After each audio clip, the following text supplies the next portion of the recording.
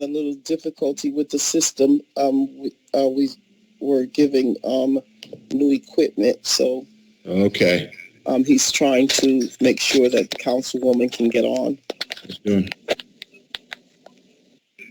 How you doing, Councilman Rodriguez Santiago? Okay. How you doing, my man? Hi, I'm Councilman. How are you? Doing well, sir. George.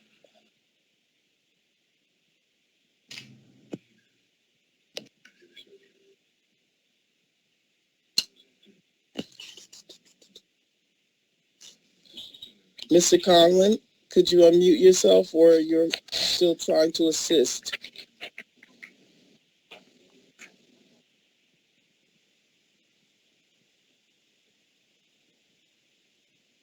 Mr. Conlon? Ladies and gentlemen, we're going to start in just shortly. We're waiting for the council vice president who's going to be joining the meeting. If you could take the time at this point in time to mute your devices until such time as you are recognized by Trenton City Council. There will be after the docket review.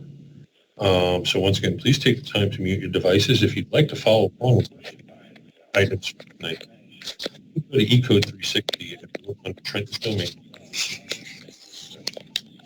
You will find the agenda, the docket, and all of the meeting items. Thank you very much. We'll be getting started shortly.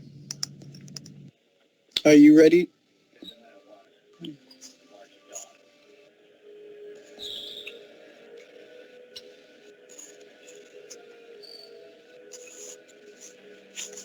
Mm-hmm. Oh, goodness, let me turn this off.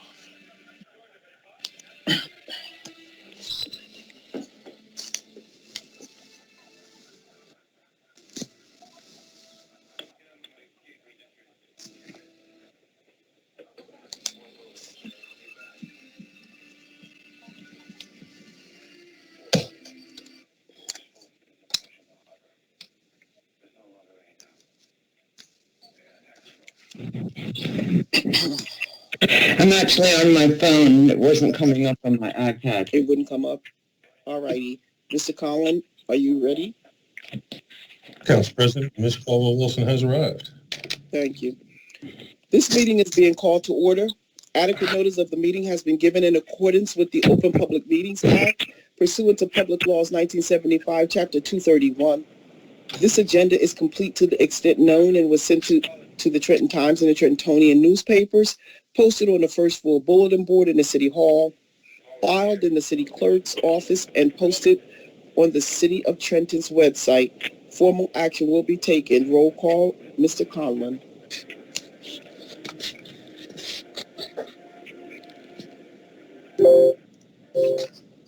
Council President, I was having a problem with my speakers, so I apologize if I did not hear you. Did you ask me to call the roll? Yes, I did. Thank you, ma'am. I have resolved my speaker problem. I'm going to call the roll. Mr. Blakely. Present. Ms. Caldwell-Wilson. Present. Mr. Harrison. Mr. Harrison, sir? Mr. Michelle? Mr. Rodriguez? Present. Ms. Vaughn? Council President McBride? Present. Council President, we do have a quorum with 2 members absent. Mr. Harrison actually did let me know that he was going to be a couple minutes late to the meeting. I'm going to call the directors. Mr. Cruz? Present. Good evening, everyone. Good evening. Good evening. Mr. Cherry? Present. Thank you, everyone. Mr. Bridges is present. Also, I see Sally Samuel from the Law Department. Anybody else, sir? That's it. Captain Warman-Jenko is here in place of Director Coley tonight. I'm here. I didn't do it last time. Chief Mazia? Present. Director Delisle? Present. Dr. Lopez? Good evening. I'm present. Thank you, ma'am. Director Onatiri? Present. Good evening. Director Richardson? Present. Good evening, everyone. Good evening. Good evening. Director Lavenberg? Present. And Mr. Zelina? Present. Thank you. Mr. President, we have a quorum. Would you like to proceed? Yes. First on the docket, we have a presentation by Adam Cruz and Mr. Zelensky, a review of the New Jersey DCA changes to the fiscal year 2021 budget. And Mr. Cruz, if you have any documents that you want to put up on your screen, I can turn control over to you, or if you want the DCA budget that was sent to me by Mr. Jones earlier in the day, I can also put that up at your leisure, sir. Thank you, Mr. Clerk. The document that we were going to be reviewing is actually the document that I believe was circulated by you sometime last week to the council, which is the one that has the colorful columns. Yes, sir. Yes, thank you. And I appreciate you putting it up for me.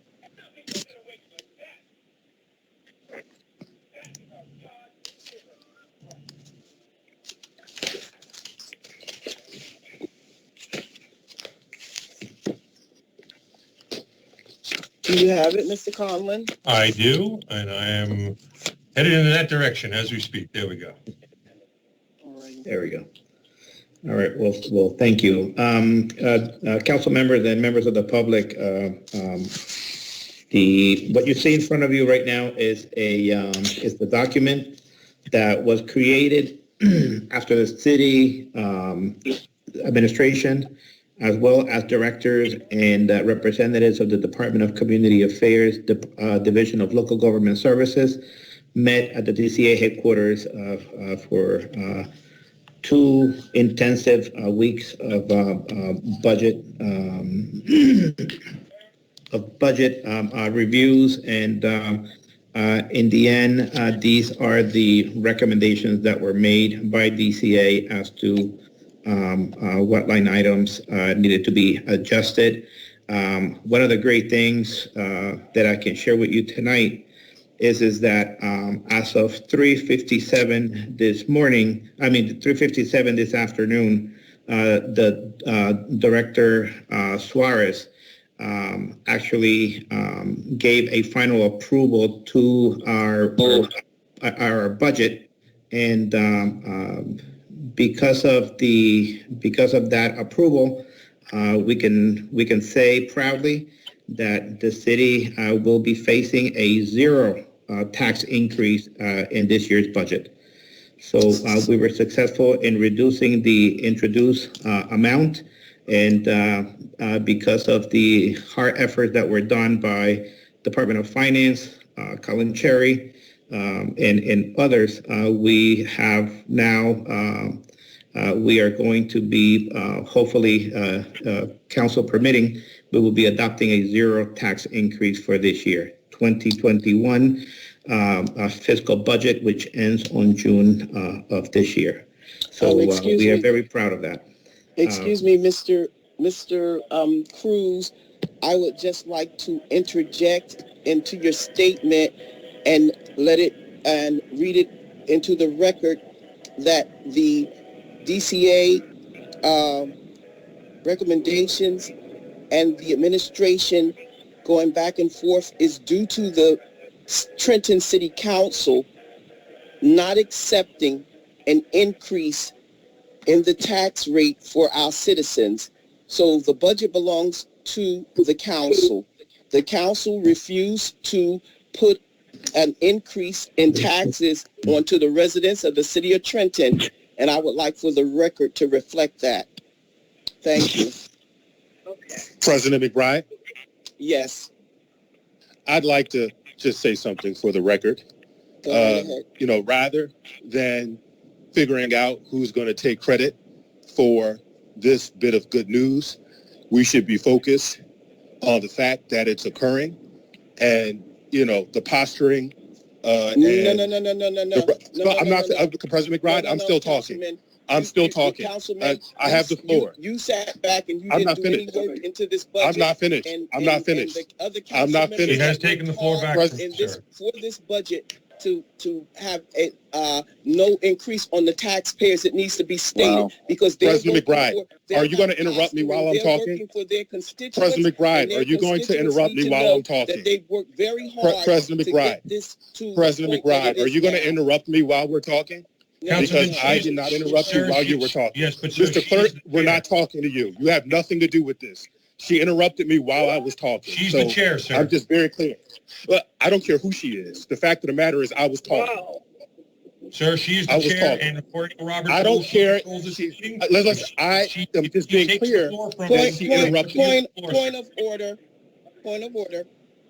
I was talking. So, Mr. And I Cruz, just like Cruz, she we can talked, move I had on. an opportunity. I should have an opportunity to speak We as can well. move on, Mr. Cruz.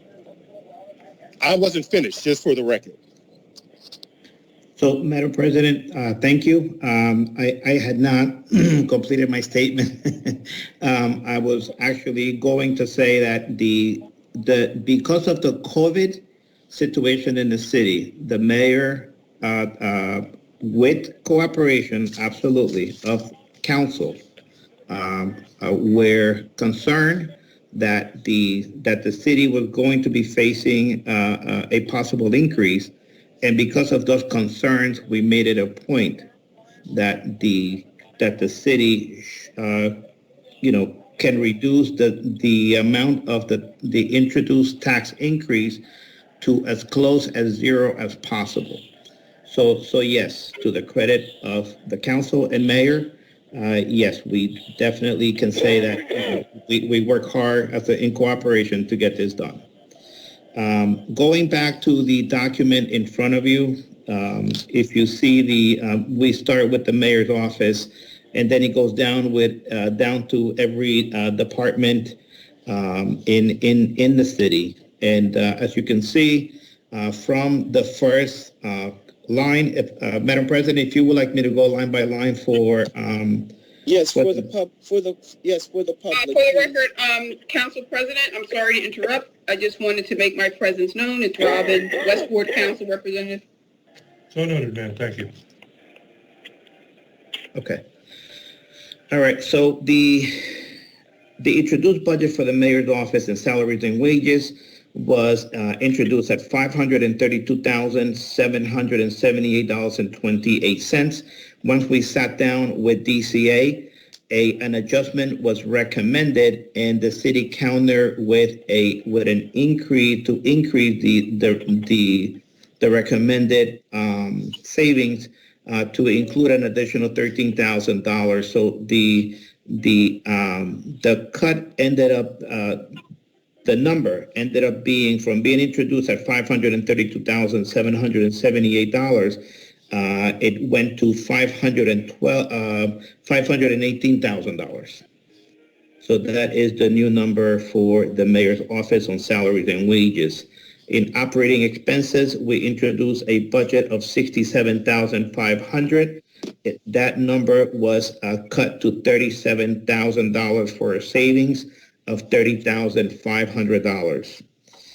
For the city council, salaries and wages, the amount introduced by was $141,500. The DCA recommended a saving of $9,500, and so the numbers for this budget is going to reflect $132,000. For the city clerk's operating expenses, the number introduced was $171,050.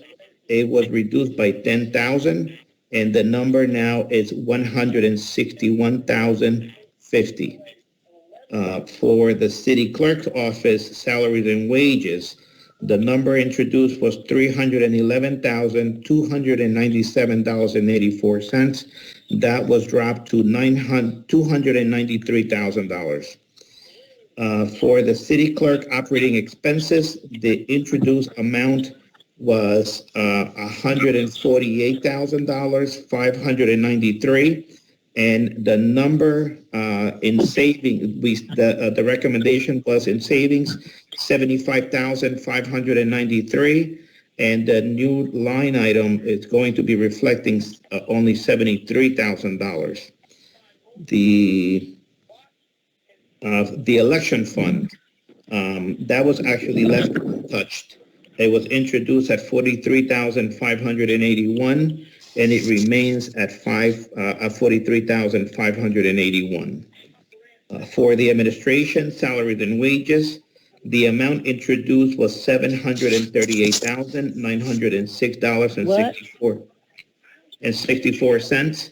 The recommendation in the savings reflects a savings of $118,906.64 for a new total of $620,000.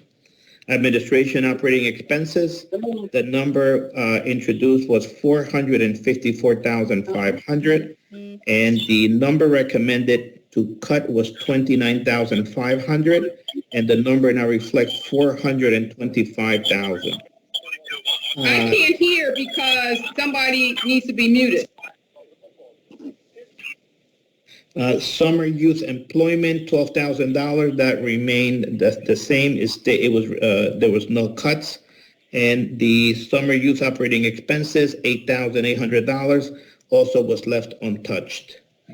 We now go to the public defender's office. Let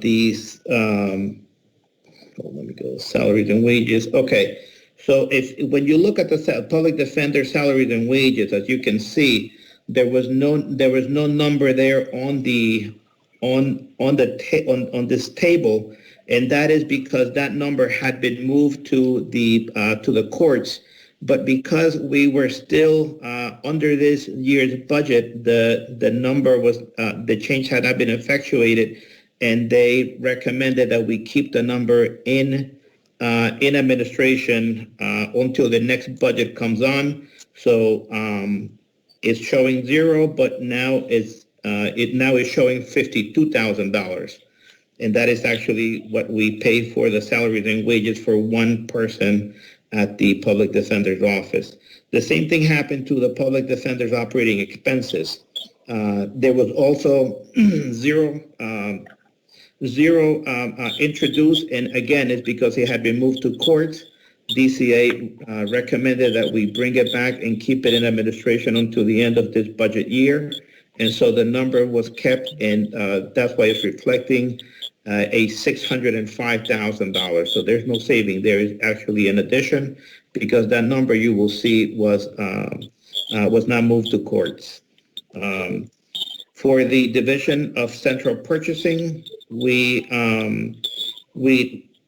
introduced the amount of $147,913, and they recommended that we did a $1,000 cut for a new amount of $146,913. For purchasing operating expenses, the amount remains. The number that we introduced is $44,579, and it remains at $44,579. For IT, which is reflected here as MIS, salaries and wages, the amount showing is $85,314, and it remains at the same number. For the MIS operating expenses, it was introduced at $1,466,578, and it also remains at the same amount with reflecting zero changes. The next division is personnel. In personnel, we have salaries and wages introduced with the amount of $287,782, and there was a cut made of $37,782 for a final number of $250,000. Personnel operating expenses, we introduced a $15,000 in the budget.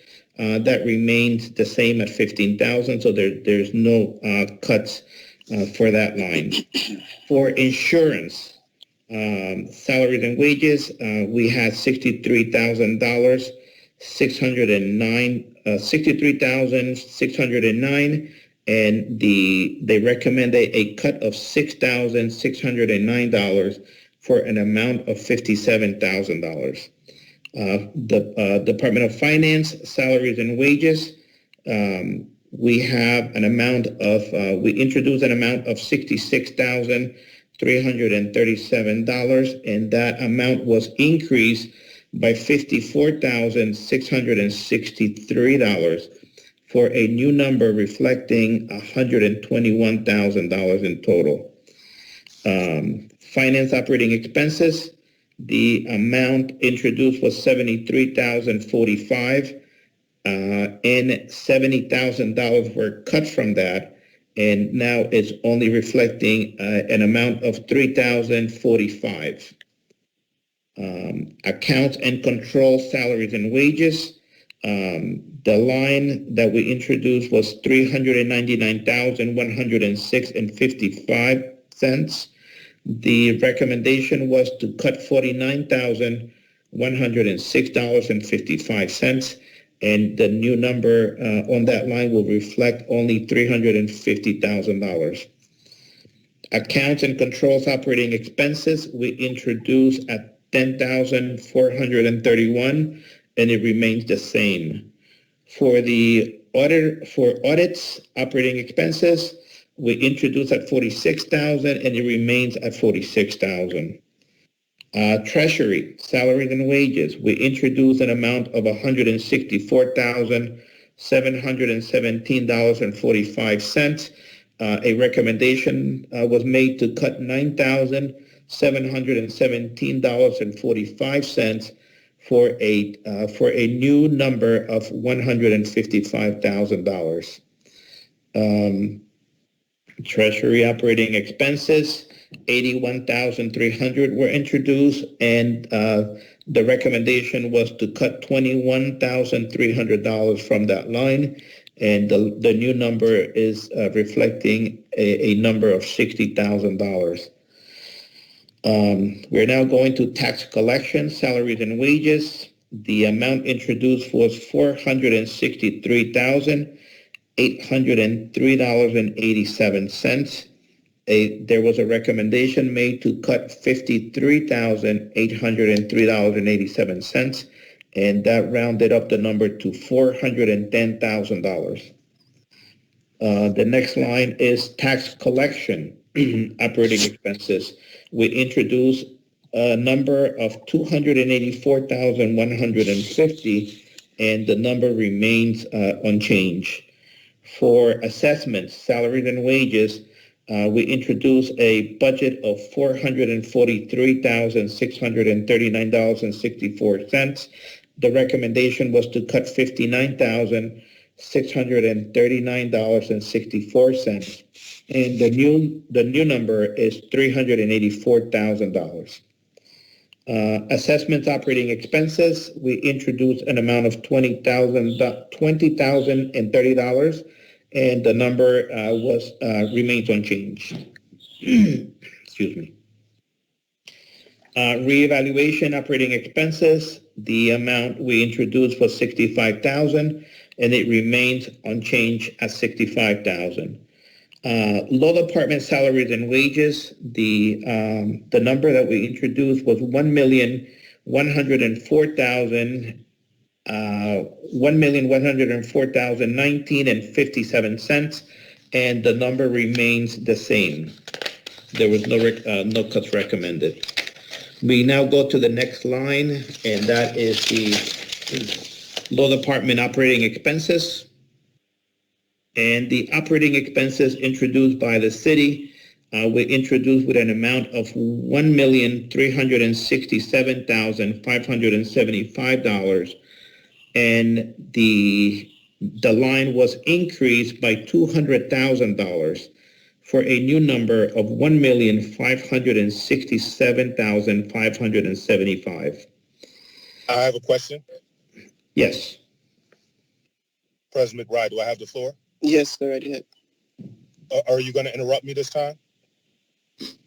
If you get out of line. Does that mean if I ask a question you don't like? I just want to be clear. If you want to ask the question, Councilman, you have the floor. Thank you so much. I just want to make sure I'm not interrupted like I was before. And so I have a question about the increase in payments to law firms due to the litigious nature of this council. Can you tell me what line item that would be represented in terms of the tens of thousands of dollars that this council is spending on frivolous lawsuits? I just want to know what line item would that be represented in? So, Councilman, the number, the total number that you see here is actually for all of the contracts for all of the law firms that have contract with the city. Some cases are taking more money than others, and so the main number in operating expenses is the one that was increased by 200,000, not necessarily one specific line item. So, so the amount. Go ahead. I'm sorry. So it seems that most of the line items are going down. Can you tell me how, why that line item is so much more? That's a lot of money, nearly $250,000 in increases in that line item. Why? Yes. So the way the DCA and the city actually, when we were going over the budget, we base it on the amount of money that is being spent per month. As we were going through the hearing process, and on the day that the hearing for this specific line item came up, the burn rate, I will call it the burn rate, meaning how much money we're burning per month.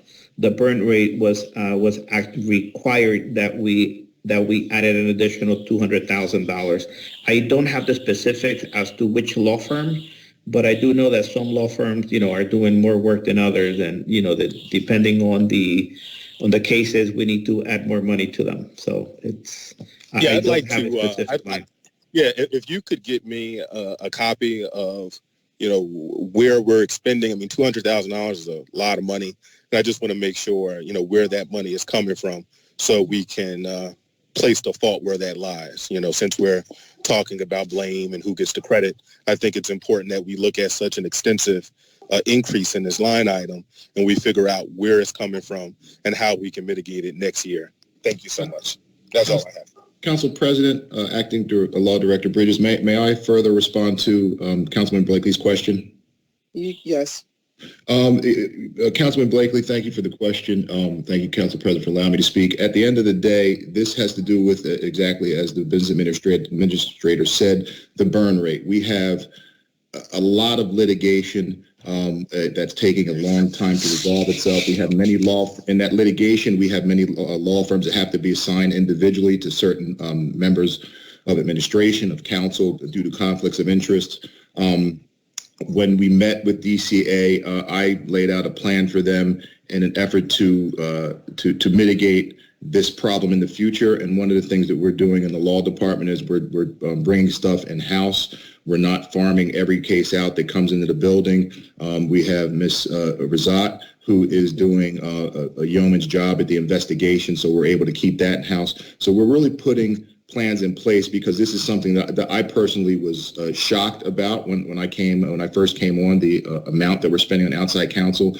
So my hope is that in working with the administration and continue to work with the fine attorneys in the law department, that we can, again, stop farming as much of this out to outside counsel and do it internally. But when we have certain cases where we have to assign individual counsel to individual members, it really exacerbates the problem with the outside counsel spend. So I would be happy, I think Mr. Cruz may not have the information. I'd be happy to sit with you in the law department and kind of go over the firms that are working on what cases, so you could identify, where these monies are being identified and earmarked for. Thank you very much. You may continue, Mr. Cruz. Thank you. And thank you, Mr. Bridges. For the Health Department, Health and Human Services, salaries and wages, the number introduced originally was $418,358.60. The recommendation was made to cut that line item by $118,358.60 for a new number of $300,000. For the Health and Human Services operating expenses, the number introduced was $101,793, and a recommendation was made to cut $60,793, and the new number in operating expenses will be $41,000. Health promotions, salaries and wages.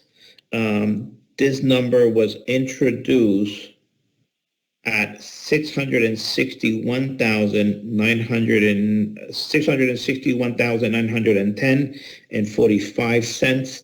The number that ended up being adopted was $825,000. Health and promotions, operating expenses. The number, give me one second, I lost my, there we go. Health promotions, operating expenses, we introduced a number of $55,521, and a recommendation was to cut $20,521 from that line to reflect a new number of $35,000. Environmental health, salaries and wages, the introduced number was $523,108.61, and the number remains at $523,108.61. So it remained the same. Environmental health operating expenses, the introduced number was $30,225.50. A recommendation was made to cut $8,225.50, and the new number is $22,000. Vital statistics, salaries and wages, the number introduced was $268,100.64. A recommendation was made to cut $43,100.64 for a new number of $225,000. Vital statistics, operating expenses. That number was introduced at $22,303, and there was no changes. For Trenton Health Team operating expenses, the number was introduced was $200,000, and it remains at $200,000. Animal control, salaries and wages, the amount introduced was $408,173.77.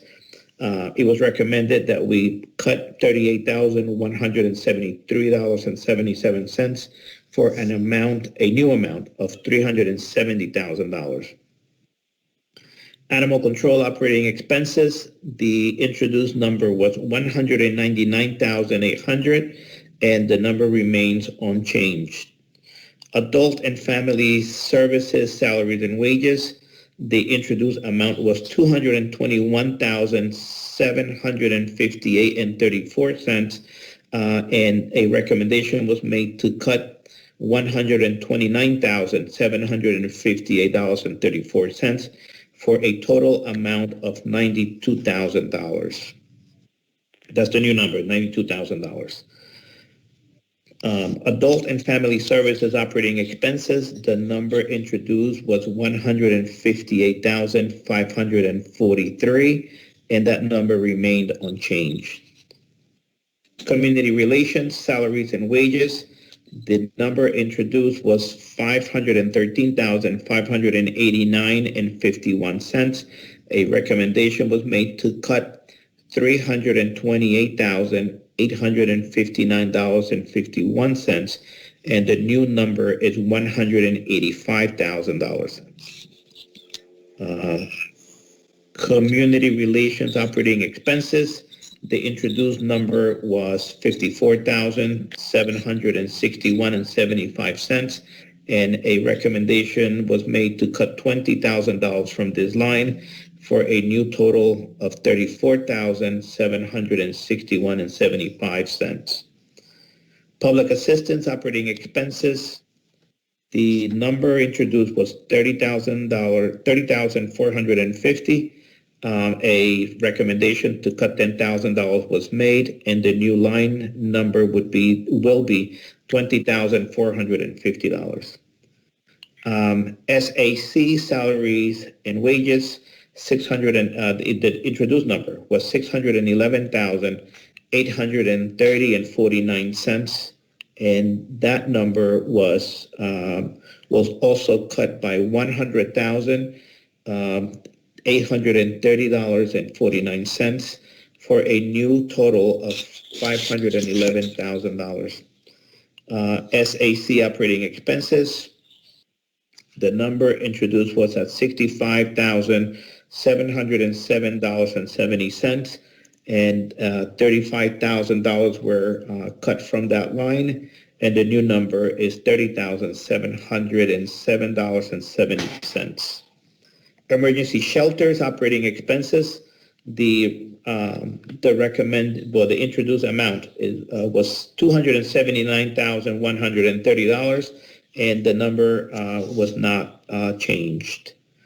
For fire department salaries and wages, the introduced amount was $26,430,917.97. That line, based on the, as I mentioned before, the burn rate. Based on the burn rate, the DCA felt that there was a need to increase that line item by $569,082.03.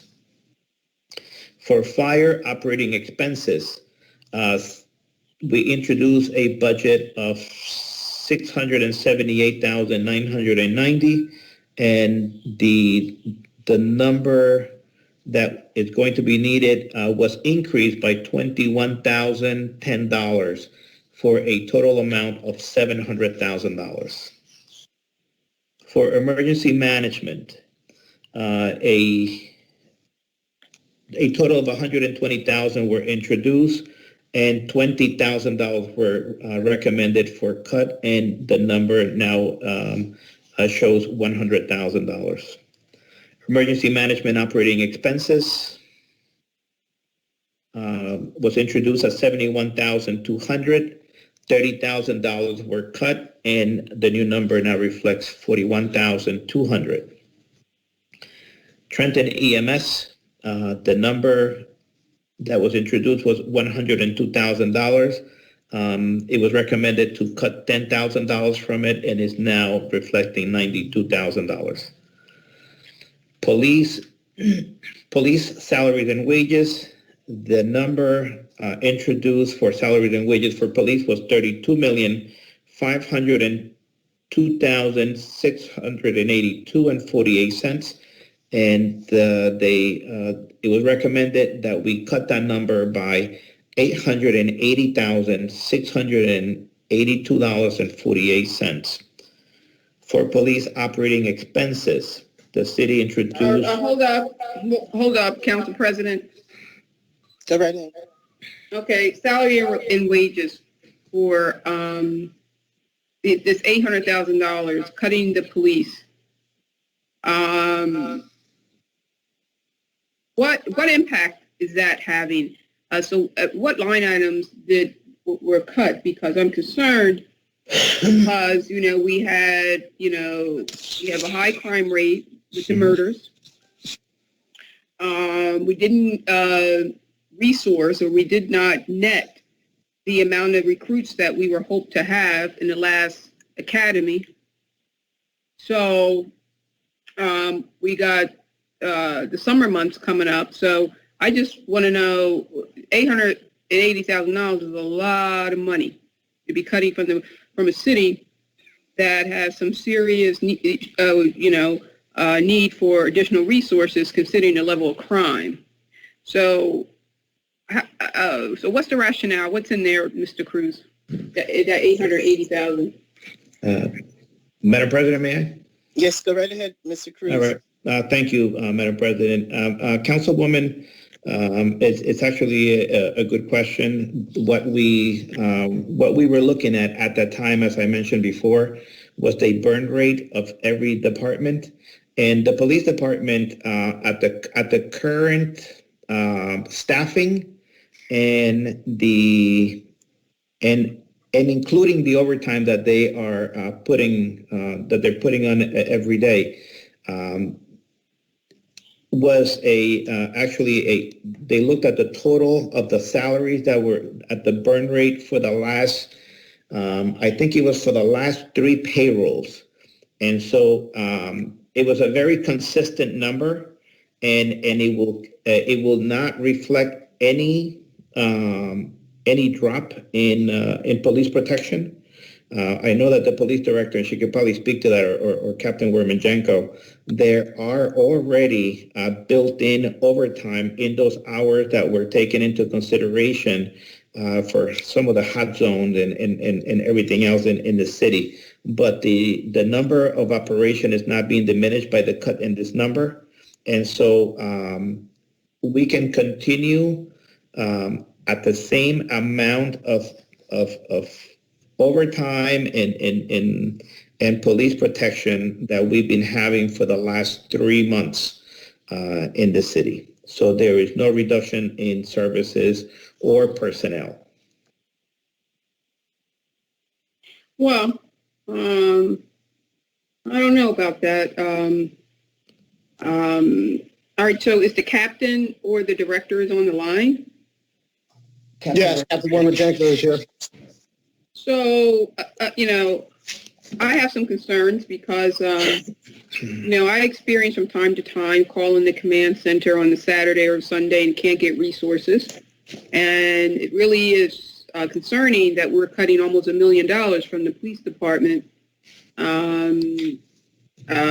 budget. And if anything, I would have thought that we would have seen an increase. I do understand the need to try to keep the budget flat and taxes flat, and but the fact remains, though, the city needs to be secure and citizens need to be safe. So this is one budget that I don't want to see reduced because we've already been reporting all year long that we don't have the resources in the police department. So, Captain, can you please explain how you came up with this calculation? Well, certainly, I would prefer to have, the full budget. This calculation was something that was recommended by DCA. However, Mr. Cruz is correct that this is not going to negatively affect our manpower this fiscal year. This number basically is a cut due to not having an academy class in the most recent academy. So the next time we hire is going to be in the next fiscal year. So that will be on the next budget.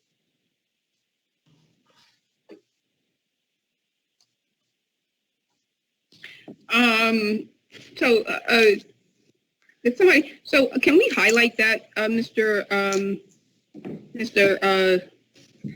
Collin? We're not voting on this tonight, are we, Council President? No, this is just a presentation. Okay. So that, can you just highlight that, Mr. Collin, please? If you go up to, perfect. Because, again, this is the time to Mr. Wermanjenko and all the other department directors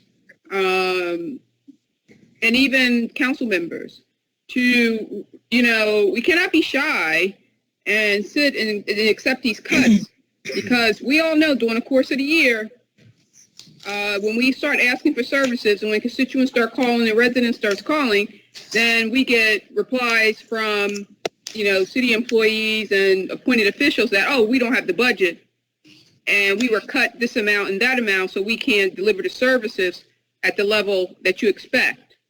So I have some real concerns about cutting the police budget $880,000, considering, we already, it's a known fact that they are already under-resourced. So I just want an explanation from DCA why they chose, that amount. And I have something I'd like to add to that, President McBride. Yes, Councilwoman Vaughn, are you finished with Yes. All righty, go right ahead, Councilman Blakely. I share Councilwoman Vaughn's concerns. I mean, we all know that crime heats up as the weather heats up.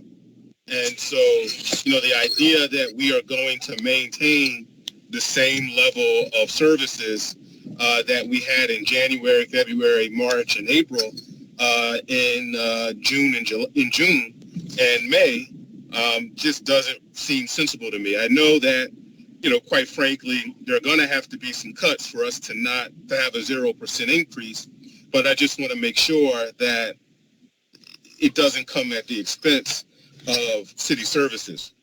Now, I believe in cuts, but they have to be strategic, they have to be thoughtful, and, I just want to make sure that they're correct. Now, the question that I have that, I could hope that someone from the police department can help me is the police director on the phone?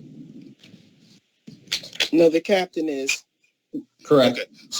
Okay. So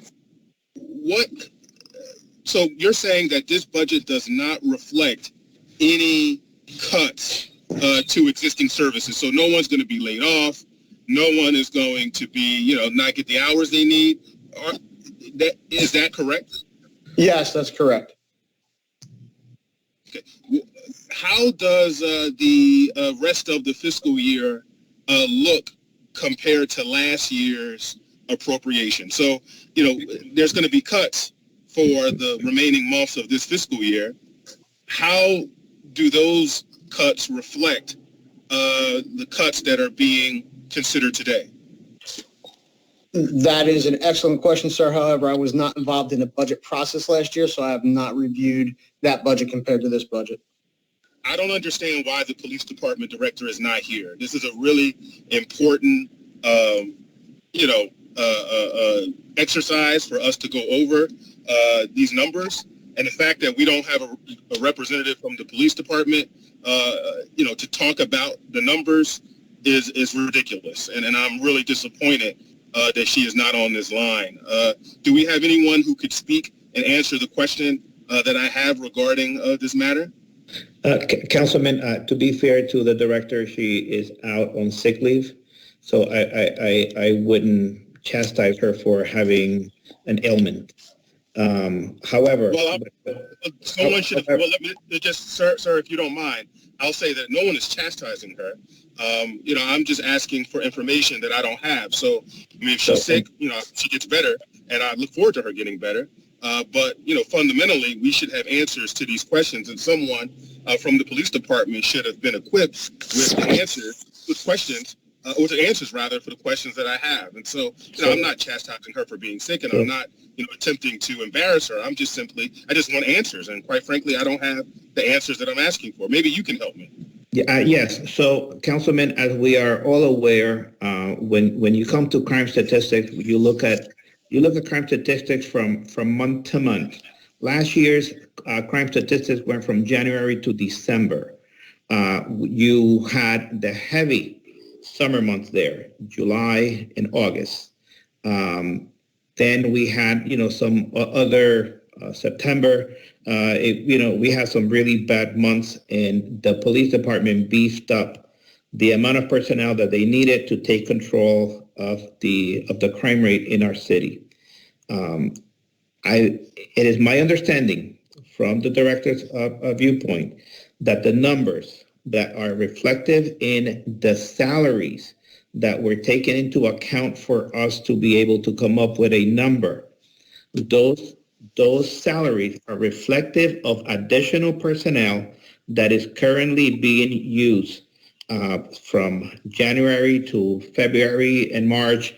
And so we are not going to put safety on the side just to balance a budget. That was not the intent. We are going to continue to have the same amount of coverage that the city currently have. Don't forget that when we talk about a department, we're not talking, yes, you say police department, you're thinking police officers. We have many civilians in the police department. You have clerks, you have crossing guards, you have call takers. And if you look at the budget, if you look at the budget book that was given by the police department, you will see the number of vacancies in the civilian side, not just police side. And those are some of the positions that were not going to be filled. So let's think let's let's keep that mindset that it's not all police officers that are being. It is not just police officers that are being affected. Okay. Getting some feedback. Councilman Blakely, are you done or? I'm finished. Well, I just want to, I'm sorry, Council President McBride. Go right ahead, Councilwoman. I guess I want to make myself clear about, the police department and what my understanding about these cuts. I would want to see, I wouldn't want to see any cuts in the police department at all. And the reason why I say that, if Mr. Cruz is saying that the current staffing, public safety staffing, the police officers that provide, not civilians. I'm talking, if you can tell me that this 880,000 is all civilian, then I'm saying, okay, great. But I don't think it is all civilians, right? So, and that's what we're going to delve into, and that's why I asked Mr. Collins to highlight it, because I want DCA to confirm that, in fact, it is all civilian. Because if it's not, the current staff, the policing staff, Captain Woronchenko, please verify this, still is not operating at a level, is not resourced at a level that's sufficient to keep the city safe, considering the amount of gun violence that we have had and probably projecting or forecasting, right? So last year, we didn't have adequate coverage. So here we are. I just want to make it clear. I just want to see that the police force that provides the policing of the city and security of the city, all the related task force, detectives, investigation, homicide, whatever, have the budgets that they need. And I don't care, contingency funds, whatever, in the event that crime spikes. I don't want crime to spike, and then we are saying, oh, we cut it 88,000, we don't have the budget, we don't have resources.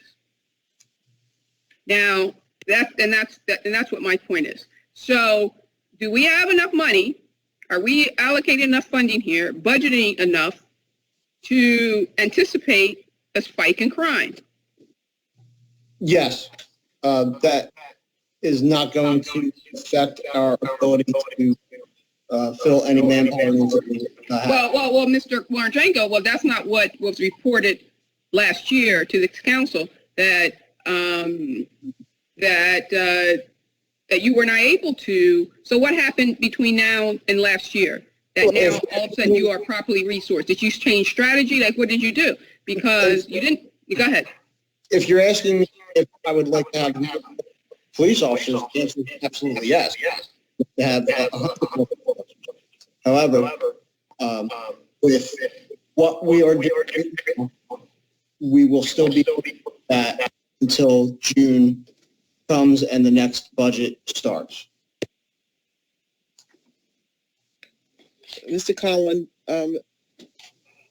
Councilwoman, you're actually muted, Councilwoman. If you hit your space bar, unmute yourself. We're getting a lot of yeah. So none of your special task forces have been impacted by this I just want to know. I don't want to go back and forth. We got to move on. But that 880,000 is a lot of money, and I just want to know what processes it have impacted. And I just really hope that it hasn't impacted the frontline policing, particularly the forces that work in the high crime areas. And community policing, right? Correct. Okay. It has not. Well, I don't know because it's not clear, right?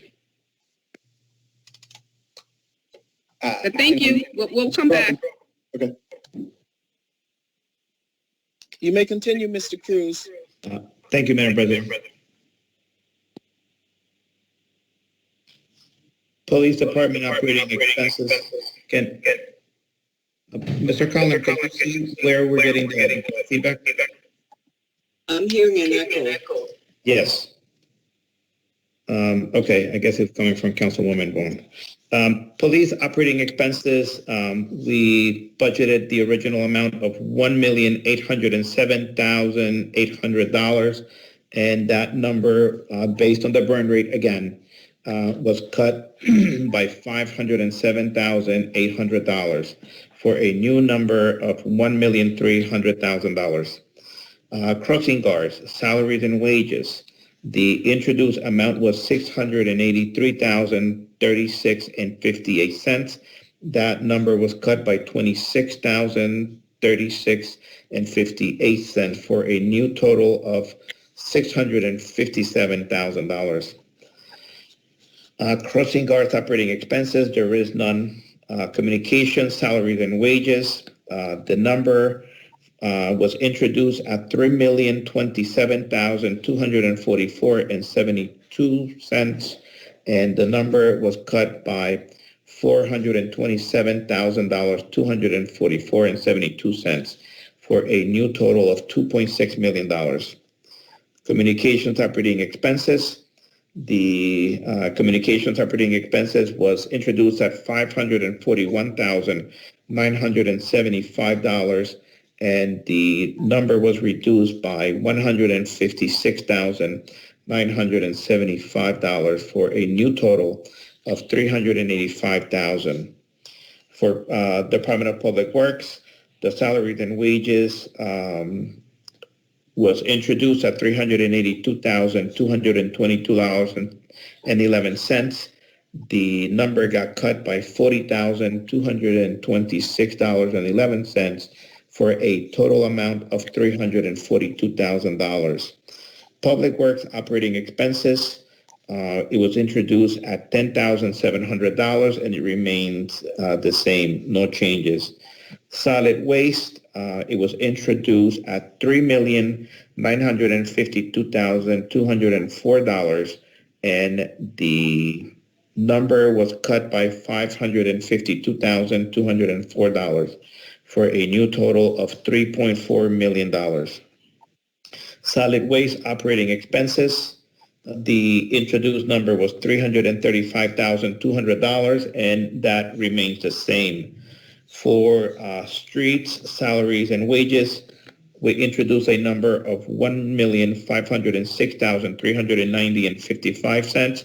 That number was reduced by $210,000 for a new total of $1,296,390.55. Streets operating expenses, the introduced number was $371,800, and that remains unchanged.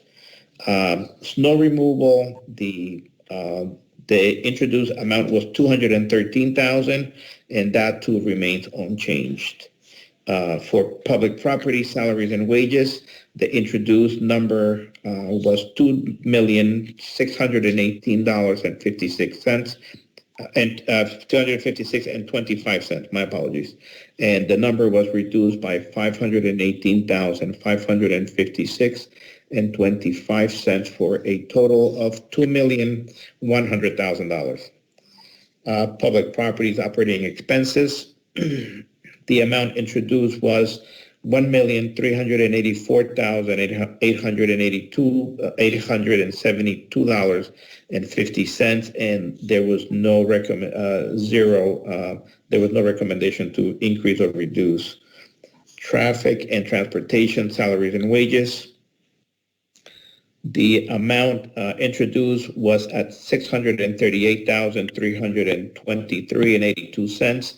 That number was reduced by $103,323.82 for a new total of $535,000. For traffic and transportation operating expenses, the number introduced was $103,500, and that remains the same, no changes.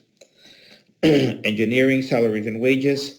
The amount introduced was $156,350.88. The number was reduced by $31,350.88 for a new total of $125,000. President McBride?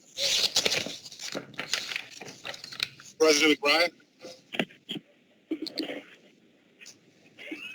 Vice President. Can you hear me? Oh, well, Wilson? I couldn't hear you, no. Yes, I said go right ahead, sir. Oh, okay, thank you. So listen, these numbers all sound good. It seems like all of the numbers are being cut, all of the budgets are being cut. But here's my concern. What are the personnel cuts that are going to be a result, if there are any, of these cuts? And so what I'm most concerned about is that what we're going to have is severe cuts in either staffing or particular resources. And the issue that I feel is like, we'll cut to the bone, we'll have a zero tax increase, but then we'll have a degradation of municipal services for the foreseeable future, and we'll be in a place where we're looking to regain the lost municipal services that could possibly result because of this budget. And so I'm curious about what will these budget cuts translate into? Will there be any cuts? Are we cutting vacant positions that we will then have to go back to a DCA to get approval for? Because we all know that DCA's role, regardless of Democratic or Republican administrations, they're interested in lessening the size of Trenton's government because they feel that we have a government that's too large for our tax base. And so can you address the concerns I just outlined, that this could possibly be a Trojan horse that has a tax, a level tax increase or no tax increase, but the implications could be we're in a place where we are trying to regain the ground that we're cutting right now. Could you explain that to me? So, Councilman, Madam President, my apologies. May I? Go right ahead. Thank you. Councilman, the budget in front of you actually ends at the end of June, and then a new budget year begins in July. In that year, we treat each budget year individually from one to the next, and so next year we are going to have the opportunity once again to take a look at the money that has been collected in taxes and what expenditures ended up taking place by the end of this fiscal year. Comes July of next year, the city comes probably April 2nd, if this budget is adopted on April 1st, comes April 2nd or 3rd, the city is then going into a calendar year mode where we are going to be preparing a 6-month budget from July 1st to December of 2021. We're going to be doing a transitional budget for 6 months, and then immediately after that, we prepare the 2022 calendar budget, of course, with permission of this council. For the next 6 months, the city, once again, is going to be looking at the needs of every department and take them into consideration.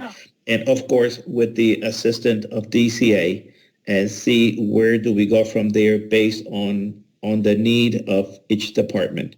Yes, we are not going to be able to hire individuals, as you mentioned, vacancies for the next couple of months. But, once again, we are now entering April, and individuals that we begin to attract for employment now will probably not be coming through the door maybe until probably the end of April, beginning of May. And so the disruption, if you want to call that disruption, will be very, very minimum for the next couple of months. So as far as personnel, I don't see that as being an issue, at least for this budget year that is about to end. Thank you. Thank you. So, if I may, this is Colin Mr. Cruz, before we go forward with this budget, there was, I would like to just bring this back to the floor for the body, because it appears that the council's concerns are what we spoke to earlier in our conference with yourself, Mr. Cherry, and Vice Chair, in reference to all of the cuts and all of the additions that's added to the departments.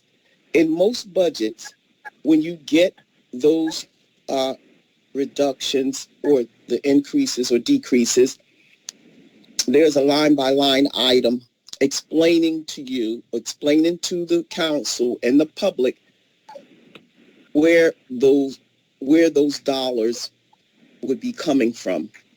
And so if we had that already prepared for the council, some of these questions would be self-explanatory, because, for an example, if they cut $880,000 from the police department and there was a line item showing the council and the public where that $880,000 was coming from, if it was in unfilled positions, if it was in the academy not taking place, and things of that nature, the council and the public would have been able to look at this presentation and understand exactly where the dollars were cut from.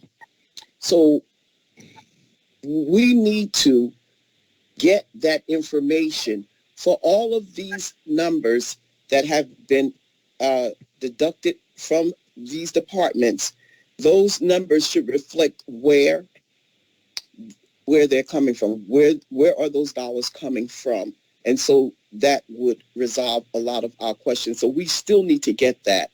And before you get to the end of this presentation, I don't see water and sewer in your budget, which makes this incomplete. So tell me if I missed it, if I missed the water and sewer.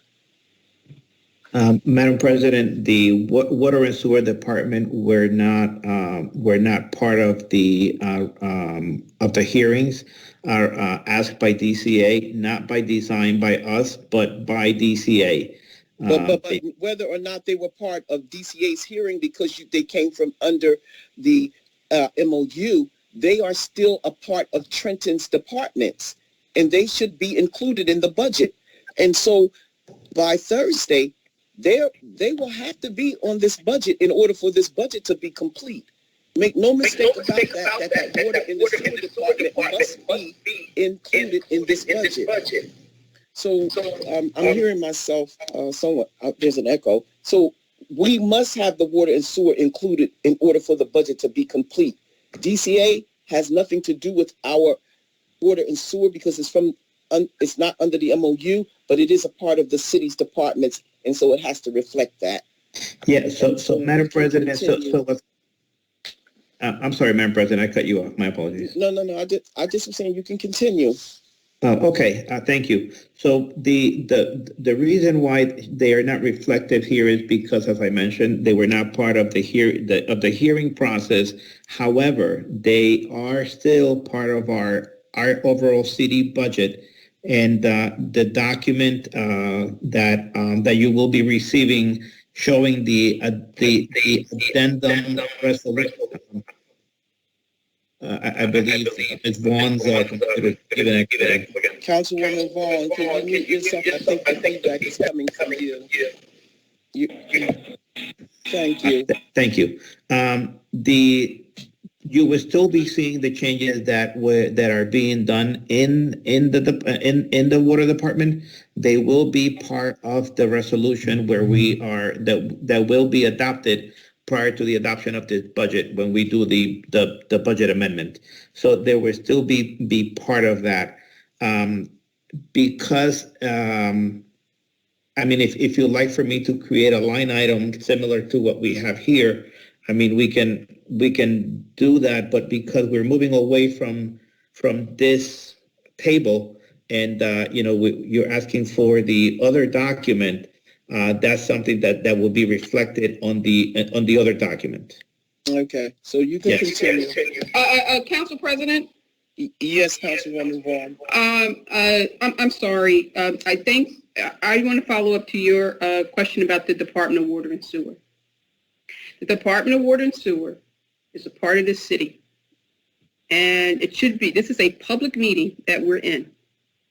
And although DCA decided for the mayor that the mayor did not want to have oversight, and they agreed to that.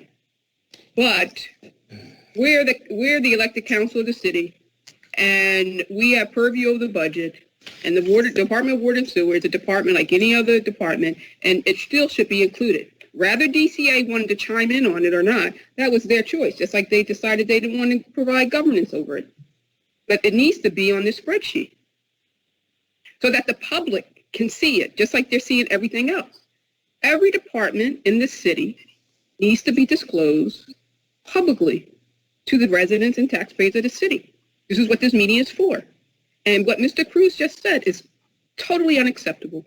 So, Council President, I would request that this spreadsheet be updated and presented to the public. They have a right to, it's our fiduciary obligation to make sure they see the numbers of the Department of Water and Sewer.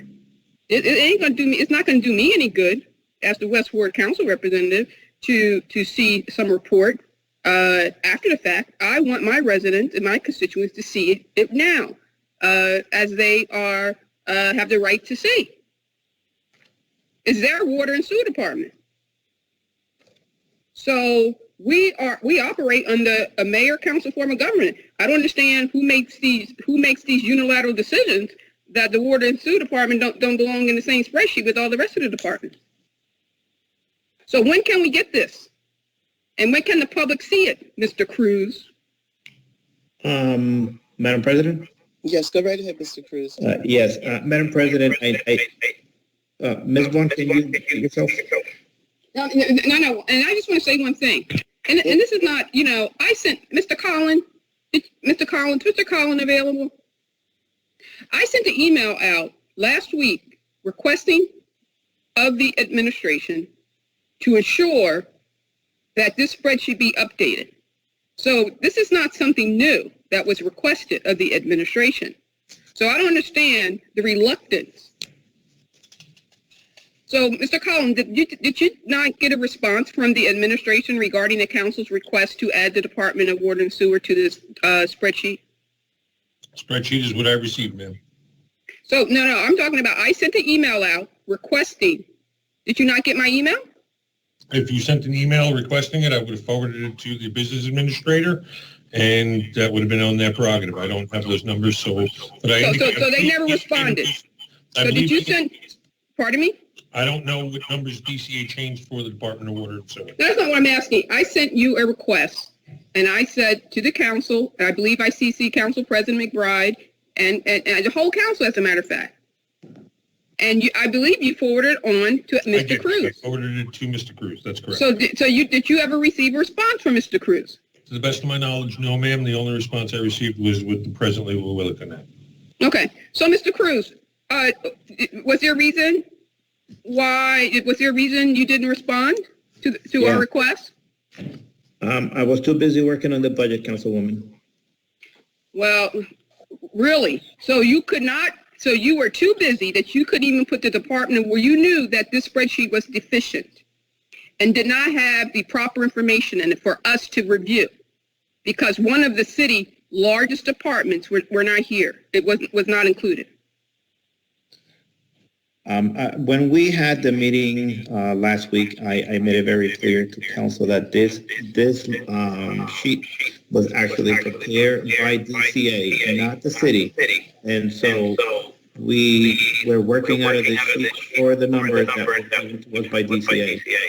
Now, if you're concerned, let me finish my I'm so. When I finish my question, I need to answer. You need to give me the opportunity to answer. Miss It's a Councilwoman, disservice can you for mute yourself so that the interrupting you. feedback won't come through? Thank you, Madam Could President. you answer her question? Yes, so Council President, I have the numbers in front of me here right now for, that the Councilwoman is requesting. We're not hiding anything. I'd be more than glad tomorrow morning to put those two numbers, because all there is operating. Please send it to the Matthew Collin, please, so that he can show it so he can put it on the screen then, Mr. Cruz. Please forward what you have on the Department of Water and Sewer to the clerk right now so that he can include it in this presentation.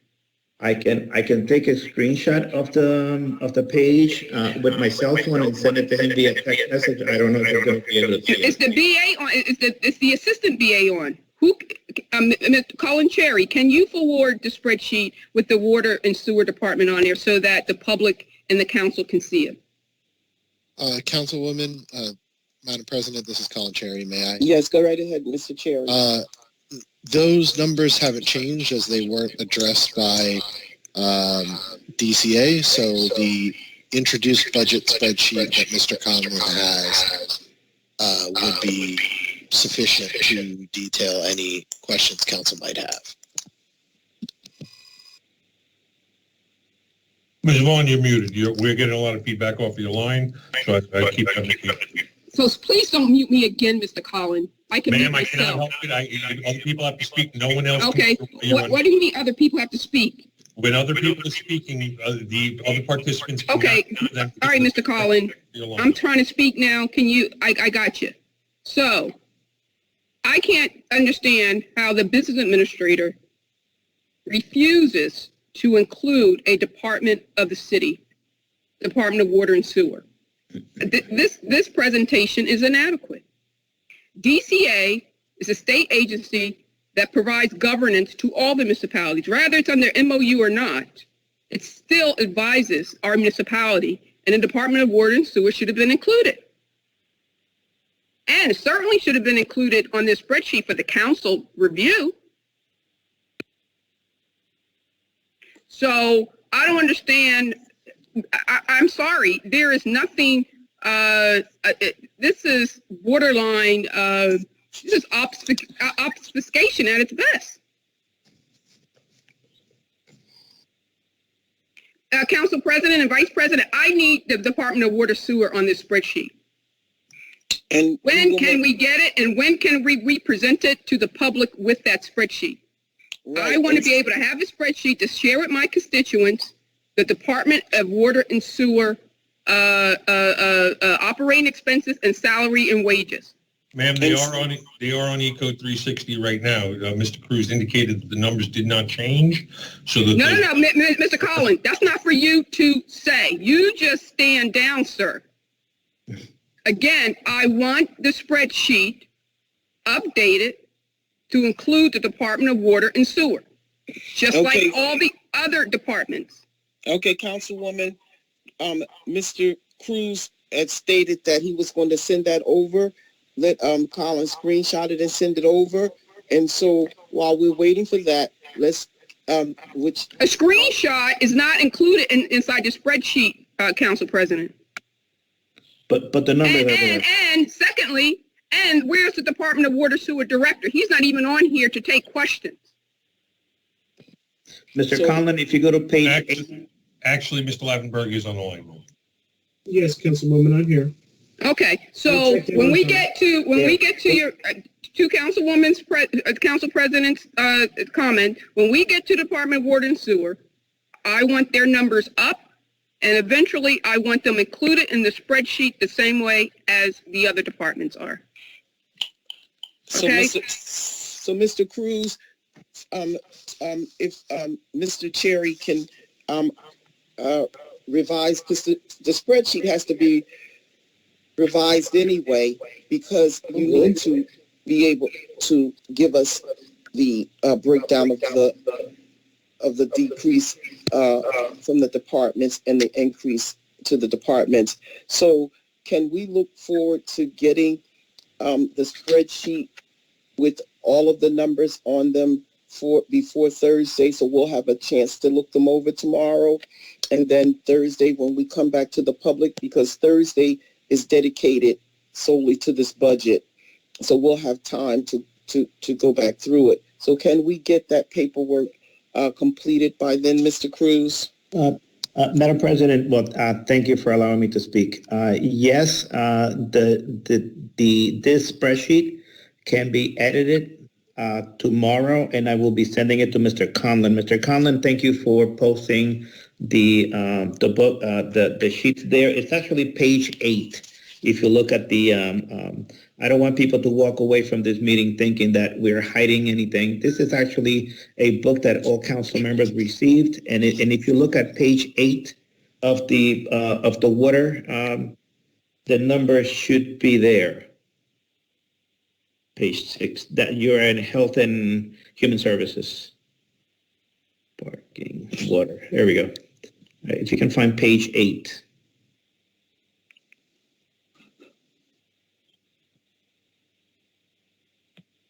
Oh, you have you have a different sheet.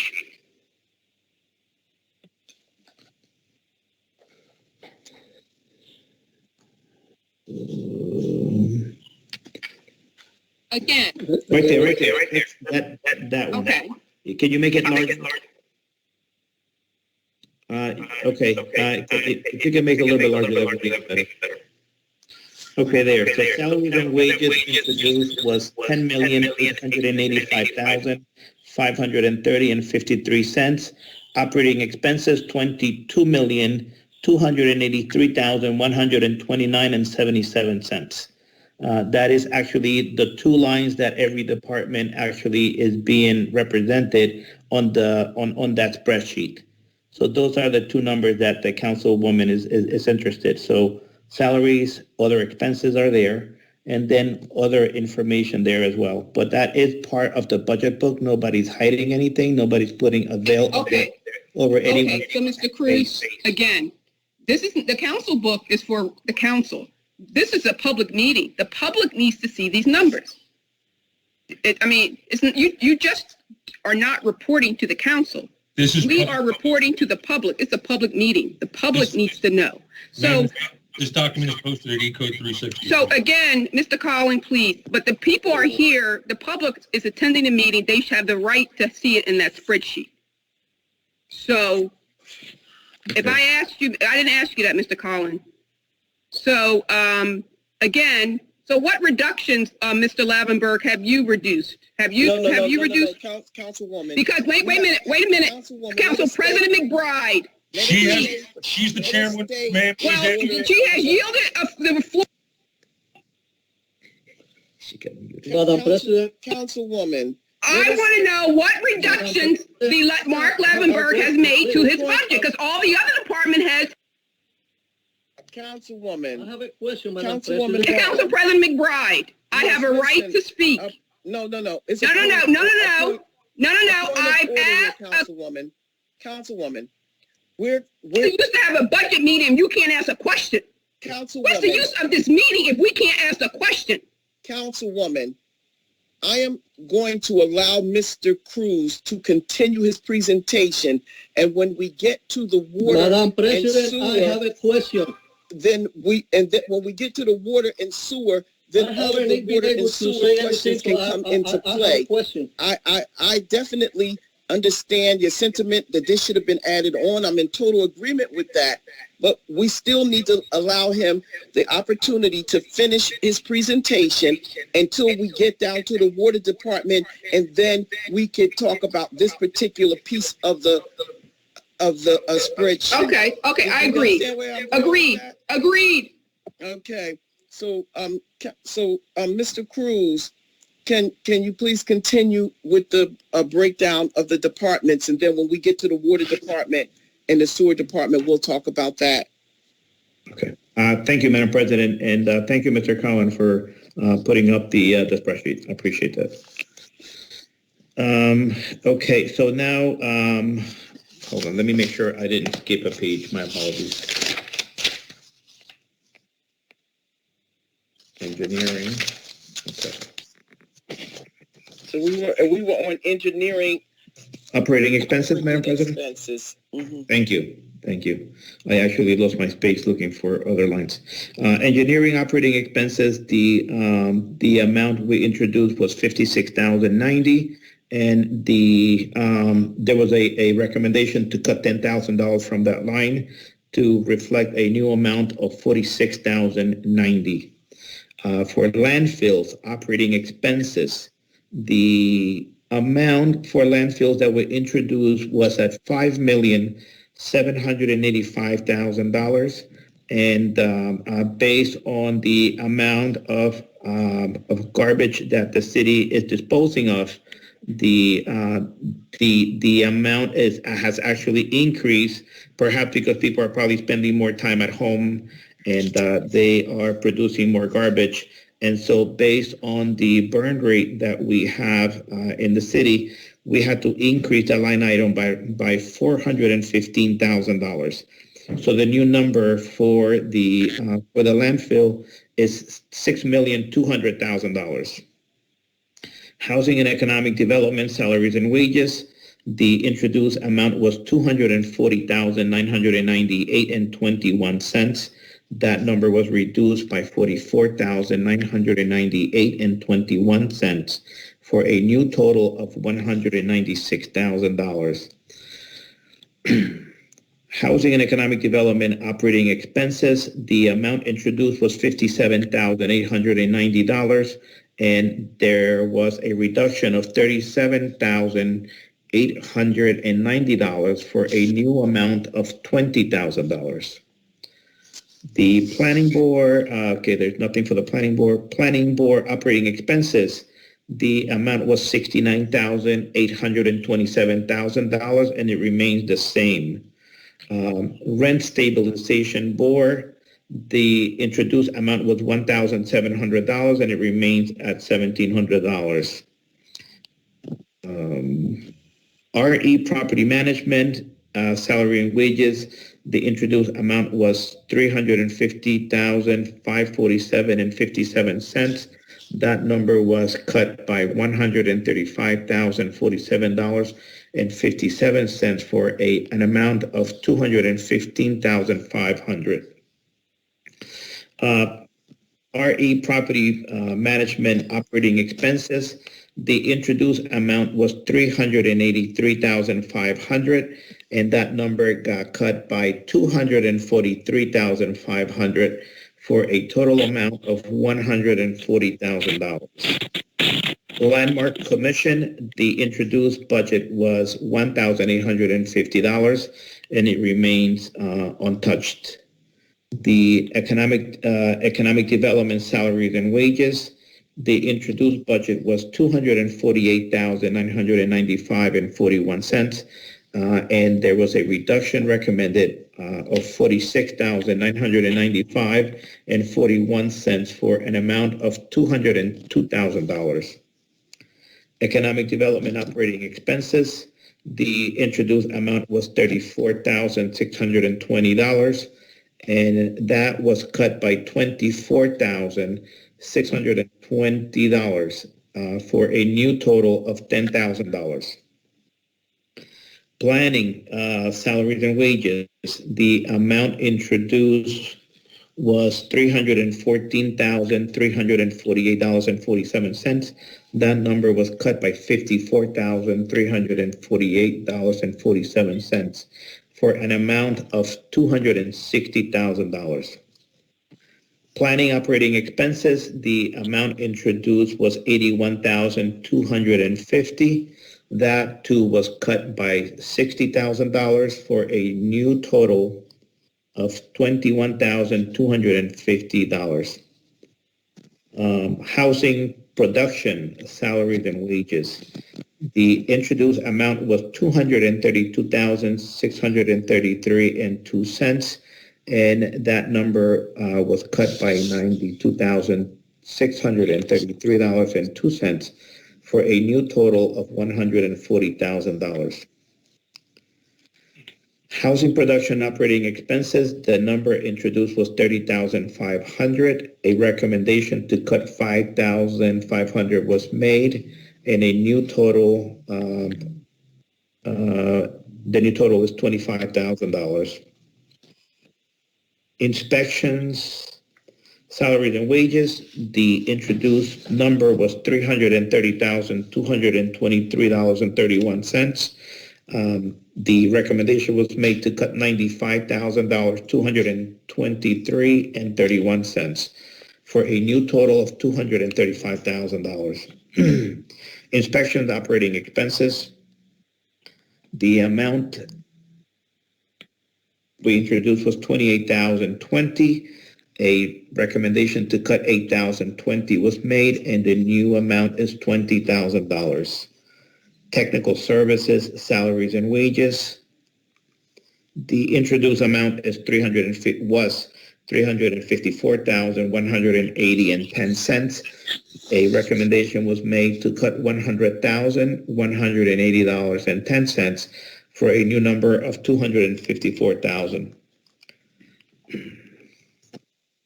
Technical services operating expenses. The introduced amount was $35,100. It was recommended to cut $15,100 for a new total of $20,000. Housing inspection salaries and wages.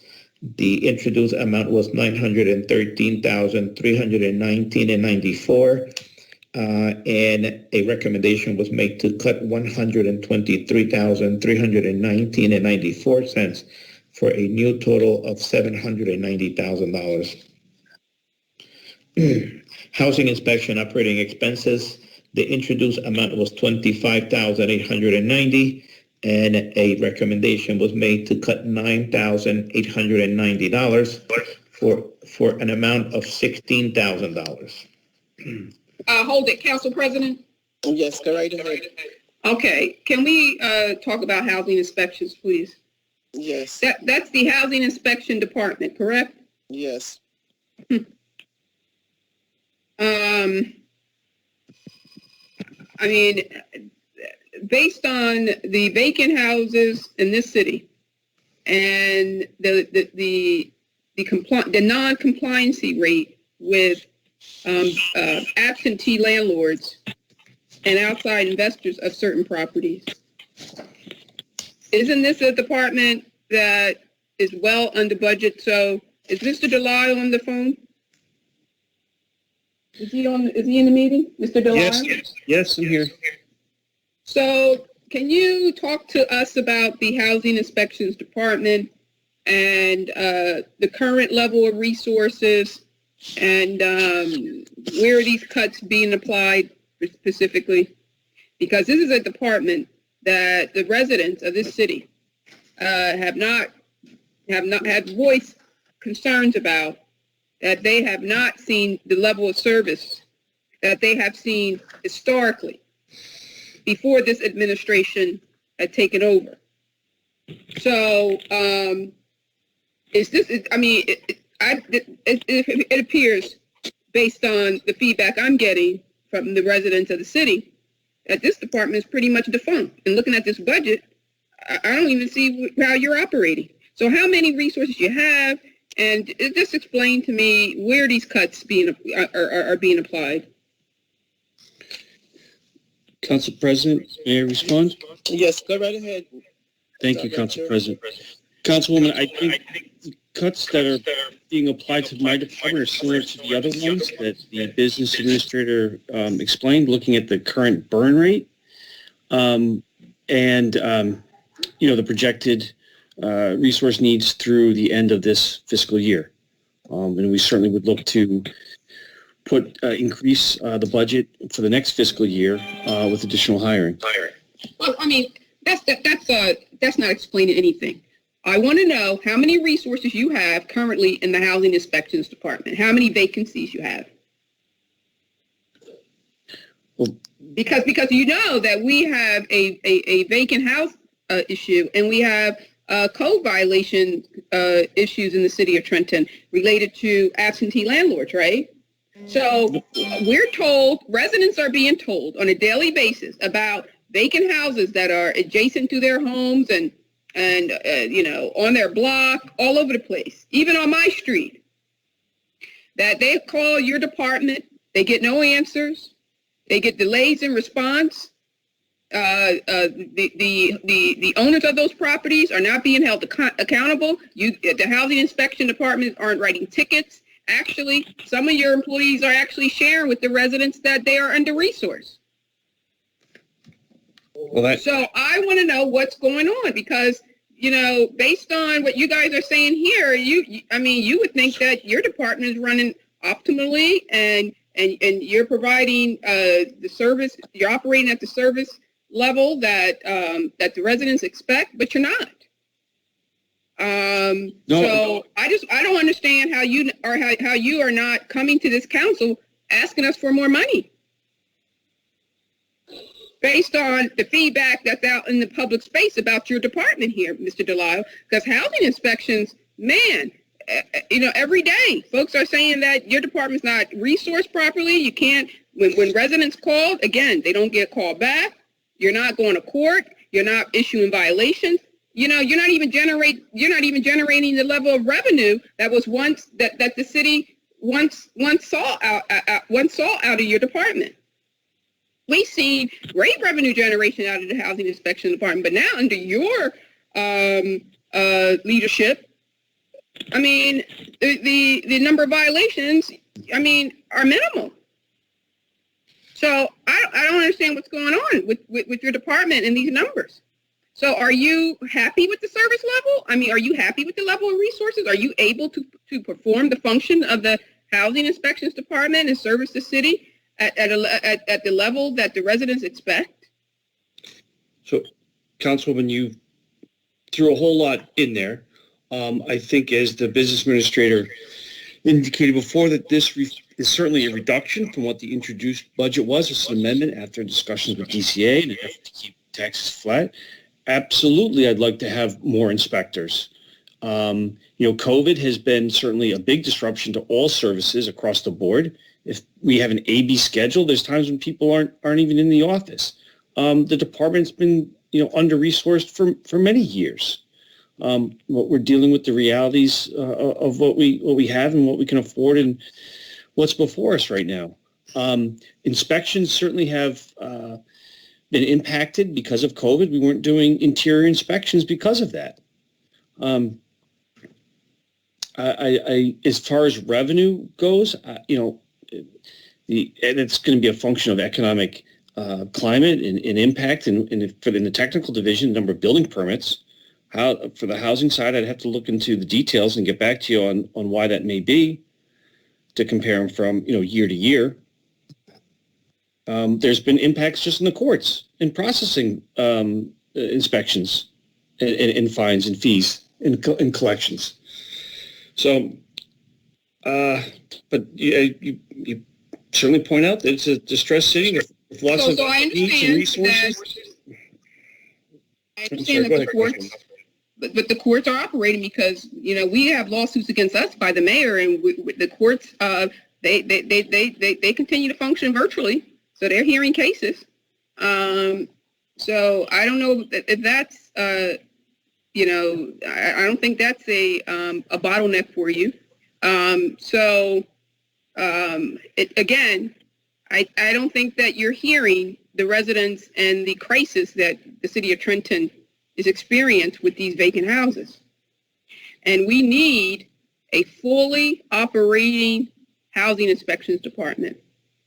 So I'm not happy with these cuts right here in the housing inspection department, and I want to keep them highlighted, and I want to go back to DCA and share my comments and the reasons, the rationale, the way I feel that these numbers need to be upped.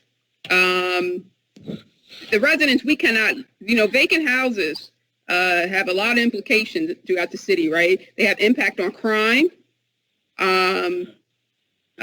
you know, security in our city. People, you know, it attracts all types of activity in people's neighborhoods when a vacant house is boarded up, right? Not to mention the risk of, you know, all types of things. Danger to kids, homeless folks living in them, COs not being, you know, there aren't any inspections. You got fires that potentially can happen. So I don't think you're taking this role seriously, Mr. Delisle. But I'm telling you that I take seriously when the residents are calling every day about housing inspections. And your response to me this evening is the same response that they have reported that you give them. So it's not good enough, sir. So we need to fix this. And if I have to go to DCA myself again to write up my concerns, that this department needs to be properly resourced because of its implications to our city and our quality of life. And I'm just, Council President, I'm just disgusted with the comments that I'm getting from these directors about the requirement and how we need to ensure that funding is available so that we can deliver the services to these residents. And I know every single council person on this call, on this phone, represented here tonight, have gotten calls from residents about housing inspections in these vacant houses not being addressed. And look, and here we are talking about cuts. He has no resources. Just for the record, Mr. Delisle, how many inspectors do you have in your department covering a city of 84,000 residents? Housing inspectors, 10. 10. I thought it was 7. No, I think so. You have 10. So, so you have 10. Pardon me? I think I was including vacancies that just got cut. You're, Councilman, I think you're right. I think there's 7 current employed. We can't afford any more cuts. We cannot afford cutting this department. This is a department, because of the well-being and the quality of life of our citizens and the number of vacant houses in our city. We need to fund, we need to properly fund this department. So, and Mr. Collins, highlight this one too. 8. I have a question.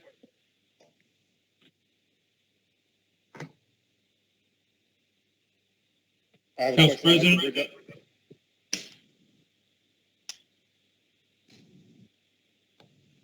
Council Vice Chair.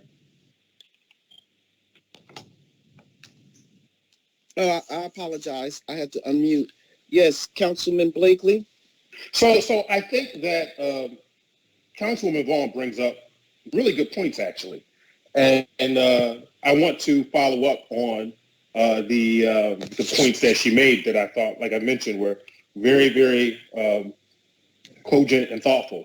So the question that I have is, what happens with the vacancies that are eliminated in this budget? Do we have to go back to DCA next year? So let me ask a question, and this is due to my ignorance. I'm in my first term, so I don't have all the answers around the budget. But what happens with these open positions? Will they be included? They won't be included in next year's budget, correct? Or I'm concerned about the approval for the actual vacancies. Do we have to go to DCA again and say, next fiscal year, hey, we want to have 3 additional housing inspectors? Madam President, can I answer that question? Right ahead, Mr. Cruz. Thank you, Vice President. Thank you, Madam President. I apologize. This muting and unmuting. So, Councilman, at this time, once this budget is done on June 30th, July 1st, the city comes up with a new budget. And every budget, the city has the opportunity to, once again, request or in their budget vacancies or new positions, and that is added to the budget. And then after budget hearings and everyone's approval, the individuals can be hired. So when it comes to asking DCA for approval, the only approval that is made to DCA is only when the person is about to be hired, and so then the individual meets the requirements. That documentation is sent to DCA, and then they approve or denied. But as you Let me ask the question a different way. And Sure. I'm sorry to interrupt you because I want to get right to the heart of the matter. How many vacant positions are we eliminating throughout the city with this submitted budget? Do you have a number or because what I'm concerned about is, listen, I understand there's an election going on, and I'm not saying that these cuts are political or a zero tax increase is political. I'm not saying that at all. But what I'm concerned about is we say, gee, we're going to have a 0% cut because we're eliminating all of these vacancies. And then the next year or the year after, there's going to be a significant increase because we have to fill vacancies that will be included in future budgets.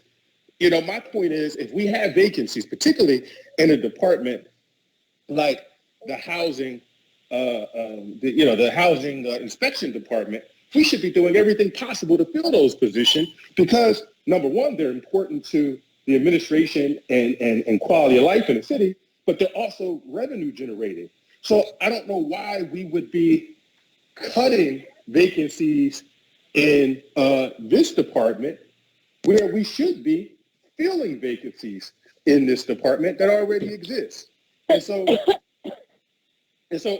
how many, just in general, how many have we eliminated all of the vacant positions? Because the city, and I've actually been very passionate about this, the city is in desperate need of more people. We are still being negatively impacted by the cuts under Chris Christie. And, I've always felt like we need more employees because we have such limited departments in terms of personnel.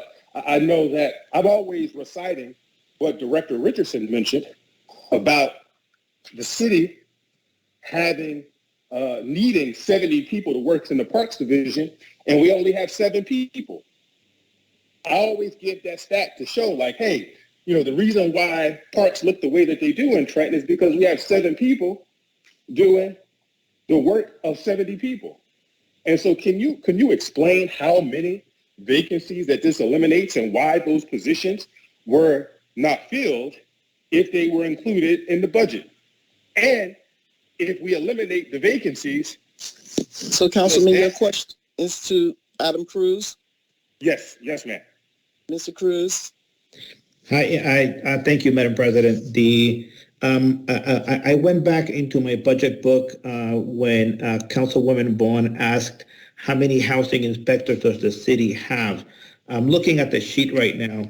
We have a chief housing inspector. We have a code enforcement officer. We have 10 housing inspectors. You have 1 senior housing inspector and 1 zoning officer. And Mr. Delisle, there are names attached to each salary there. So if maybe one or two of those individuals perhaps resign, it may not be reflective in this budget book as of right now. But in total, with names attached to those salaries, you are talking about 14 people working in housing and inspections as housing inspectors. So if the question was housing inspectors, it was that. Councilman, as far as the other vacancies, your overall question was, do we have a number of a total number of vacancies in the city that were eliminated? Unfortunately, Councilman, I don't have that number. I can provide it to you sometime in the future. And when I go to the next page for inspectors in the other divisions, there are some vacancies there, current vacancies. There are keyboarding clerks, technical assistants, several keyboarding clerks. And then there are other, I guess, license required experts as for plumbing, let's see, plumbing, carpentry, electrical. But these positions are very difficult to fill because there aren't that many of those inspectors in the state of New Jersey to go around with the municipalities. And a lot of the times, those inspectors have to be shared with other municipalities in order to meet the demand or at least have someone on their expertise to be doing inspections for the city as well. So let me ask a question. Let me Yes. ask the question another way. President Bride, can I ask another question? Yes, go right ahead. Let me ask another question. Yes, Councilman, when you finish, Councilwoman Caldwell Wilson wants to. Okay. So the question I have is, and this is to Director Delisle, how many inspectors should the city of Trenton have based on our size and based on our need?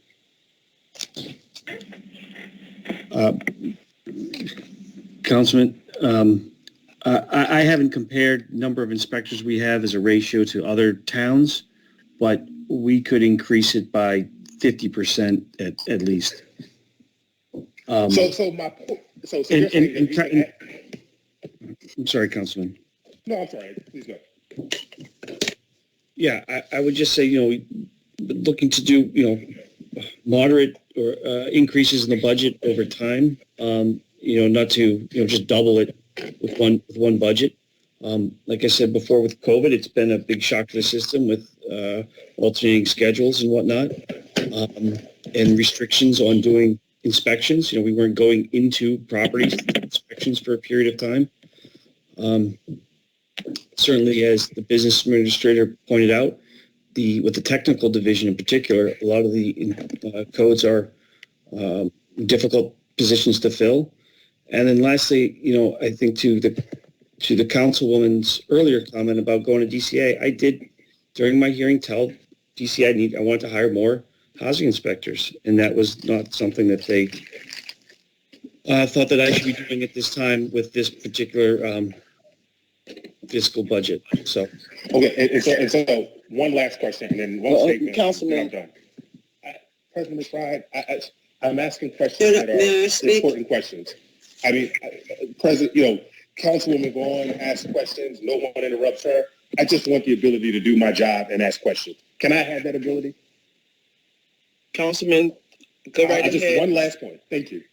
And so the question that I have is, why are we using the last year as a benchmark for the rest of the year when we know that COVID has impacted the administration of this city and has led to reduced workload because of reduced workload and capacity because of the AB schedule?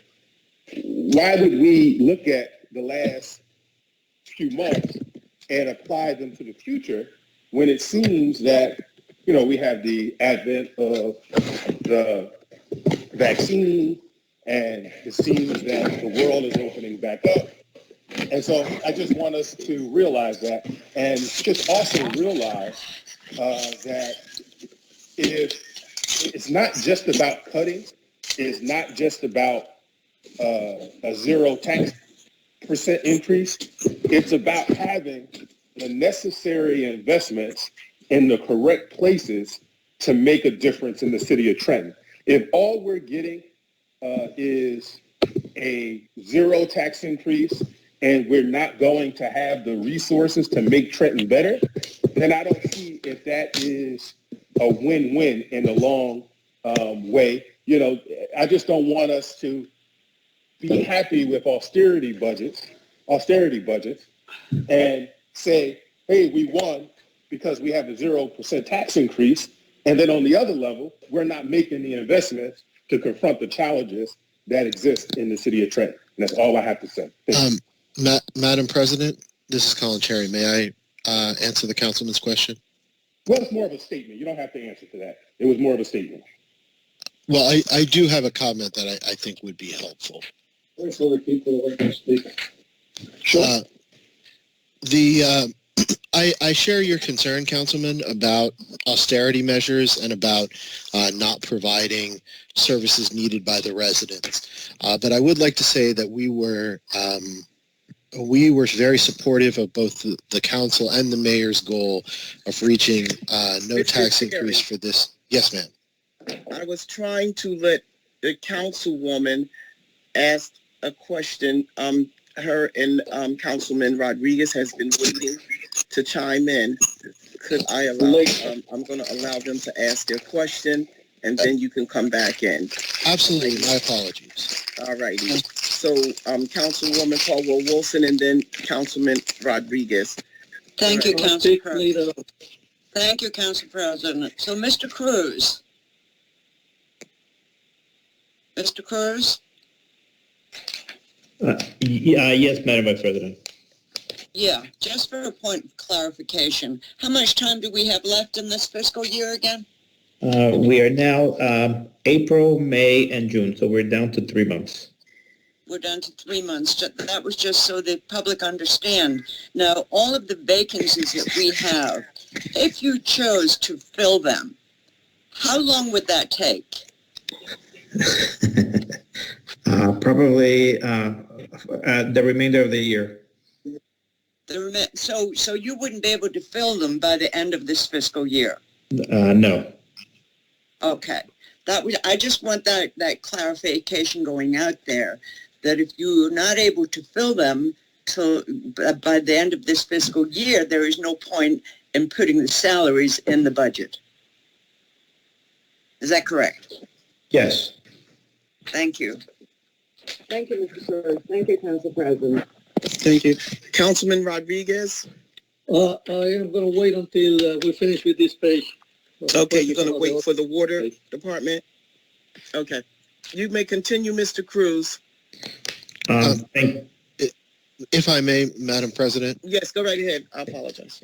Yes, I did want to speak, and thank you, Council Vice President, for that point as well.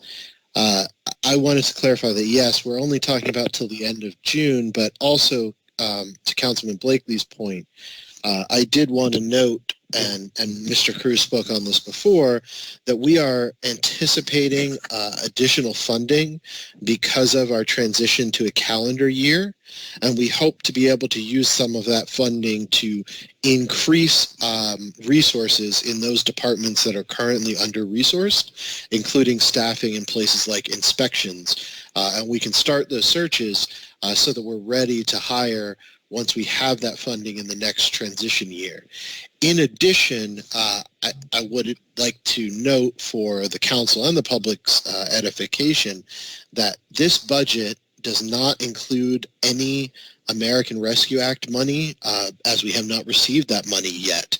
However, while the regulations are still being developed, we are hopeful that we will be able to use some of that money to further enhance our budget over the next couple of years. So while we are seeing very close cuts this year, we do anticipate additional revenue that should allow us to provide additional resources and additional services to the citizens of the city of Trenton without impacting the tax rate in the coming couple of years. Thank you. Thank you. Thank you, Mr. Cherry. Mr. Cruz, you may continue. Thank you, Madam President. For weights and measures, salaries and wages, the introduced amount was $1,800, and it remains at $1,800. For the zoning board, operating expenses, the introduced budget was showing an amount of $16,300. That number was reduced by $6,300 for a new number of $10,000. Department of Recreation, Departments in Culture, Salaries and Wages, the introduced budget was $377,129.84. That number was reduced by $230,129.84 for a new total of $147,000. Recreation operating expenses, that number was introduced at $5,000 $6,877, and it was untouched. For recreation, salaries, and wages, the introduced budget reflected $676,692.96. A reduction was made of $346,692.96 for a new number of $330,000. Recreation operating expenses, the introduced number was $390,980.25. A reduction of $140,980.25 was recommended, and the new total is $250,000. For the summer food program, the introduced budget reflected a $52,000 amount, and that was untouched. For summer food operating expenses, the introduced amount was $61,000, and a recommendation to cut $10,000 was made. The new total is $51,000, 51. For recreation maintenance, salary, and wages, the introduced amount was $641,508.69. A $200,508.69 was recommended, and a new total. The new total is now $441,000. Council President. Yes, go right ahead. This is another area that I get a lot of comments and feedback from our residents about parks and recreation maintenance. Because in this budget, is Ms. Richardson on the line? Yes, I am in the line. Mm-hmm. So perhaps you should share with the public what your conversations with DCA was and what your asks were, because, again, we in the midst of climate change. We get a lot of storms, not only in the winter, but in the spring as well, in the summer, in the fall. And you have said repeatedly, you've come to council all year long, speaking about how you don't have any resources, you don't have any equipment, you only got one bucket. So, and you told me on the record that you were going to request that you get these things this budget cycle, right? So have you done that? Because it looks like they're chopping you almost $250,000. That is correct, Councilwoman. When we went to meet with DCA, I actually fought for my budget, for the budget that I introduced.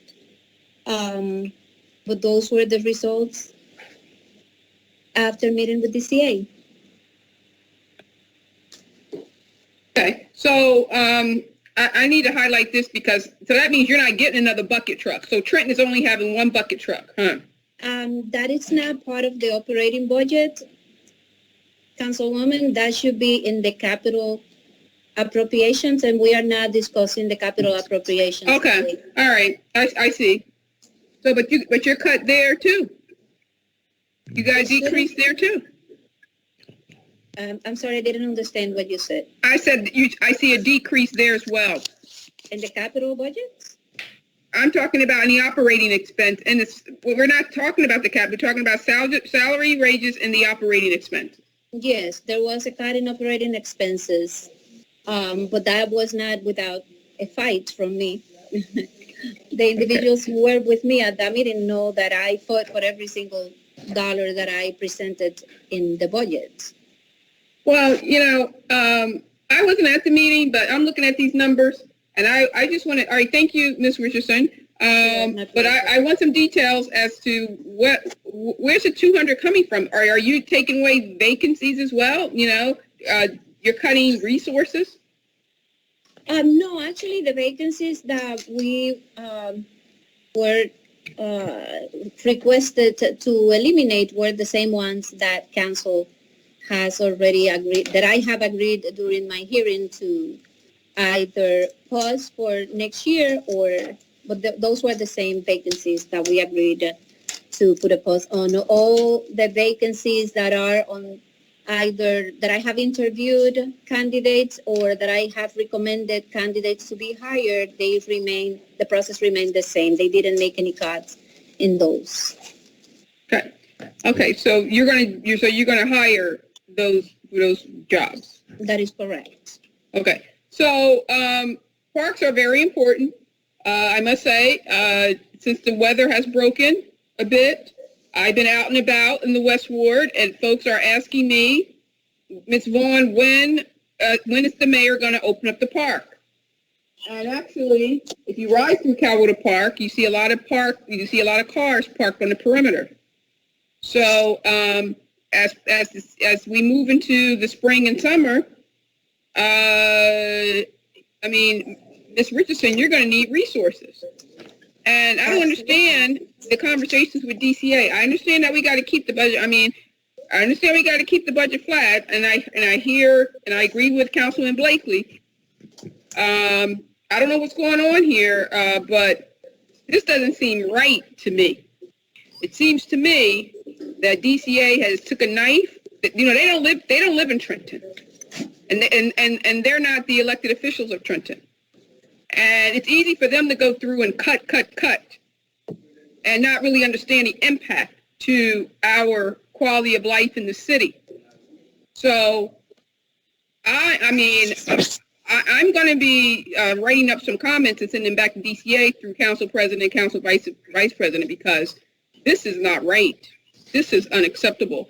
The cut, the cuts that I'm seeing here, when we were already at the bare bones. And we were not able to adequately deliver services over the past year, even during COVID, right? So now things are going to open up, and we're operating with lesser resources than we had, throughout last year, the greater part of last year. It doesn't make any sense. This doesn't make any sense. We might as well shut the city down. We might as well shut the city down. I agree with you, Councilwoman. So this is not good. Well, thank you. Thank you. As Council President, I yield my time, but this is not good. Mr. Cruz, you may continue. Thank you, Madam President. So, next line. Recreation maintenance operating expenses. $492,549.50. That line was cut by $31,549.50 for a new amount of $461,000. Pools, salaries and wages. The introduced budget showed an amount of $572,000. That line was actually increased by $233,000 for a new total of $805,000. Pools operating expenses, the amount introduced was $340,674. The adjustment was only $600.74 for a new total of $340,000. Division of Culture, salaries and wages, the amount introduced was $52,478.57.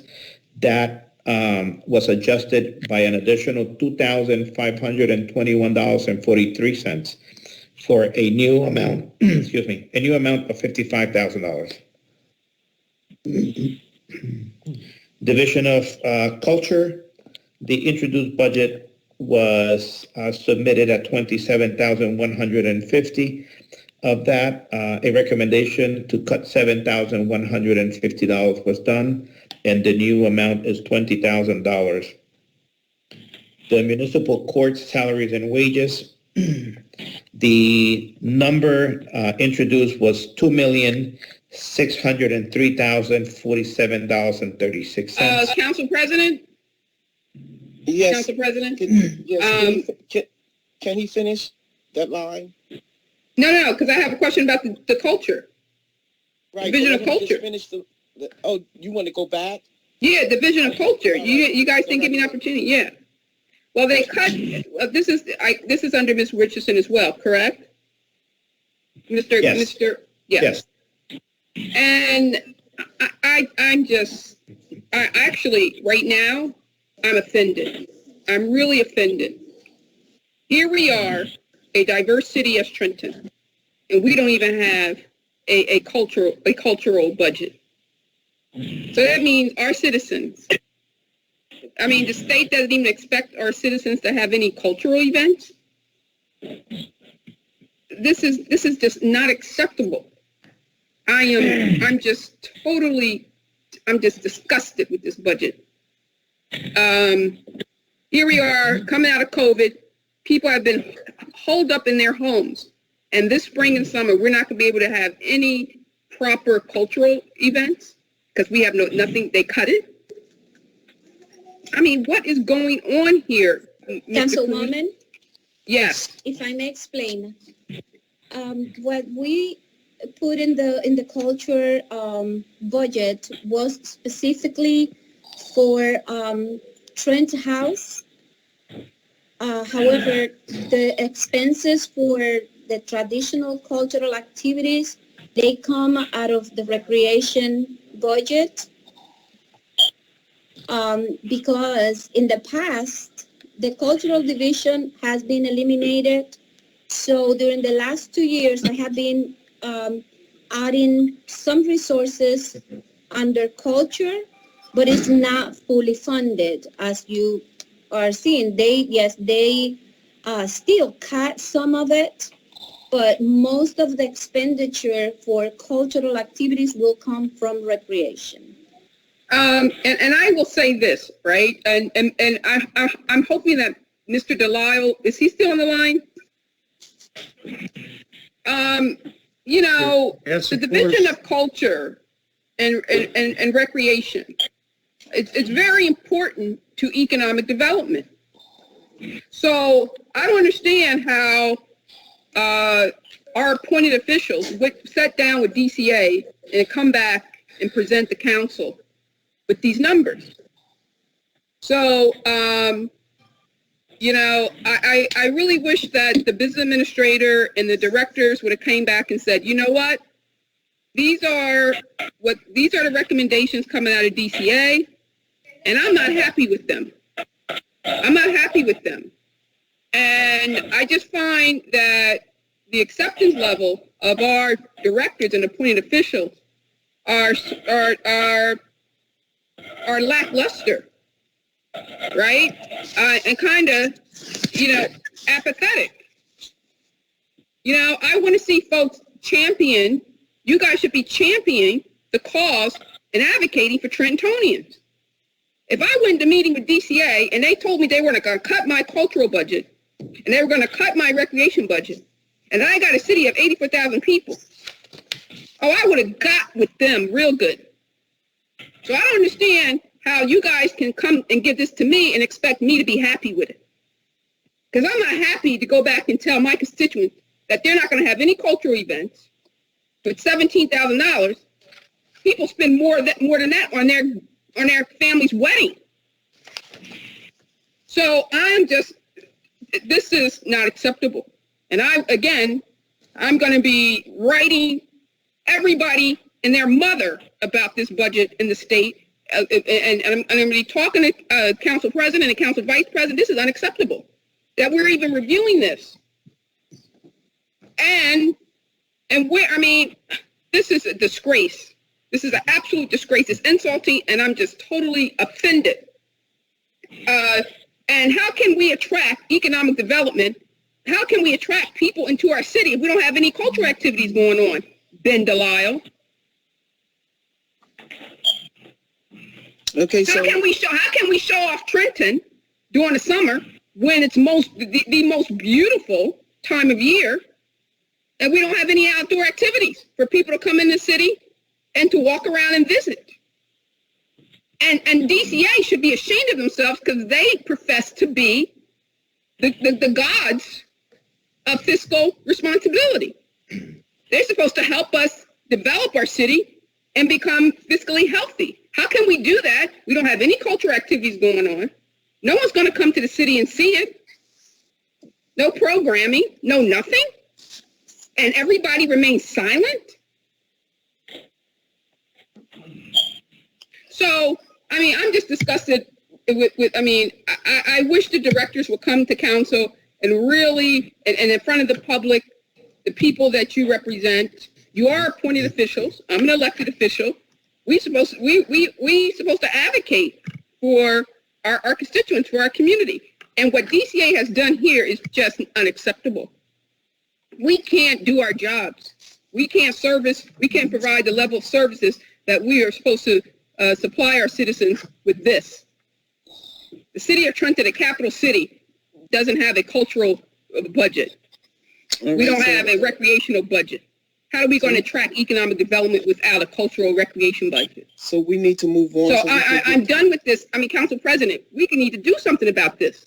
So I'm just disgusted. Sorry for, going off on a tangent, but this is just so unacceptable. This is unacceptable. So, Mr. Cruz, you may continue because we still have a ways to go down this budget. And I would just like to interject a couple things. First of all, we need to understand and recognize this. COVID has affected the city. It has affected the residents. Last year, we had in the tax increase.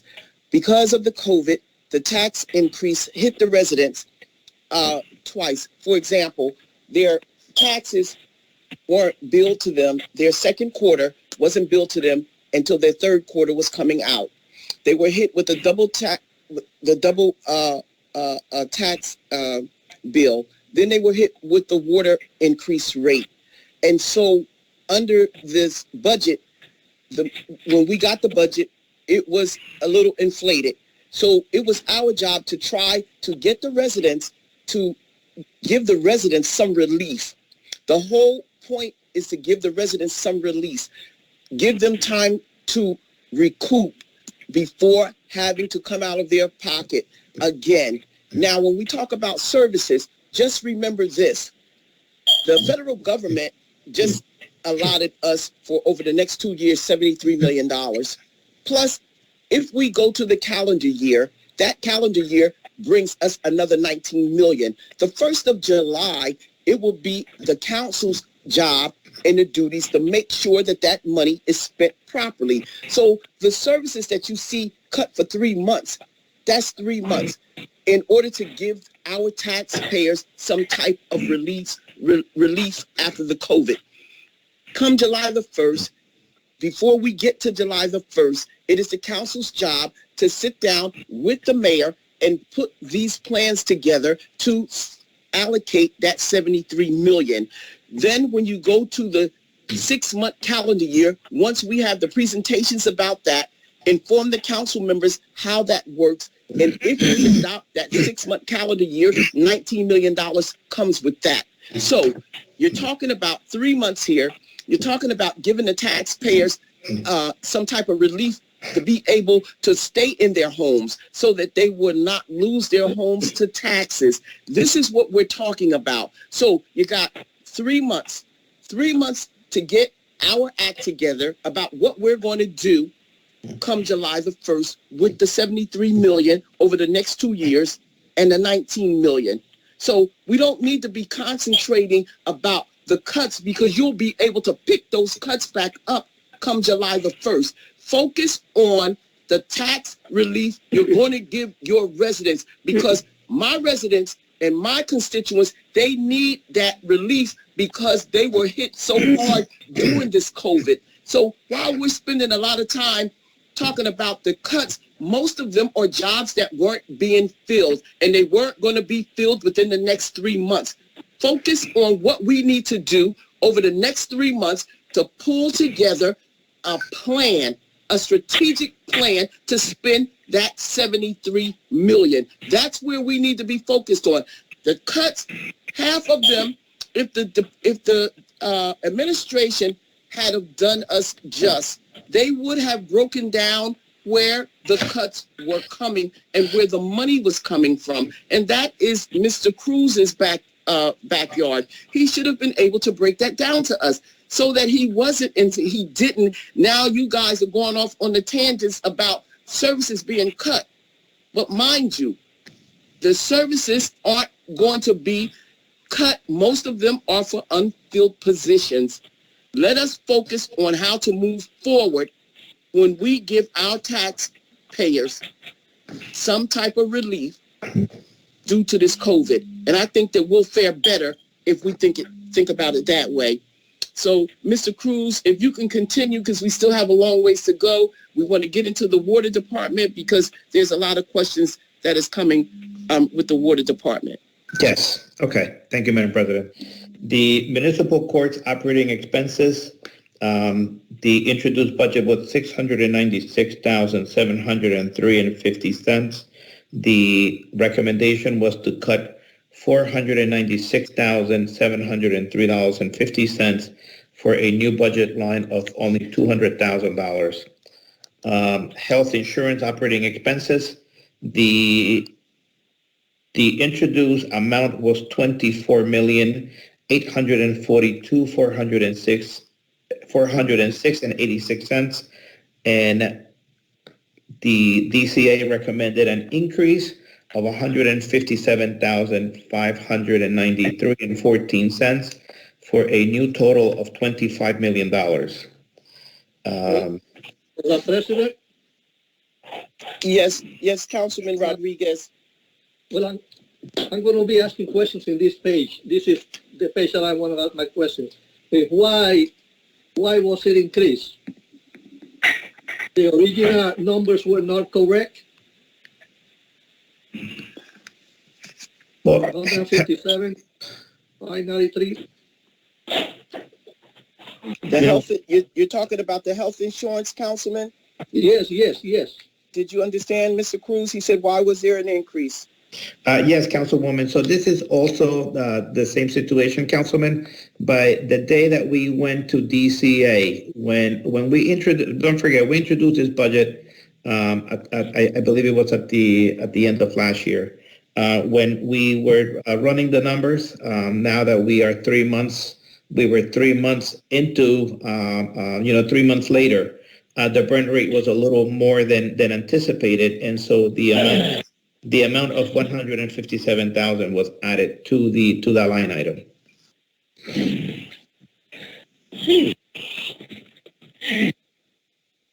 Okay. Health benefit waivers, there was nothing there. Other employee benefits, operating expenses, the amount introduced was $70,000 and it remains at $70,000. Workers' compensation, the introduced budget we introduced at $1,225,000, and DCA felt that number was actually too low for the city and the city's liability currently, and so the amount was increased by $3 million, and so the total amount recommended is now $4,125,000. A question that was imposed, that was the reality? That was there was a deficit in this line? Or? No, Councilman. It is actually based on the amount of cases that the employees are involved in accidents, settlements. This is workmen's compensation, right? No, workers' compensation. Exactly. So just the worker compensation to me is different than workman's compensation. So workman compensation is actually a line item for payouts, Councilman. And so and if at the time there are more claims by employees getting hurt on the job, that number has to go up. And based on the payouts that we've been doing, the Department of Community Affairs felt that we were at a disadvantage and they needed to actually increase the amount.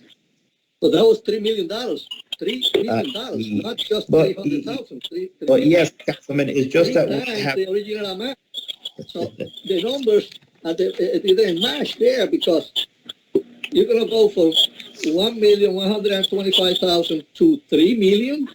You know, that's almost three times that amount. You know, it's not, something is not clicking there. Either you have the wrong numbers or something has to be wrong. Well, Councilman, for the number of employees that the city has, and the amount of, I guess, accidents that take place, a healthy city would have a reasonable amount of money in the reserve should payouts occur. So that is what Councilman, you're asking me a question. I am trying to answer your question. No, you're not answering my question, but if that's your feeling now, so that wasn't your feeling 3-4 months ago when you put the budget together? So Councilman, one thing you need to remember. Think about that then, right? So when is the question going to end, Councilman? Because I need to know when you're done asking. No, I need to know why was it specific of why the line went up from 1,125,000 to 3 million. Just because this CA is saying that, oh, you need more money? You didn't know that 6 months ago that those numbers were not realistic?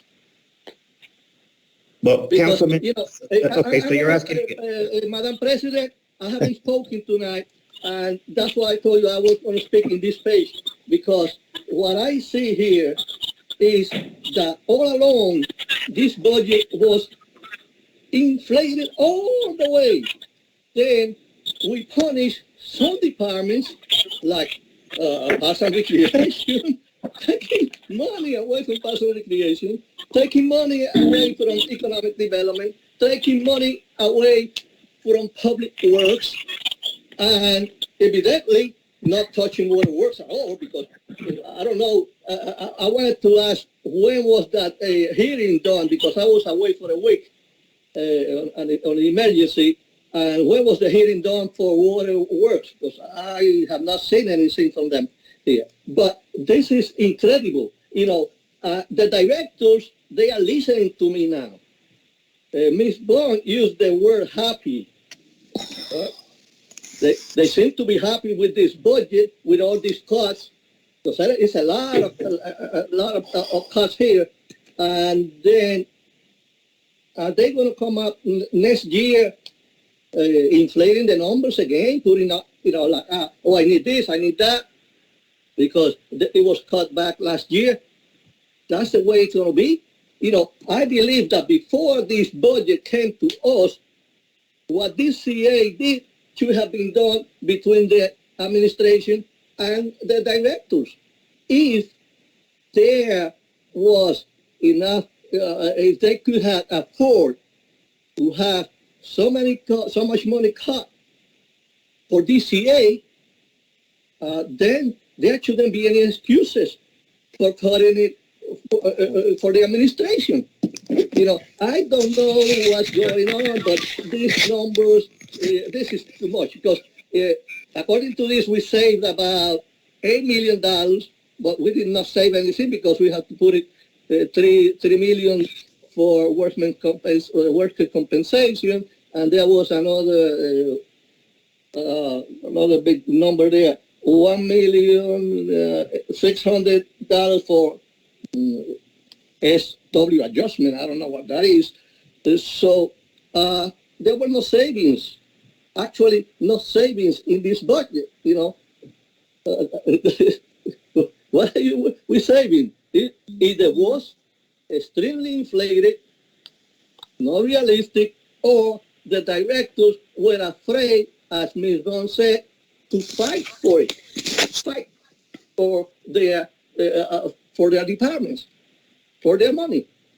So something is not clicking here. Something is not clicking. I tell you, I have to echo Ms. Bond's comment about culture. What's the deal? We have no culture in Trenton. We can spend millions of dollars in other areas, and we cannot spend a penny in culture. You know, what's going on? When are we going to hire people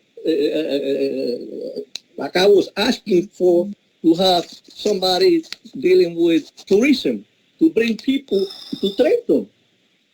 The culture, we should be hiring somebody for that, so that we could increase our revenues for economic development, so we could have more money. That area have not been touched at all. Nothing. Nothing is important. It's a matter of pleasing DCA, and that's about it. Because last year it happened the same way. Budget, DCA decided what was going to happen with the budget, and this year is the same way. They jumped into it. Why? I have no idea why. Why was the reason DCA decided to make all these cuts in the last minute? Why couldn't they do it at the beginning?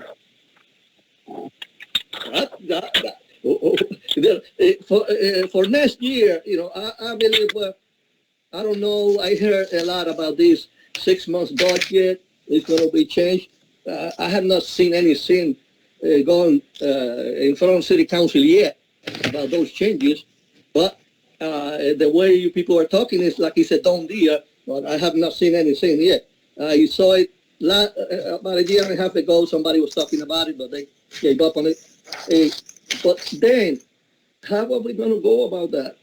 How are we going to go about that? Because we're going to have a 6 month budget. So, I mean that next month we have to start working on that budget, right?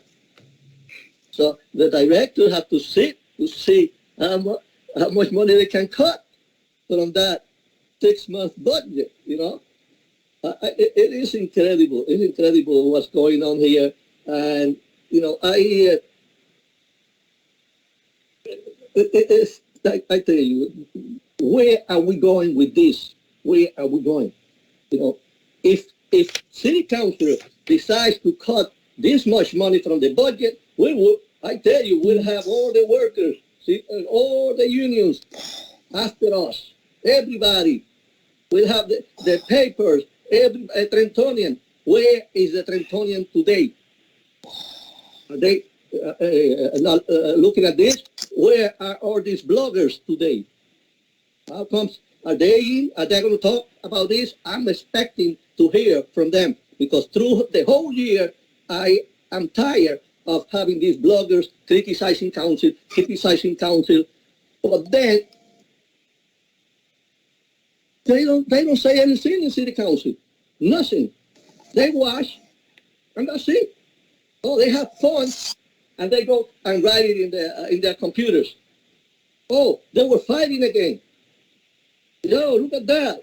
Look what they're doing. They are wasting the city's money. They should not be there.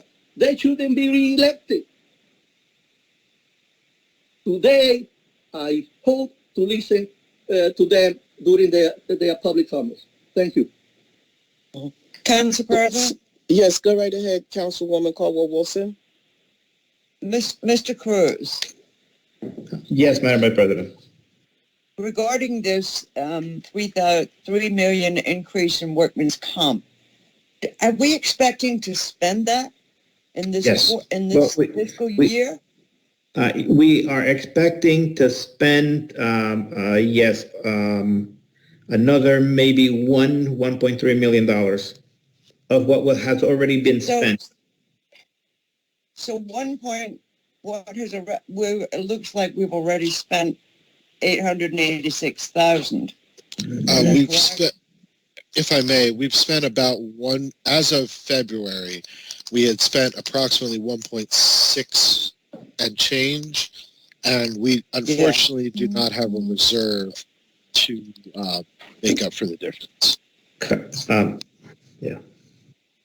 Yeah, but that, and I agree with Councilman. That's a huge increase.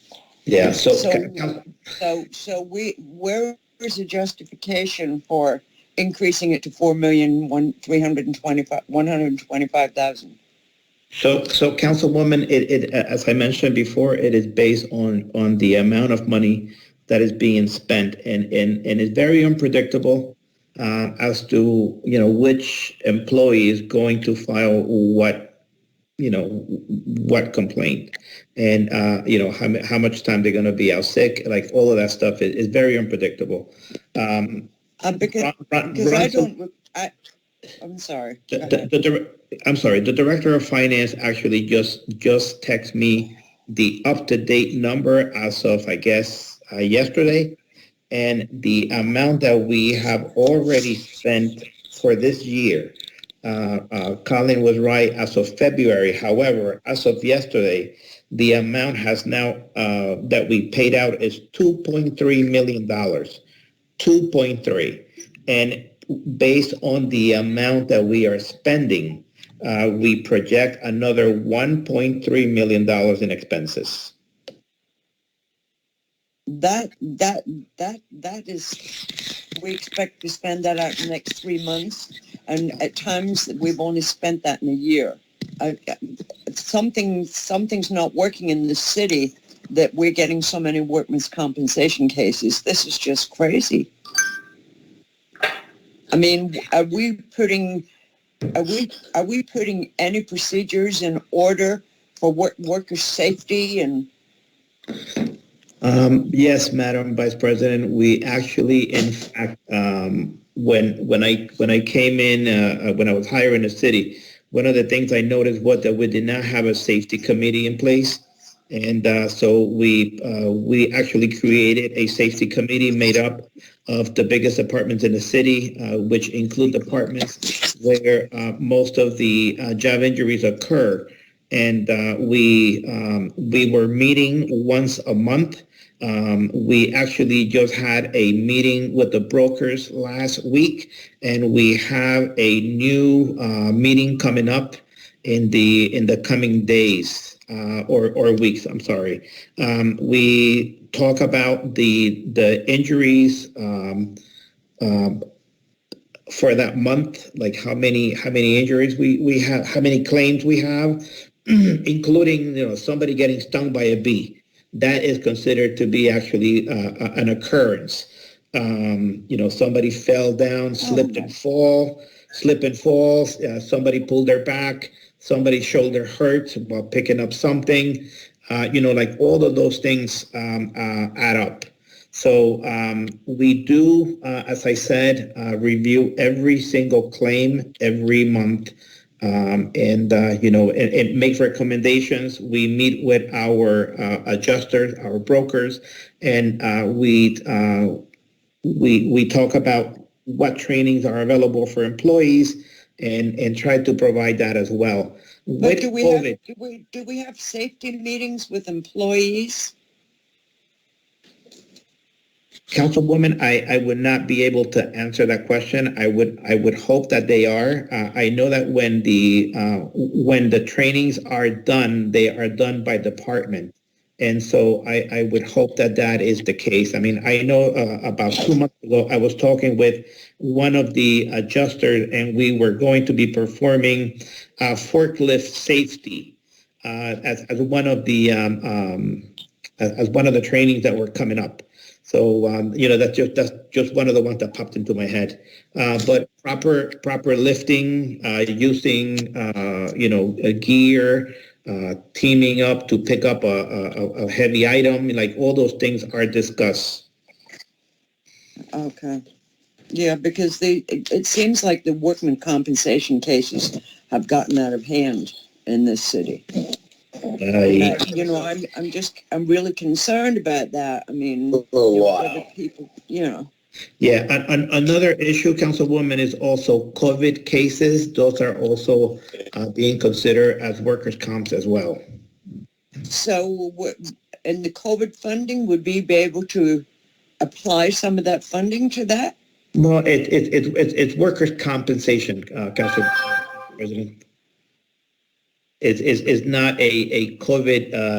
We cannot take money from that pool. So we take the money. Why are we paying workmen's compensation for COVID cases?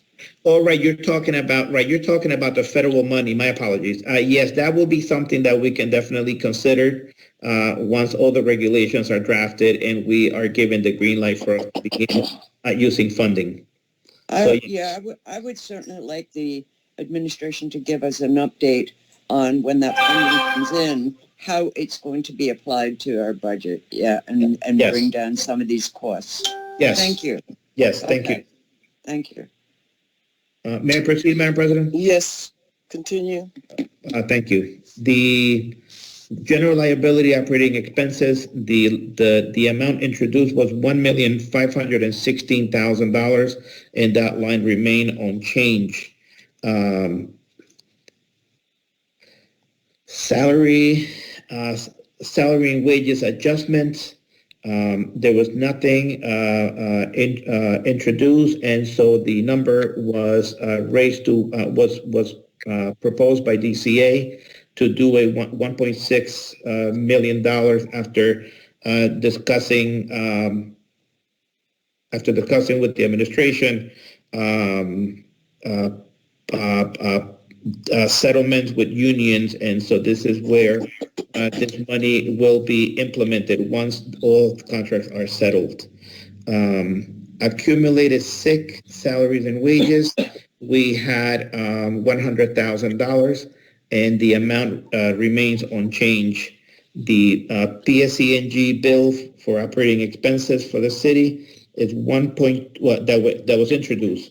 $1,265,000, and that remains unchanged.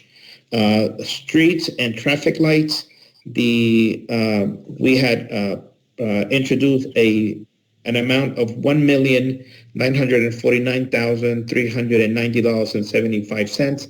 That too was not changed. Postage, we introduced an amount with an amount of $325,000. Based on the burn rate up until 2 weeks ago. Mr. Cruz, I want to ask you a question about street and traffic lights. So yes. The $1,900,000 and some odd dollars, is that for PSE&G's traffic lights that they have? For the lights that... Yeah, so what we call PSE&G lights, municipalities have to pay for that usage. Yes. So we're paying for usage when most of the lights in the city are out. All of the lights in front of the city hall are out.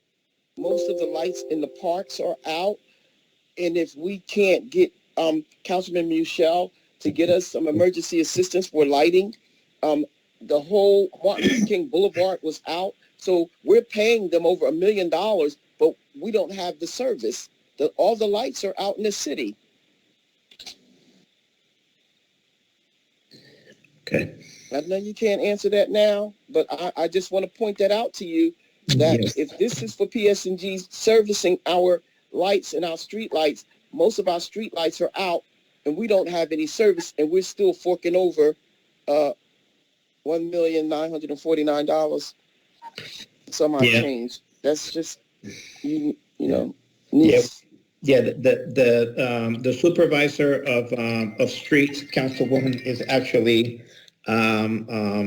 pretty good at the lights in front of the city hall has been out since 2018. Okay. So I don't know what they're good at, but I know that the city doesn't have the lights aren't working in the city. So when we start looking at this budget and seeing the money that we're spending out, and I don't, because Councilman Rodriguez and Councilwoman Caldwell-Wilson spoke to the compensation, that's out of control. There cannot be any safety measures in place if we're racking up on that kind of money. With it's outrageous. But it is what it is. You guys are gonna have to be more vigilant about how you're spending this money here. And I'm going to tell you, I asked the administration during the whole COVID-19 to shut the spending down until after the COVID. Now, you wait till December to give us the budget, and the budget they want us to pass this budget by April the 1st, or it automatically triggers a state takeover. And now you're adding $3 million to the insurance, to the compensation, Then you have millions of dollars that you put on hold for the salary and wages for the union raises, but the unions haven't gotten a raise. And so it's just a lot here. This is a lot to process, Mr. Cruz, because you're down to the wire and you want to jam this down our throats. We know that the residents need a relief, but we also know that the money that you guys are spending here is way out of control. It's out of control. You went down in every department and took money, but you left the mayor's department darn near untouched with over $500,000. But everybody else was swiped. And I don't want to nickel and dime you guys, but I'm telling you, there's a lot of money going out into the city that we're paying out. And so if you're paying that money out, the services should come with the money, and it's not happening. The unions don't have a raise. We're setting aside money for the unions. Half the street lights are out. PS&G is getting $1,265,000 dollars from us for their services. Then they're getting the streets and lights portion of it. We just need to rethink this. It has to be a better strategy to getting services for the residents here. And I just wanted to chime in and say that we can move on. Okay, so postage operating expenses, the amount introduced was $325,000. That line was cut by $75,000 for a new total of $250,000. Gasoline operating expenses, $475,000, and a recommendation was made to cut $125,000 for a new line of $350,000. Diesel fuel. And Mr. Cruz, yes. When you talk about $475,000, we've talked time and time again about people that are not directors taking cars home, driving cars all over the state of New Jersey when they should be picking cars up in the morning from the parking lot to do the city's business. But no one that's not a director should be taking cars home. And you're talking about $475,000 in gas. We're paying for people to joyride in our vehicles all week, all weekend, instead of having them come to the parking lot, park their vehicles and get a city vehicle and drive that vehicle during the work hours. But no, because we don't want to do our job, people are supervisors, laborers, everybody has a car. Aides, anybody that wants to pick up a city's vehicle almost have a city vehicle, and they're driving it 7 days a week, 365 days. That's a bit much. Needed to throw that in there. We can continue. All right. Diesel fuel operating expenses, $315,000. That line was reduced by $65,000 for a total of $250,000. Heating fuel, the introduced number was $40,000. There was a recommendation made to reduce it by $10,000, and the new number is $30,000. District heating, the amount introduced was $340,000, and the amount was reduced by $40,000 for an amount of $300,000. Public fire protection, we introduced a budget at $1,250,000. The line was cut by $150,000, and the new number is now $1,100,000.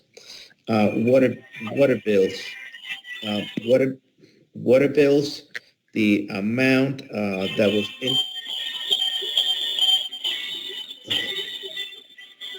was introduced was $310,000. A recommendation to cut $50,000 was made, and the new number is $260,000. For telephones, the introduced amount was $425,000, and a $10,000 was made. Was made, and the new number is $415,000. Deferred charges. The deferred charges, there was $264,000 in deferred charges. 264,036 and 76 cents was introduced. An additional 50,000 was added for a total amount of 314,036 and 76 cents. UCC, the amount introduced was $367,000. There were no cuts. Perks, the amount introduced was $5,302,166. There was an amount of $237 was cut. Social Security, the amount introduced was $1,798,000, and it was left untouched.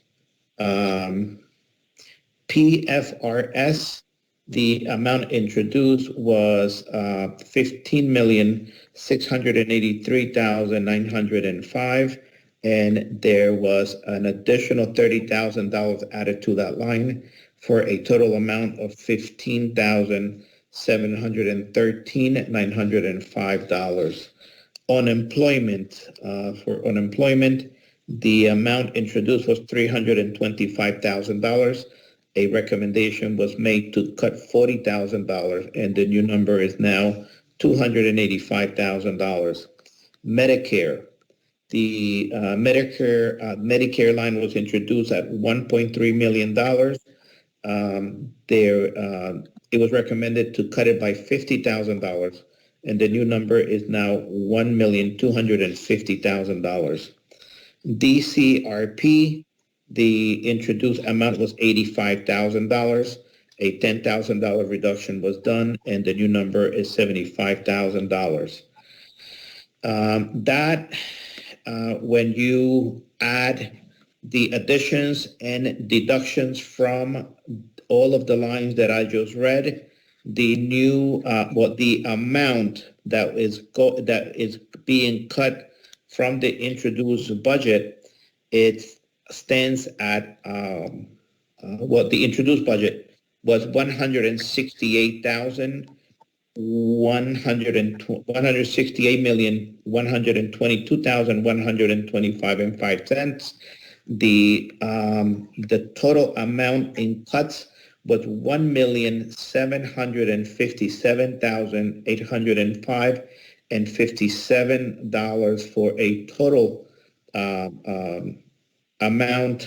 new amount of $166,364,319.48. So in the end, all of the cuts and increases, the amount that needed to be cut from the budget was $1,757,805.57.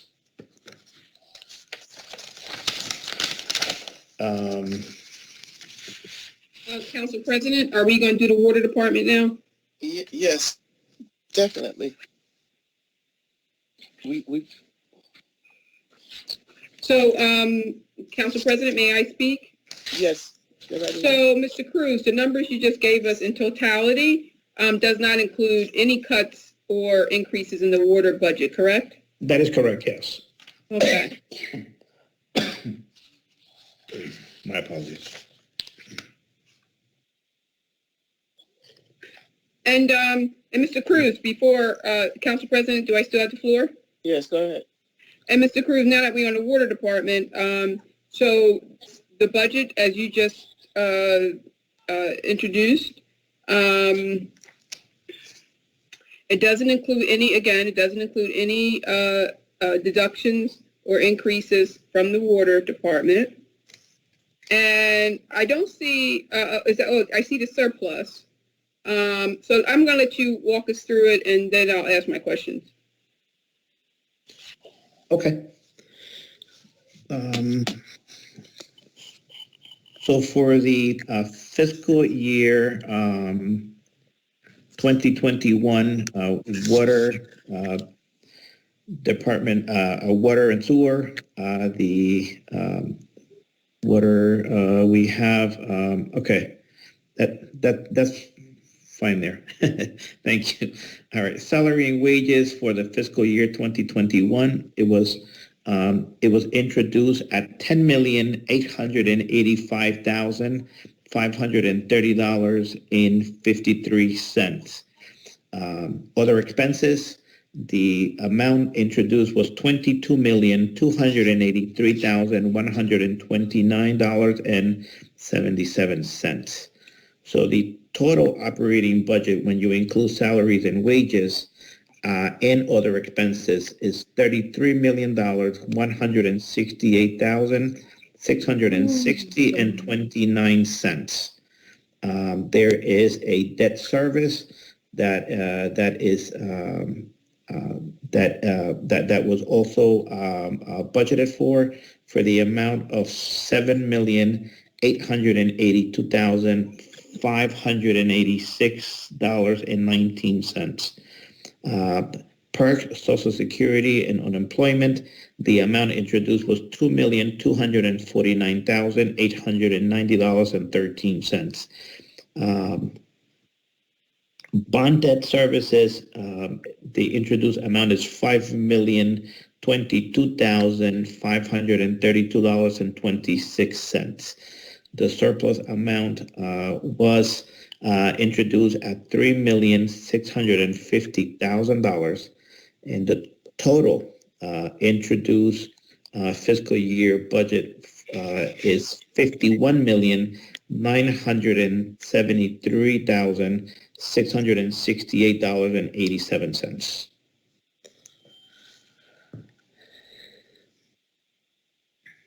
Councilwoman Vaughn. And that is it. Okay. This is just, is Mr. Lavenberg on the line? Yes, Councilwoman. So tell us where your cuts are. And if you don't have any cuts, why don't you have any cuts? Council President, if I may have the floor. Yes, go right ahead, Mr. Lavenberg. Yes, so I believe prior to, actually just like this week, we were going through a $2 million cut in the budget, which specifically was $1 million being cut from the surplus, $500,000 from salary and wages, and $500,000 through O&E as well. How are you cutting $1 million from the surplus? How do you cut the surplus? I mean, okay, so selling wages, you're cutting that. So are you talking about resources? So you have vacancies over at the water department? Absolutely. Okay, so you're going to cut those in what capacities? What functions are you cutting? We cut it in half. We were underspent close to $960,000, so we took $500,000 off the board because we're not going to get those hires done within the next 3 months. All right, and what functions, sir? I asked what functions. Oh, this is primarily for chief engineer and principal engineers. As you know, we have several really large projects going on, and we're trying to onboard some PEs as well as college grad engineers like the ones we have over at the filtration plant to work under those PEs. So we can to work on what projects? Namely the reservoir project, which is quite considerable, the intake project at the filtration plant.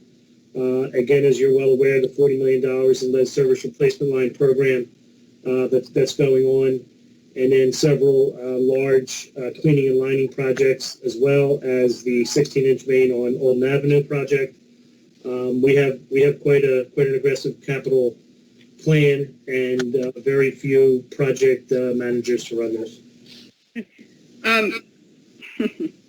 Well, I thought you had 2 engineers over there already. We have one New Jersey PE, we have one Pennsylvania PE. Mm-hmm. That's a lot for $140,000 in projects. I'm But sorry. you got some W4s and W3s over there that can also serve as project managers too, sir. No, ma'am. They're operators and or distribution operators or water treatment operators. They are not engineers. Okay, I'm not okay. So your budget. This is my first time seeing your budget, really. And I mean, it really appears to be very bloated. I mean, you are competing with the two largest budget of any municipality is the fire and police, and you are competing with them. And I don't, we do service multiple townships outside of the. I mean, that's all a given. You don't have to give me that education. We already know that, sir. Okay, so no bloated discussions tonight. Okay, let's just stick to the stuff at hand.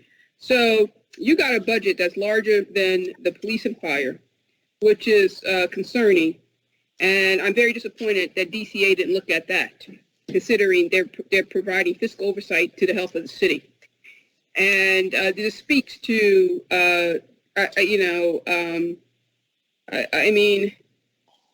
this budget,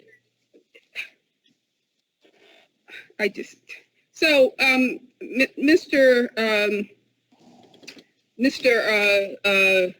Lavenberg, so tell me about the surplus and the $1 million, and what was your rationale for cutting the surplus? That came at the request of the finance director in order to balance the budget, and I believe that did come from DCA. That was a request. You might have to take that up with the finance director.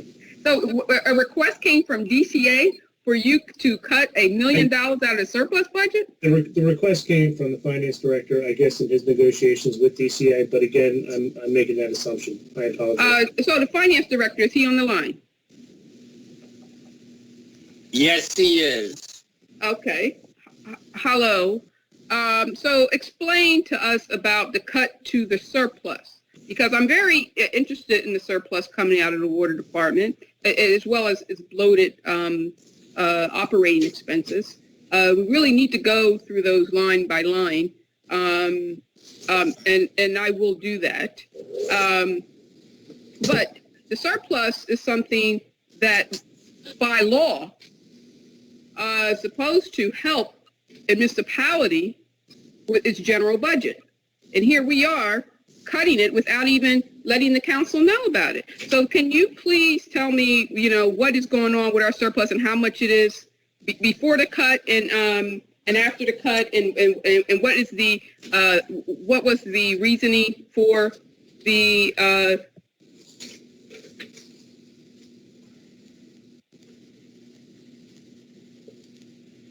Lost you. Okay. That was requested. Those changes were requested by local government.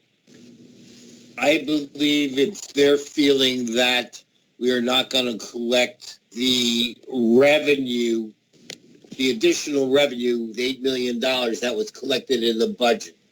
So they're trying to avoid a revenue shortfall, and they've deducted money from surplus going to the city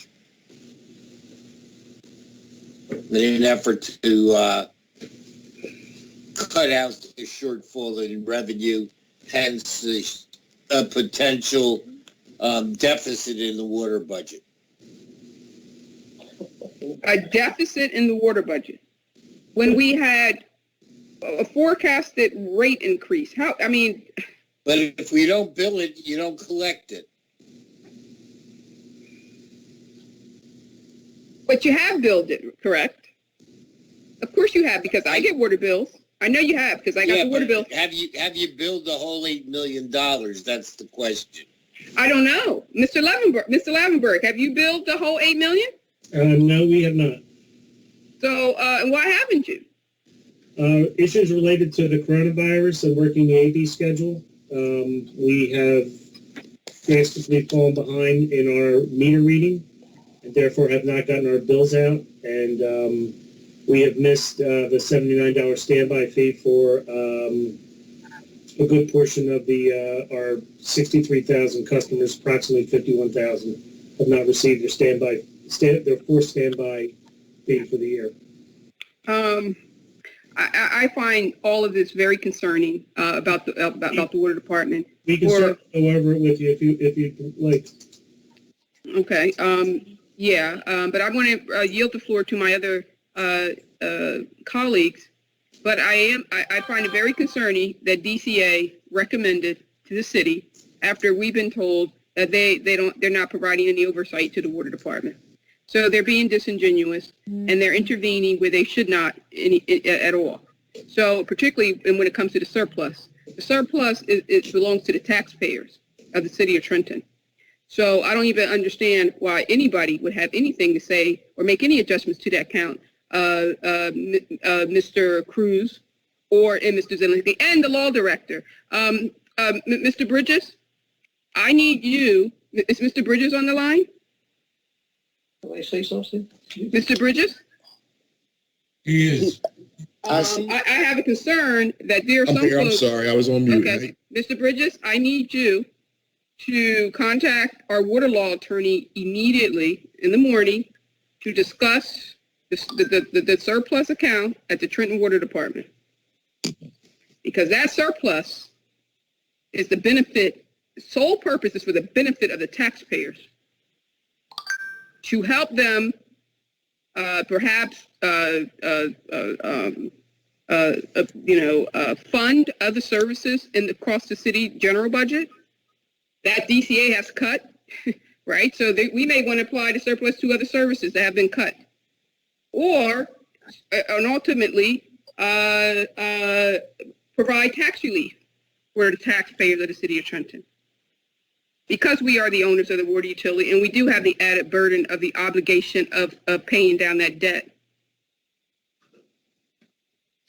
Right, in the event that we are not self-liquidating, right? So, Mr. Bridges, I need you to have a conversation with our water law attorney, Mr. DeHope, and have him explain and write his opinion up to the mayor, to the business administrator, and the finance director about that surplus. DCA, the state, has no business intervening on the surplus of the Trenton Water Department. No, they're overstepping their authority.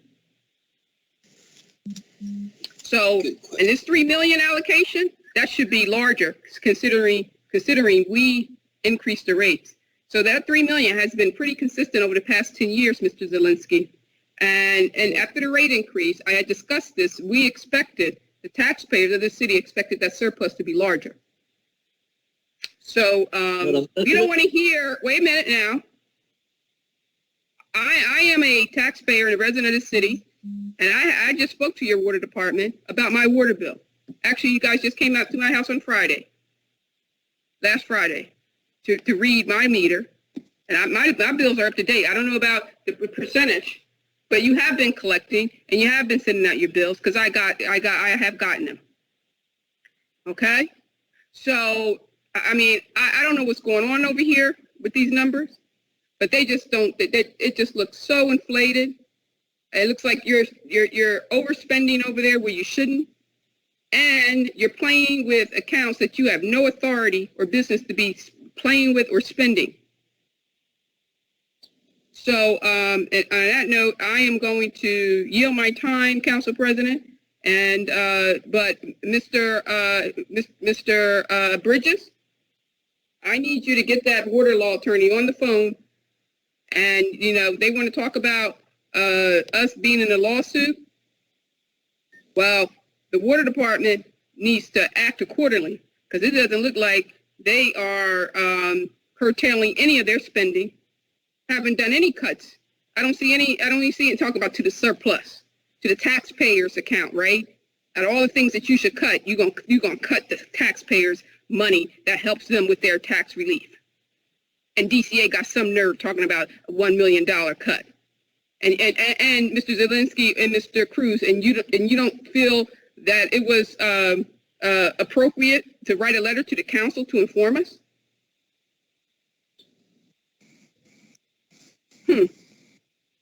We've been having ongoing conversations with DCA about that. Well, yeah, I bet you are having ongoing conversations about DCA has no business worrying about our water department and the surplus of the taxpayers' dollars, Mr. Zielinski. And Mr. Bridges, please get Mr. DeHope on the line, and he needs to come to this meeting this Thursday. Thank you. I have nothing else to say. Councilman Rodriguez. Yes, I have my doubts about that surplus also because 2 years ago in the budget hearings we were Can told everybody hear we the had councilman? Yes, ma'am. He's coming through very clear. Yes, ma'am. Okay. Very quiet for me. Councilman, if you move yourself towards Can you hear me? Yes, sir. I can hear you. Okay. You're a little low. If you could move yourself closer to the iPad for the microphone, it'd be helpful. That's the new computer, the new iPad you gave me. Yes, sir. Already not too great. I have problems with this surplus. 2 years ago, during the budget hearings, we were told that we had about $12 million surplus. We asked if supposedly there was a deficit, and we asked if we could use some of that money to balance the budget. We're told no, because the townships had sued the city and they were going to go to court and this and that. That wasn't really true, what they were saying. All of a sudden, right after that, about a year and a half ago, Ms. Epstein, she still works for what it was, Ms. Epstein, we asked her how much is the surplus. She said, we have no surplus, it's zero. And everybody in this council should remember those words, zero surplus. Then we requested an answer from Mr. Cruz. He said that he was going to be back at the next meeting and give us an answer. So he came back and said, no, we have $8 million surplus. But now I see that we started with $3,650,000 surplus. What happened to the rest of that money from the Queen? What happened to it? Where did it go? We had a surplus of $8 million according to Mr. Cruz, and Mr. Cruz is listening to me. I'm not lying about this. And then all of a sudden, in just little over a year, we have $3,650,000. That $1 million that was taken out, was it taken out from the 3650? Or is it was more? You know, my suggestion, Council, Ms. McBride, I want to put this as a resolution tonight or whatever. We should take away the money that was taken away from Parks and Recreation. It was a little bit over $500,000 that was taken away. I suggest that we take the Waterworks Director offer of $1 million, the $1 million, right? So we have an extra $1 million, and we give back to Parks and Recreation every penny that we took it. And I want to make it as a resolution for the because we have to get something from Waterworks. We haven't been getting anything from Waterworks except for the bills. I have not received my bill in about 4 months. I don't know what's going on. But this is don't cut it. There was $12 million in surplus. All of a sudden, 2 years ago, it went down to zero. Then, according to Mr. Cruz, it went up to 8 million. And now, it's only 3,650,000. What happened with that money? Where is our forensic auditor at? What is going on? The money just disappeared from the surplus account. Besides that million, if it was, it took $1 million, so I need to have at least $7 million in that surplus account or more, because Right now, the rates are higher, so we should be getting more money from waterworks. We spent in capital improvements to waterworks the last 2 years millions and millions of dollars. That's besides the lead service lines bones. Besides that, now they're saying that, oh, they have been hiring these young engineers, but how about DMD Smith? What are they doing? I thought that was their job, to be working with the reservoirs, with the filtration plant, like Mr. Lavenberg mentioned. What is going on? I suggest that we take that $500,000 away from waterworks and put it into the Parks and Recreation and give that department the money they need. Thank you.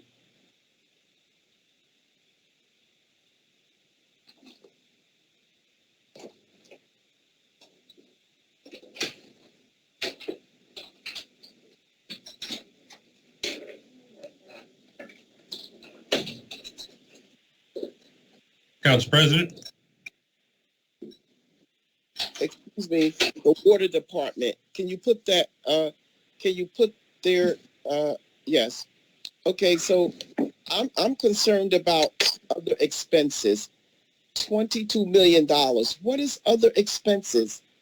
We bonded out for the lead line replacement. We bonded out for vehicles.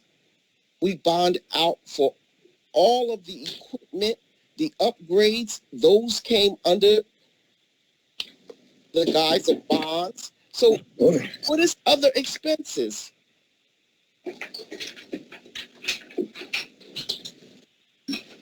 Council President, I assume you're asking me that question? Yes, you're the director of the water department. Yes, so, other expenses would be quite encompassing, but, the majority of that's going to be electric, it's going to be chemicals. The vehicles, I don't believe, were bonded out. That was part of our general budget, our capital budget from last year, so that bond did not pass. We did not approve that. It includes all the maintenance of the facility, all the work associated with customer service, all the expenses with the storage facilities and the tanks like we discussed, laboratory expenses. No. The tanks that we discussed, we gave you $50 million in bonds for those tanks. Yeah. And we passed a resolution to pay for the property on Prospect Street. Understood. So you can't include the tanks in that $22 million. Now, the $50 million bond, Council President, $30 million was for the reservoir project and the purchase of the property next to the reservoir, and $20 million was for the smart meter replacement program, which will certainly help us in a situation of getting bills out to, say, Councilman Rodriguez, who did not get his bill. And like I mentioned, about 80% of our customers did not receive the fourth bill in the cycle. So Mr. Lavenberg, yes, let's go back to the tanks.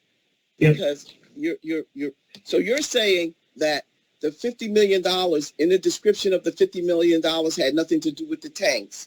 Well, 50 million was 50 million, 20 million. No, I'm asking you what the description was in the bond. What was the description in the bond? Description in the bond was the replacement and decentralization of the Pennington Reservoir. And you are correct, it is a tank, but it's our open water reservoir. And 20 million of the 50 million is for the smart meter replacement program. And then we've already talked about the 8 to 9 million that was left over from the cover from the previous years when I went out to see the tank, to see the water tank out there in Hamilton. So what I'm saying to you is you can't keep including tanks in other expenses when you've included the tanks in those bonds.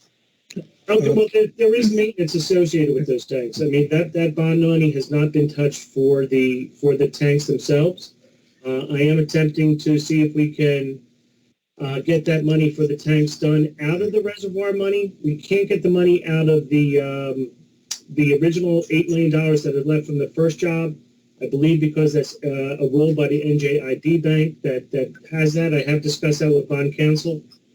We can't tap into that, but to get that sorely needed work done at the Mercerville storage tank, we're going to see if we can, borrow the money from the $30 million for the reservoir project. Okay, so okay, let me just go back over this. So we had $8 million, almost close to $9 million left in the bond that was approved years ago to cover the reservoir. Correct. So now we have another bond that you said the description was tanks. You're saying, oh, that tank meant the tank for the building. No, it said tanks. So you got the 8 million, almost 9 million that was left over for the cover of the reservoir. And then you got this $50 million, and you said that is to cover the reservoir and or whatever to make preparations to drain the reservoir. Right. Yes. So my concern is that in that bond description, it said tanks. And when I asked you about this other expenses of $22 million should not have anything to do with tanks. Okay. And so, you guys are spending money and you're not giving a description of the money that you're spending, and you're saying other, like other is okay. Other is not okay. That's $22 million. Yeah, it's all broken down. We have it broken down by account. I mean, if you want to go through it, I mean, we have the West Side Plaza that's in there. We have the insurance contributions. We have administrative money for the clerk, mayor's office, purchasing in those departments, legal services, engineering.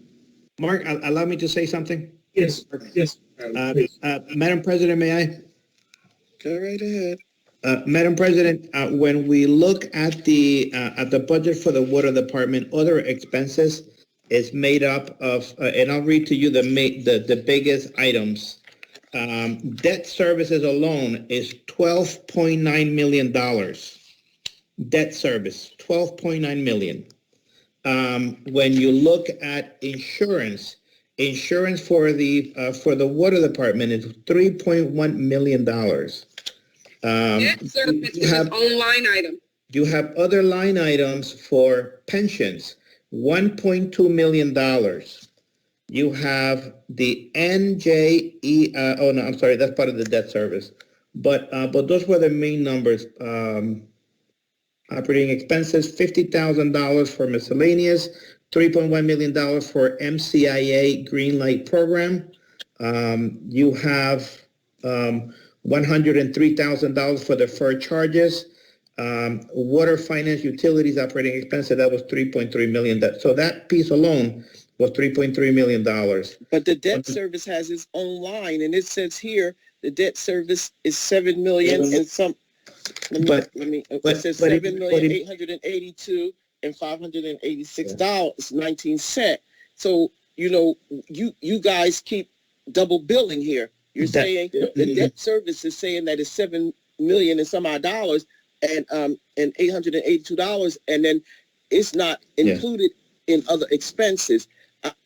And then you said that the mayor's office is included. How could the mayor get anything out of other expenses from the water department? I'm not understanding that, Mr.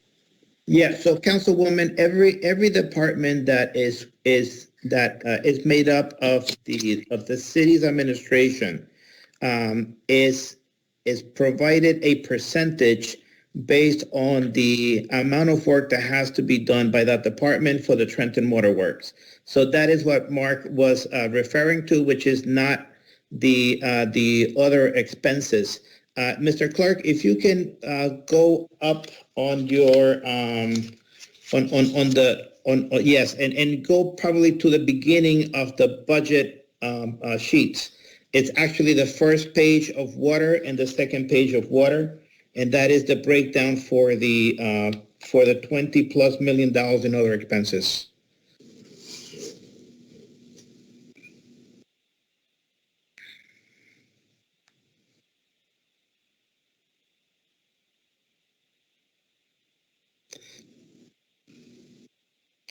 Right, hold on, is that it? The number says water one. No, that's not it. Hold on 1 second. I had it on water one. I was actually down there. Let me go back down there. Yeah, that is not the page. It's actually. No, I know what you're talking about. Yeah. I'm looking at the book Can too. you zoom that? I don't see it. There, right, Yeah, right. that's where I was. Yep, exactly. Can you enlarge that? Yes. Which line item would you like enlarged? Well, if you can just enlarge that a little bit so that at least the council president has a picture of what the other expenses actually mean for the amount in question for the $22 million.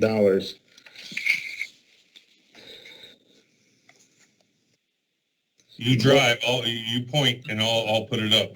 What line item are you looking at? Yeah, you are correct. So I mean, if you look at the I guess at the 1, 2, 3, 4th column, which is almost towards the middle, it says requested budget, and that is actually the numbers that make up the other expenses there on those lines. So if you know it's everyone has the book. And everyone has these sheets. Every council member has it.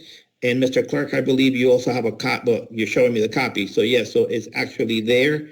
And if you look it up in the state, in the city's website, you will probably find it there as well. So we're not hiding numbers.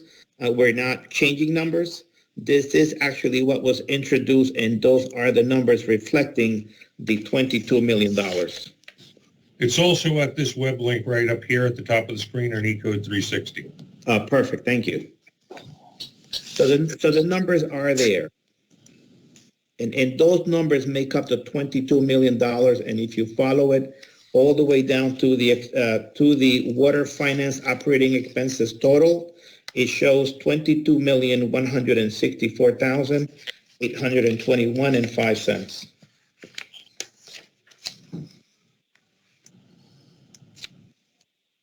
So every number has been captured.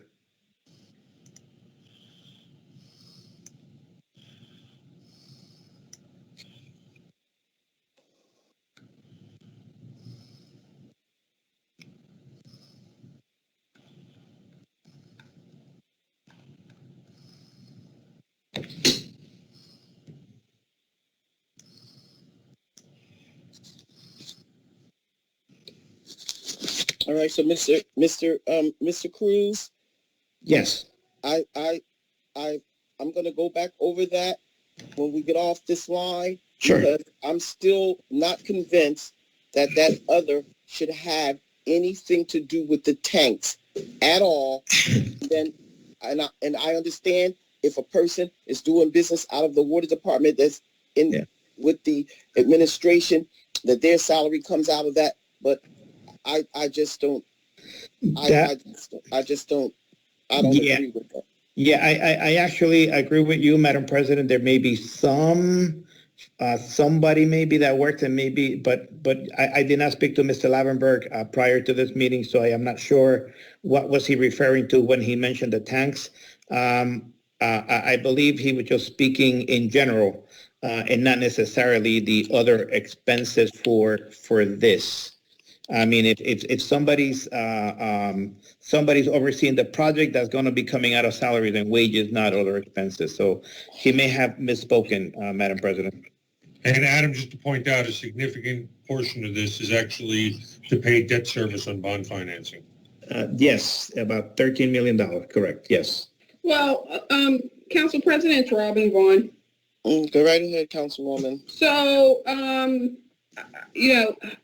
my bad, because when I saw OE, for some reason, I thought that was operating expenses. I did not think it was other expense. So where's the operating expense number for Trenton Waterworks? Every department had a salary and wages, and then they had an operating expense, OE. So, my eyes failed me. I'm getting old. So where's your operating expense number, Mr. Lavenberg? hold on one second. Yes, no, that is our operating expenses. No, you said it's other expenses. No, that's our operating expenses. It's just the same thing. Other expenses. No, it's not the same thing. No, it's not the same We thing. can go, Councilwoman. Okay, so other Salary expenses, and the operating expenses is 22 for a total of 33. wait a minute, where's the operating expense? Other expenses are operating. Gentlemen, you have them confused. The other expenses, the $22,283,000 that is on page, excuse me, let me get back there, is on page 1 here, and that's water finance total OE of $22,164,000. That is other expense. Your operating expense is a $33 million line, which is somewhere down below, and I can't find it right now. But it is a completely different line, $22 million line. Just to make that clear. I don't know exactly where the line, it should be somewhere down here for the 33 million, but you have here total operating 33 million. Actually, that looks like the combination of the OE and S&W. So your total operating expenses inclusive of the other expenses, 2 million, and the salary S&W of 10 million and 10.8 million. Just to clarify. Yeah. So, so we need to review this because, can you make those changes, Mr. Lavenberg? Make sure that your operating expenses is totally different from your total operations? Because they are different. Than the other expenses. Yes. Just to be clear, so what is that request? That is to differentiate the other expenses from operating expenses? No, all right. That they are. You should have a line item there that says salary and wages, and then the next line should be operating expenses. Correct. Okay? If you can insert operating expenses and then other expenses, I don't know what that is, to Council President's point. But then you can total operating, I guess. But you need to put a line item there called operating expense. I think they want you to separate out the debt financing from what the actual overall operating expenses are what the overall operating expenses are, Mark. Very good. Okay, we'll do it. All righty. So, does anyone else have any questions pertaining to the water and sewer budget? If not, then we can move on to the next part of this agenda. And mind you, Mr. Cruz, if we could get some the breakdown of the expenses that has been the departments where the dollar amount have been reduced, and show where how they what was reduced in that department. It would help us out if you could just have your department heads outline for us where the cuts were made, Madam President, would you like that in just a written form, or would you like the director to be prepared to present that on Thursday? Yes, I would hope that it would be prepared, because I believe that the public needs to see it so they can understand exactly where the cuts are taking place and the actual line item. We will attempt to prepare that, but I don't believe there will be time to do that for all the departments by Thursday. That process will probably take a week or so, but we will certainly work to do that if that's the council's wish. With respect to the water utility, if you'd like to see more detail for the other expenses for that department alone, I think that the director can be prepared to present that on Thursday. Yes, we would definitely like that, but we would like both of them, because when you're asking us to vote on the budget, although the line items is not included in the resolution, we need to know where those cuts were coming from, and we need to understand, and the public also needs to understand, but more so that if the council have to place a vote on this budget, to pass this budget, they cannot pass it without knowing where these cuts are. They have to see where the money is. And that is the law, that we must see that. Sorry, Bug. We will work to prepare that. Obviously, what is being voted on are the line items for the units, so to speak. But we will work with council to provide what council needs in the long term. I just wanted to be clear that I think we will have Mr. Lavenberg ready to present the other expenses for his unit on Thursday, however. Okay. All right. Council President? Yes, go right ahead. Yeah, I just want to quickly, Mr. Cruz and Mr. Cherry, please come prepared with details for the public on the surplus account, because I know historically we have not done our taxpayers well when it comes to that surplus account at Trenton Waterworks. We need to get a handle on it, and moving forward, we want to make certain that we are following the procedures and applying that money accordingly and properly. So I need, and this council needs, to know the balance of that surplus account. So considering the state of affairs of our budget and all the cuts that we are looking at, I want to know how to apply that money across the other departments and how we can help our taxpayers enhance help the city enhance the service level to our taxpayer by using our surplus at the water that our water utility generated to help us pay for services that the state didn't help us with through transitional aid, or that we were not able to raise through additional other sources of revenue. So that's what public utilities are for, to help us cover other expenses and to be able to fund services that other revenue sources fall short. So I need to know that, and as a council elected official, I need to know how to allocate that money to the other city departments. And I can't know that with you putting the same number down year after year after year. So, Mr. Zielinski, I suggest to you, Mr. Business Administrator, get that information. How much is in that surplus account to date? And the mayor has no unilateral powers to prevent that information from being disclosed. So, now Thursday, I don't want to hear any excuses. And I already asked just to go out to Mr. DeHope. Mr. DeHope is going to be on the line. We need to know how much we can use this year to help our city cover the cost of delivering services, period. And if DCA or any other entity took that money out of the surplus, then I got to say that I have some major concerns or legality around that without coming to this council about that surplus account. And that is very discerning to hear this on this call tonight. And that's all I have to say, Council President. Madam President, if I may. Yes, go right ahead, Colin. We have actually spoken with the DCA about the $2 million repeatedly. We've made multiple pleas. But that's not your job. That's not your job. You don't have the authority to talk to DCA about this surplus account.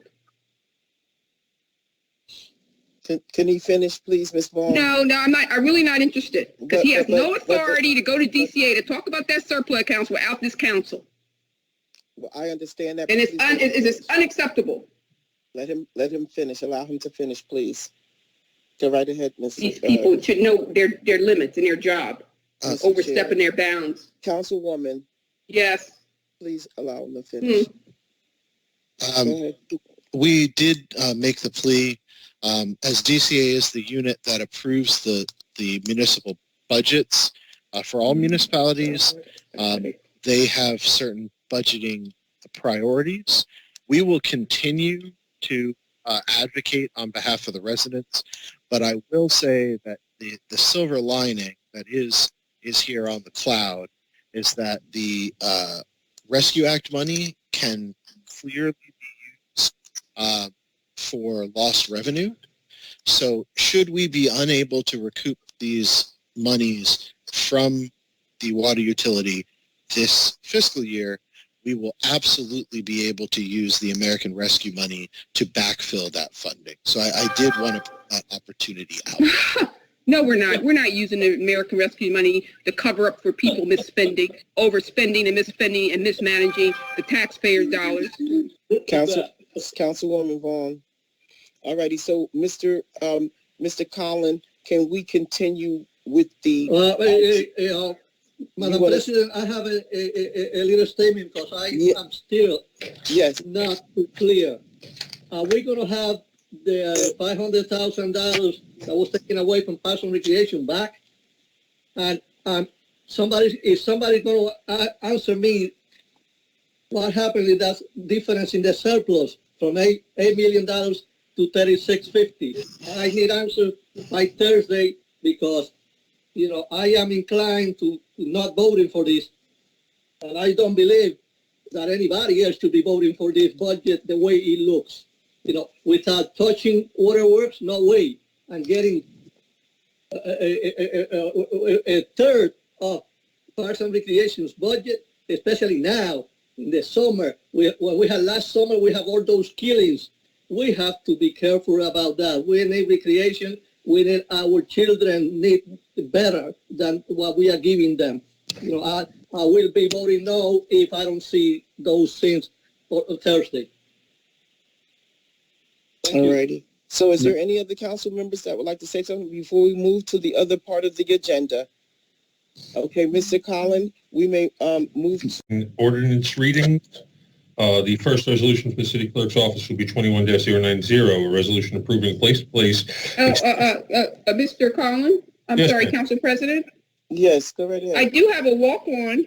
Yes, ma'am. That I I prefer sent to do over. those at the end and get through the docket first. Okay. Those will have to be roll called because they are walk-ons. Okay. So, and I will show them and read them into the record if you'd like.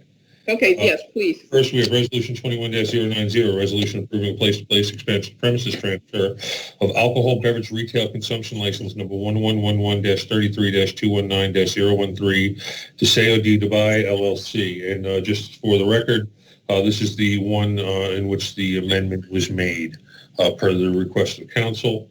The floor is open. Oh, let me look at my paper because I am totally. It's Resolution 21-090.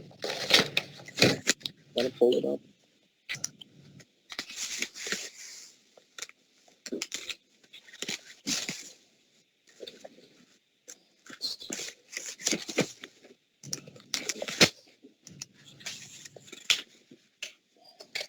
Resolution approving a place-to-place. Yes, ma'am. Okay, great. If there's no comments, you can add that to the consent agenda. Yes, ma'am. And just for the record, all the changes the council requested were made to the resolution. All right. Next, we have Resolution 21-113, a resolution endorsing the enactment of Assembly Bill A711, the New Jersey Reparations Task Force Act. This is co-sponsored by Council Members Rodriguez, Councilmember Vaughn, and Councilmember Blakely. Who is the third council person? Councilmember Blakely, ma'am. Okay, great. Madam President, can we roll call that one? Yes. Pardon me? Roll call. Yeah, can we roll call it? Because I like to see people voting on it. Yes, ma'am. And sir, at the time, if you'd like it read into the record, you may so request. All righty, so that's a roll call. Yes, ma'am. Next, from the Department of Administration of Adam Cruz, Business Administrator, we have Resolution 21-105, a resolution allowing the fiscal year 2021 municipal budget to be read by title.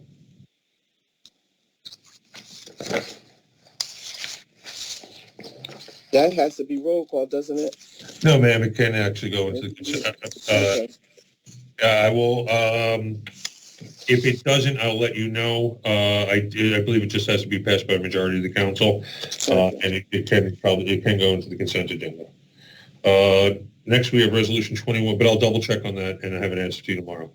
Next, we have Resolution 21-106, a resolution authorizing the cancellation of various grant balances from the federal, state, and county governments. Now, this right here, Councilman Rodriguez, this is what you should be speaking on.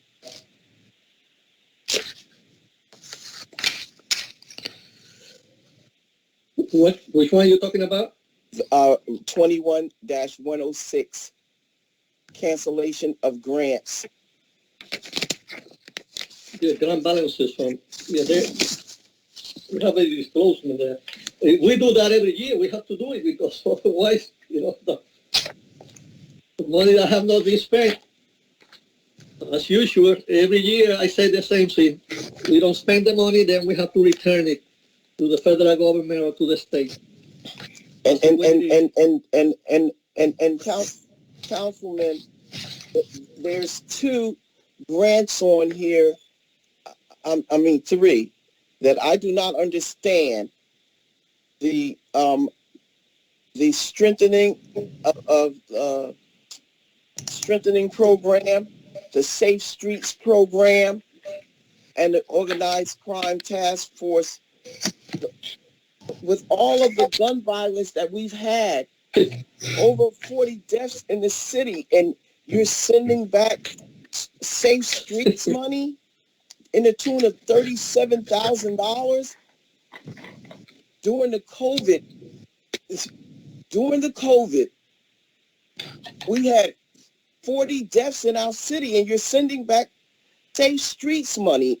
I don't understand. This is something that is not comprehensible. You cannot send back money when the streets of Trenton is not safe, and you're sending back Safe Streets. It's outrageous. Can we have the police director answering to that question? Whoever is in charge today? Because we need answers on that. That'd be Captain Warmanjenko, sir. Can you put those numbers again? Yes, sir. Those numbers. Absolutely, sir. Yeah, they were sideways. Yeah, there they are. A Safe Streets grant is going back. Safe Streets. There's a couple of them from the police department. Strengthening program. Homicide Task Force. That was 80,000. The whole award, that wasn't used at all. So the Homicide Task Force awards, is that where we pay informants? What is that? Captain Warmanjenko, ma'am, did you want Captain Warmanjenko? Yes, Warmanjenko, yes. This is the first time I'm seeing this cancellation of grants balance. So it's just something I have to research. So could you have an answer for us by Thursday? Certainly. To know what the Homicide Task Force awards are, because there's $80,000 that's going back to that, and the summer feeding program, 100. Huh? I don't think that's a police program, man. No, that's not you. But the other ones that are you is the task force, which is 18,000, and the strengthening program, which is 95,000.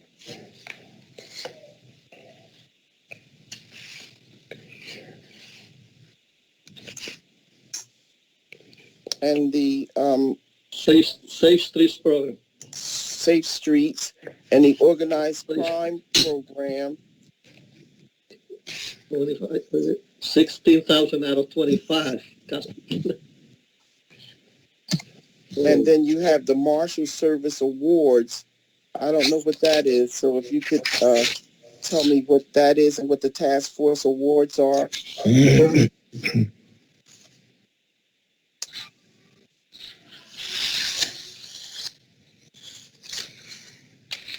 And so it looks like a homicide task force that we didn't touch any of that. It looks like they gave us 80,000 and we're sending back the entire 80,000. Yeah, that doesn't sound correct to me. I'll look into it.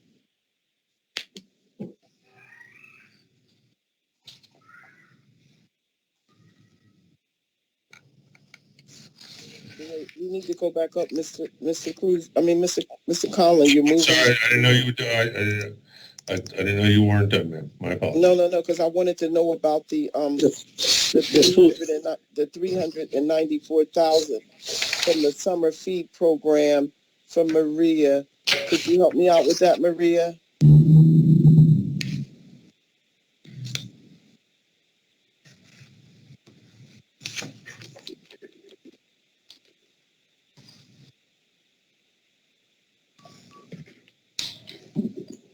Is Maria Richardson still on? Director Richardson, ma'am?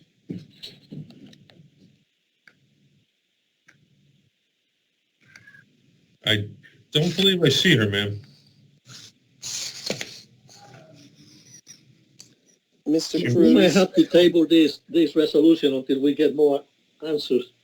It's not all those numbers, that. Yeah, the directors are leaving the meeting before we get to the docket, and we need some answers to these cancellations of grant balances. So if we don't have the answers by Thursday, we will table it. I just can't believe that this kind of money is going back. Shall I mark that as roll call, ma'am? Yes, please. And we can move on. Yes, ma'am. Next, we have Resolution 21-112, a resolution adopting fiscal year 2021 municipal budget. That does have to be roll call. Just for the record. Wait a minute. I don't have that one. I have 21. We do not actually have the budget yet from the administration. We do not have that resolution yet. Okay, because I thought you were on 21-107. It should have been 21-107 because we were. No, ma'am. That's actually the next. It's on the docket. It's just we don't have the resolution yet. So the next resolution on the docket would actually be under the Department of Administration for Mr. Cruz, 21-112. As I said, that is the budget itself. We have not received that item from the administration. Okay. So unfortunately, I don't have a copy to present to council or to the public tonight, but that does have to be roll call. Then after that would be the next resolution, 21-107. All righty. Would you like me to proceed, ma'am? Yes, please. Next will be Resolution 21-107, a resolution authorizing the City of Trenton to issue refunds totaling $7,353.79.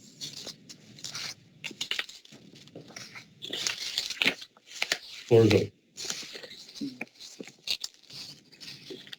If there's no questions. There's no questions. We will roll. It could be consent agenda. Yes, ma'am. Next, we have Resolution 21-108. This is a resolution authorizing the assignment of tax sale certificates pursuant to NJSA 54:5-113 for 33 properties totaling $404,734.31. Can we roll call that? You want to roll call that? Yes. Mr. Conlon, that's the roll call. We keep on doing that over and over. Next, we have resolutions from the Department of Housing and Economic Development, Benjamin Delisle, Director.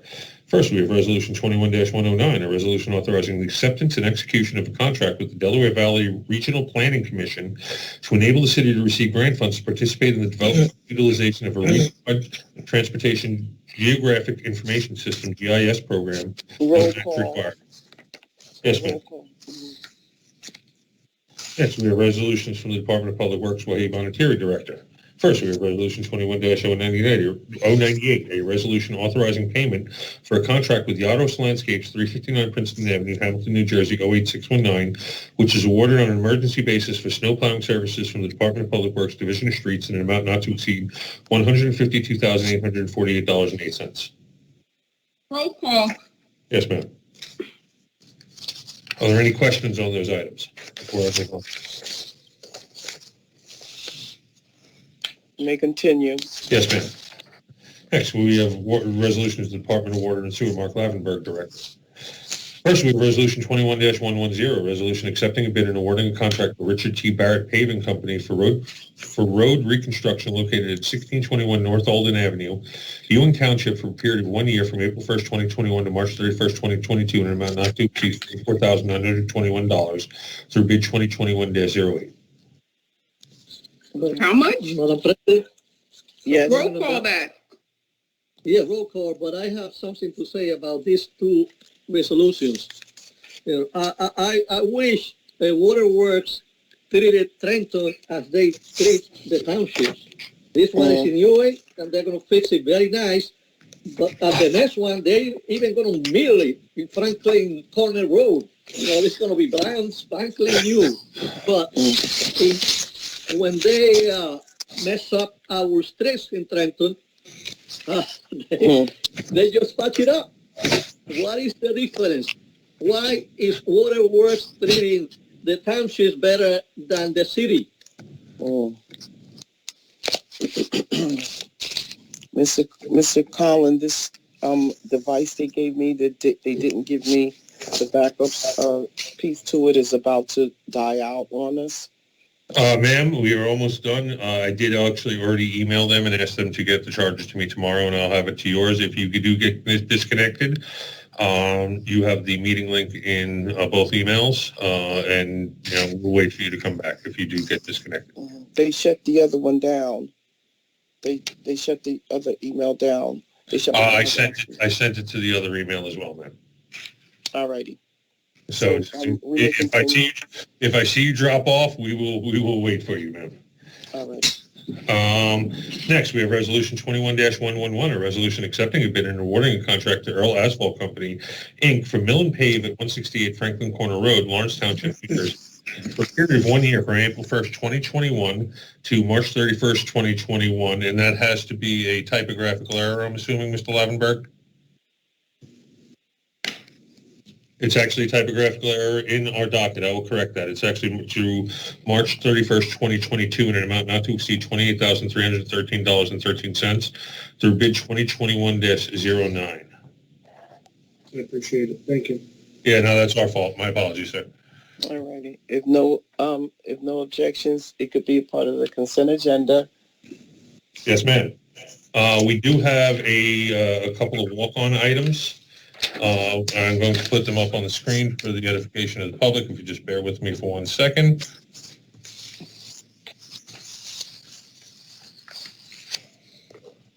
It's on your desktop, Mr. Collin, email. Yeah, I have to go. I'm going to go in order of the numbers, ma'am. We do have a resolution from that actually does have to be run before the budget.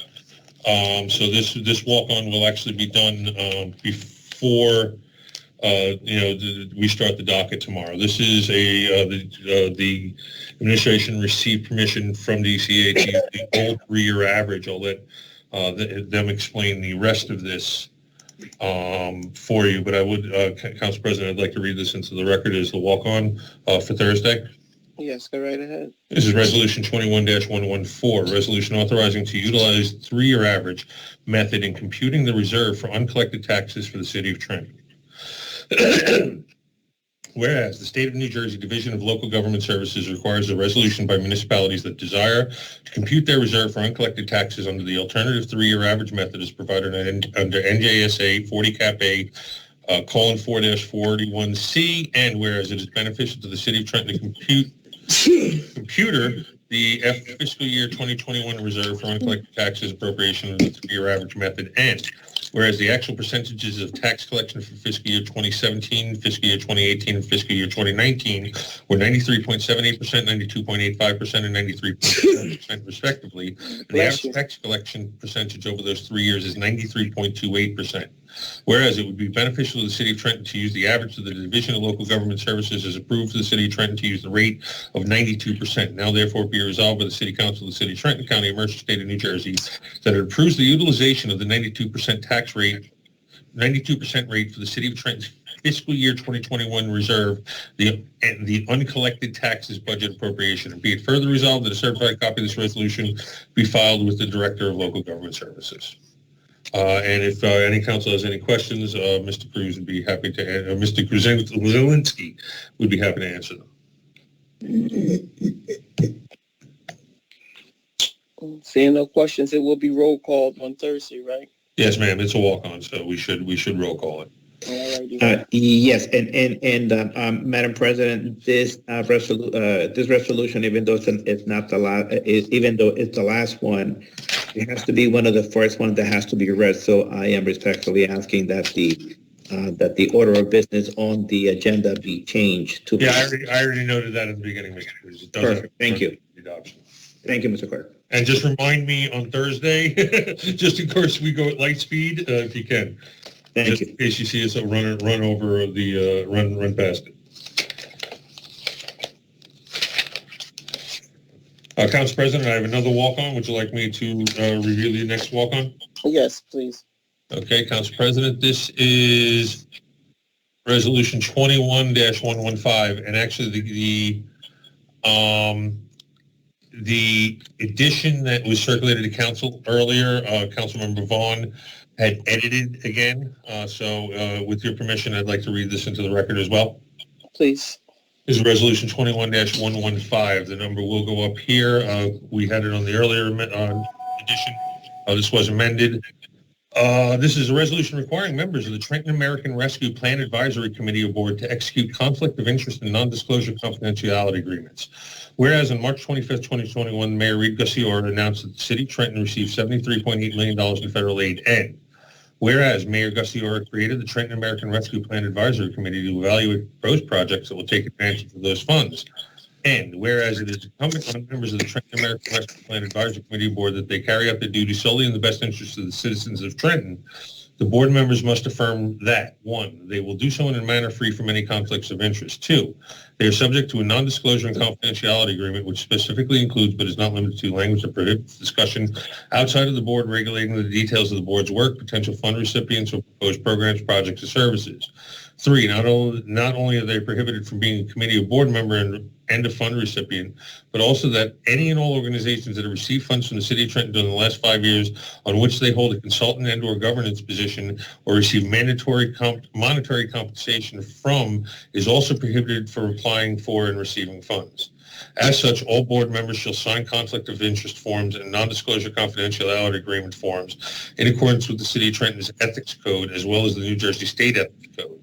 Now therefore be it resolved by the City Council of the City of Trenton that the members appointed to the Trenton American Rescue Plan Advisory Committee Board shall be required to execute conflict of interest forms and non-disclosure confidentiality agreements. And that is being introduced and walked on by Councilmember Vaughn. Okay, Mr. Collins, don't forget the last one. And then there is also a third one that came in late. And this hasn't been circulated to council yet. I'll get it out either tonight or tomorrow morning because it just got finished literally right before the meeting. This is Resolution 21-116, a resolution requiring the mayor to appear before the Trenton City Council pursuant to Trenton City Code Section 2-1C. Whereas under Section 2-1C of the Trenton City Code of the Trenton City Code, the City Council has the power to require any city office to prepare and submit statements regarding his or her official duties and the performance thereof. Whereas the City Council is requiring the mayor to appear as head of the office of the mayor to detail a report to the City Council regarding the appropriation received by the City of Trenton to the American Rescue Plan Act and the formation of an advisory committee for the appropriation of those funds. Now, therefore, be it resolved by the City Council of the City of Trenton that the mayor is required to appear on Thursday, April 15, 2021, before the City Council pursuant to Section 2-1C of the Trenton City Code, and be it further resolved that the mayor will present a report detailing the plan for the formation of the advisory committee for the appropriation of the funds received through the American Rescue Plan. And that is the end of the docket. I will circulate the remainder of this to council. As I just put the number on right before the meeting, so my apologies for not getting it out earlier. Those are the 3 walk-ons. Once again, the walk-on for the 3-year average must be run before the budget is adopted. So at a certain point, we will ask actually to interrupt the progression of the docket to introduce that. Mr. Conlon, the public portion of this, we will allow the public to speak next. And I'm going to try to come back on. I'm down to 6%, so I'm just holding on. Okay, ma'am. Are you going to yield the chair to Council Vice Chair? Council Vice Chair has gone. She has surgery. In the Oh, that's morning. right. She has a meeting tomorrow. So we can continue and for the public comment. Okay, ma'am. Ladies and gentlemen, this is the public comment section of the Trenton City Council agenda. This is for docket items only, including the 3 walk-ons that were just read into the record. Please seek recognition, and I will seek recognition from the chair. Does anybody wish to be heard with regard to the docket items that were presented at tonight's meeting? Please speak up. If you are muted, you may unmute yourself to seek recognition. There's a little hand thing that you can also use. Council President, we have Ms. Sherry Garrett. Yes, go right ahead, Ms. Garrett. Thank you, Council President McBride. In regards to the budget that we covered this evening, I have a few comments. During the budget hearings, I attended about two or three of them, and I don't know if I did in the council, but I did suggest that the administration submit a summary than just a spreadsheet. I think again, I didn't say all this, but I thought I trust me, it would have been a lot easier, but the summary of how those dollars are going to be spent would have been much more helpful in, navigating and getting clarity and help preparing questions to the administration. Because this went on much too long. That's the purpose of the budget meeting. And a lot of this stuff was covered in the budget meeting, but there was no questions about it. The budget for DCA, what was presented tonight by the administration, from what I heard, was this budget was a suggestion from DCA of keeping the tax base flat, where there was no increase in taxes.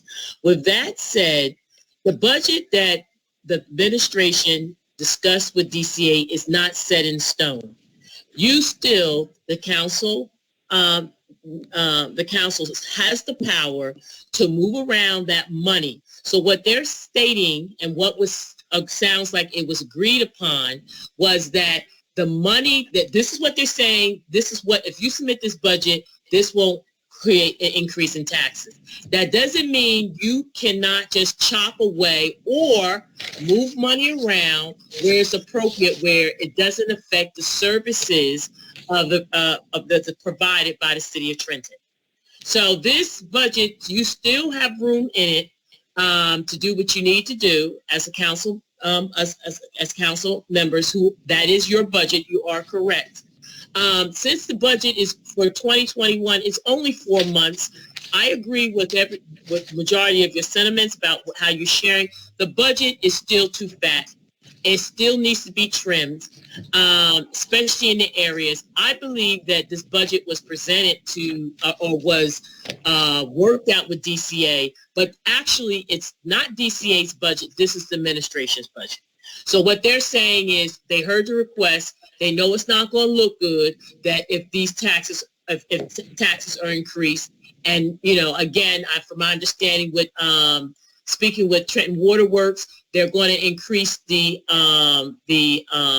rates for the water and sewage.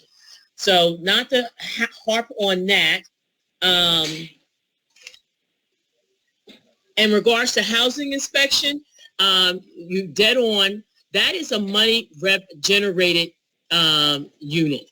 So yeah, we do need to hire more inspectors. So money should be moved, proportion from those different areas and areas into hiring more inspectors. Because again, as I stated, this is a rental economy, and the city is not addressing its funds that will help offset taxes in the city.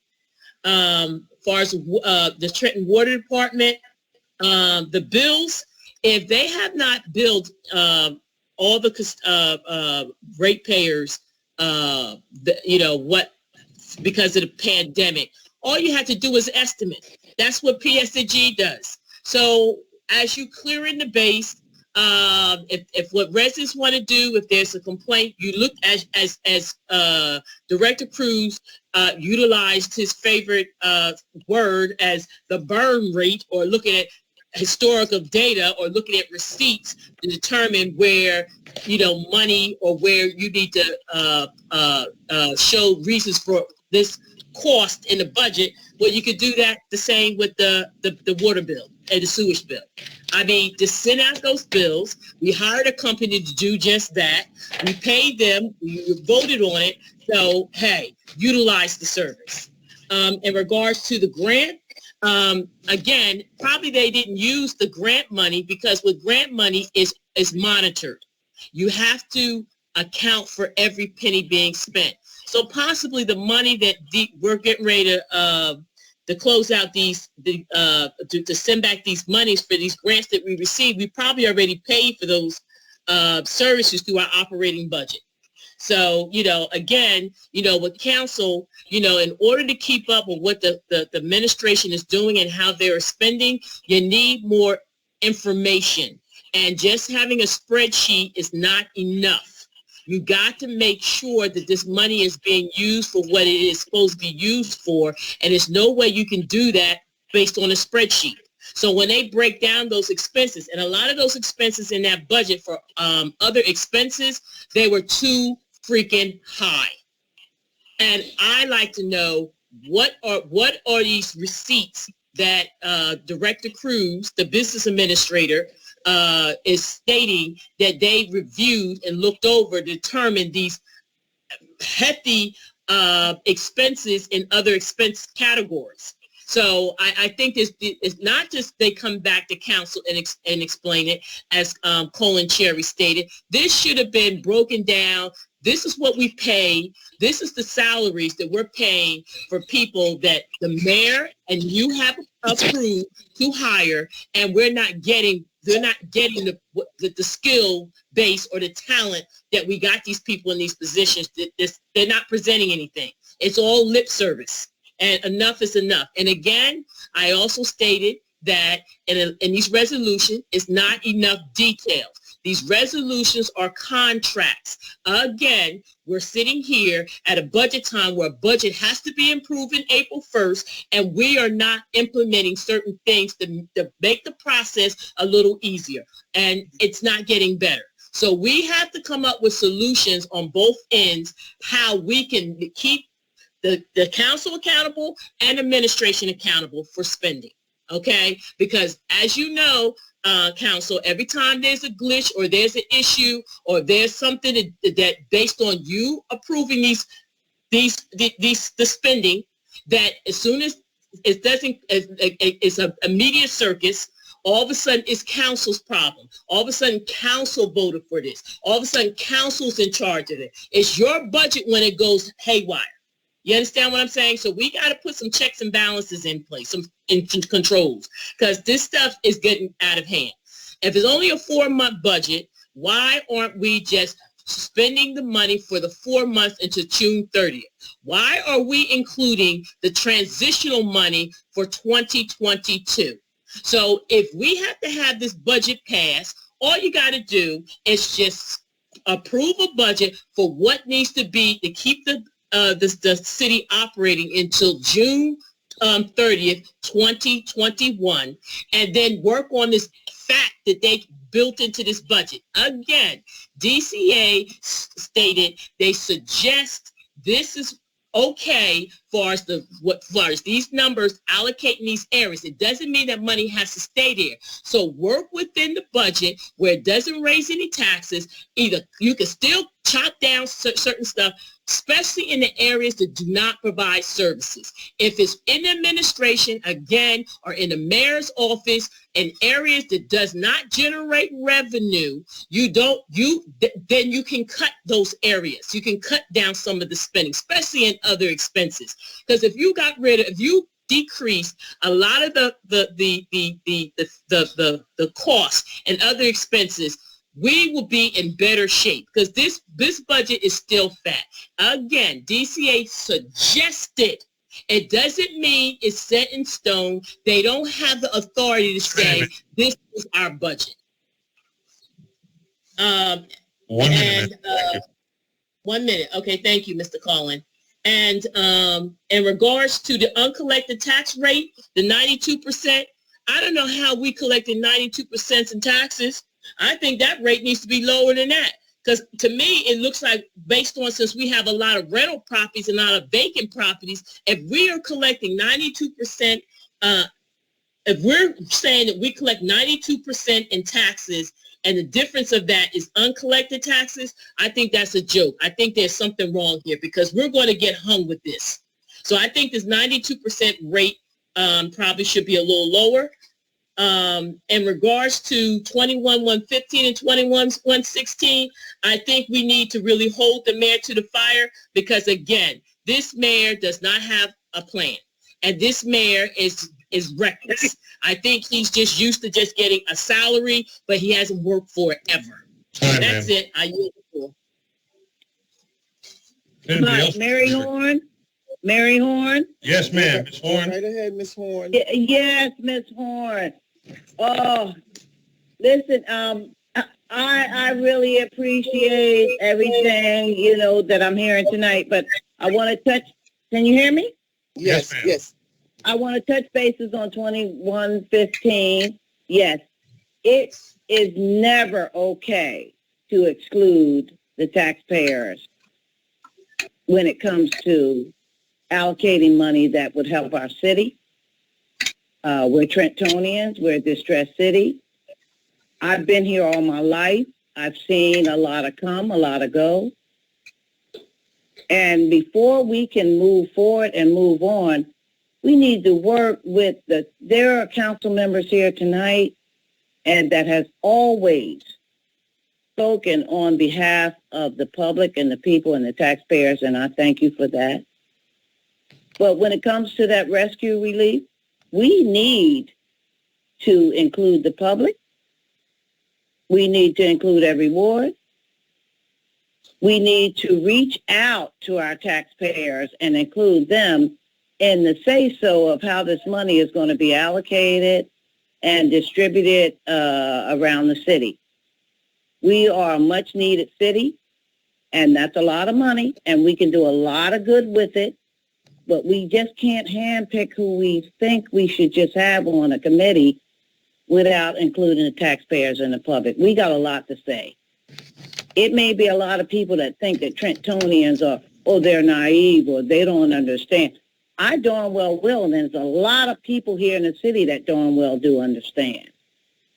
So, in considering that, I would hope that the mayor would reach out to the public and commit and have a committee from each ward, some designees, and include them in how the money will be allocated and spent. There's a lot of need in this city, and we can get it back to greatness if we only do the right thing.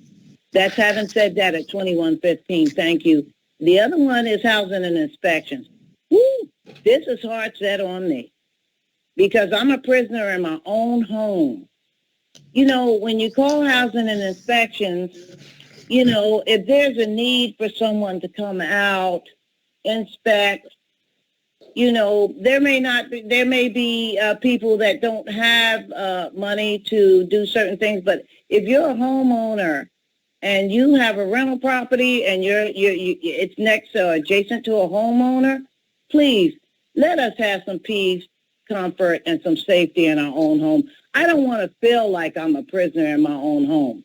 If I call housing and inspections, case in point, if the house adjacent to me has a gaping hole where animals come in and they've torn up all my soffits, rakes, and fascias, and I've just had them done, and roofing, now I got to come up with more money to do that. I'm a good citizen, and I'm a good taxpayer. I pay my taxes. I pay my water bill. I pay my taxes. So I expect better from that. And housing and inspections, You ought to be fighting for this city. You need more people to come out and do the work. Please do that. Because contrary to what we didn't fight for with DCA, we need these people to come out and make sure that the work gets done. Number 3, I wanted to talk about the water department, okay? I pay my water bill. I'm glad to pay it. You know, when it comes to lead line replacement, please get the people done. Trentonians deserve better. I got my water ready bill. My water ready bill went up $50. I have to really delve into that because I want to know what that's about. I really want to know what's it about. Please understand me that I am willing to pay my water bill. We all, you know, if we can do it, let's do it. For the people who need help, let's help them out too. And to take money out of a surplus, out of the water department, it's unthinkable. It's disingenuous to us. Now, I just put my water bill. I went to City Hall. I didn't know they had a different schedule. It's from 8 to 12, and then, or 8:30 to 12, and then from 2 to 4. So I just, I made it possible to put it in a Dropbox. So I pray to God that they get it. Don't send me a final notice about my tax relief that I'm getting for a water bill because you haven't gotten it, because COVID has affected everyone. Why is it that COVID can be used in the event that the work isn't getting done because of COVID, but when it comes to paying our taxes and revenues, we have to be doing that. We have to get that in, or they take our homes. People are dislocated. Come on now. Let's be real about this. Now, if it's money there, and then when it comes to the budget and audit, forensic audit, let's do this. You know, we've been talking about it forever. So let's be good to our people here that are trying to do the best. And the ones who can't do their best, let us help them to go forward with that. All right? And with the police department, oh, yeah. Oh, summertime is coming. Winter's change, you know, it's coming from winter to summer. We can't use COVID for an excuse for that. We have to man our police department. We have to give safety. We have to protect our borders. Trenton seems to be on an island of its own. We have to do what we need to do to make it happen. And God bless us, and we hope we can use money. Do not cut in those areas. Police, fire department, do not. Okay? And if we're getting money, no monies need to be taken out of surplus or anywhere else. And if you should never cut, even if those areas, job areas aren't being used, don't cut it. We're going to need them down the line. Why reinvent the wheel? Leave those open when you can get back. Don't have to redo this again. Stop taking money, and you say you can't move it from one place to the other, but it's convenient when you need to balance a budget or whatever have you. You know, that's not right, and it's not fair, and it's disingenuine to the taxpayers. So that's all I have to say tonight, and thank you very much for letting me speak. Thank you. Thank you, Ms. Warren. Council President, next we have Mr. Mike Ronaldo. Yes, go right ahead, Mr. Ronaldo. Hi, thank you for the opportunity to speak. Just one quick comment. I thought I heard that Trenton Waterworks had not billed 80% of its customers for the fourth billing cycle. I was wondering if on Thursday maybe there could be an answer given as to why estimated bills just weren't sent out. I used to get estimated bills all the time, so it might be useful to find out, you know, that's 80% unbilled is an extreme amount of people if you look at the service area. Anyway, thank you very much for the opportunity to comment. Thank you. Mr. Conlon? Thank you, Mr. Renow. Anybody else wish to be heard by the Trenton City Council? If you're on a telephone, please hit *6 to unmute yourself if you're muted. If you are on a telephone, please speak up so I can hear you, as I cannot see a hand, or raise your hand. Anybody else wish to be heard?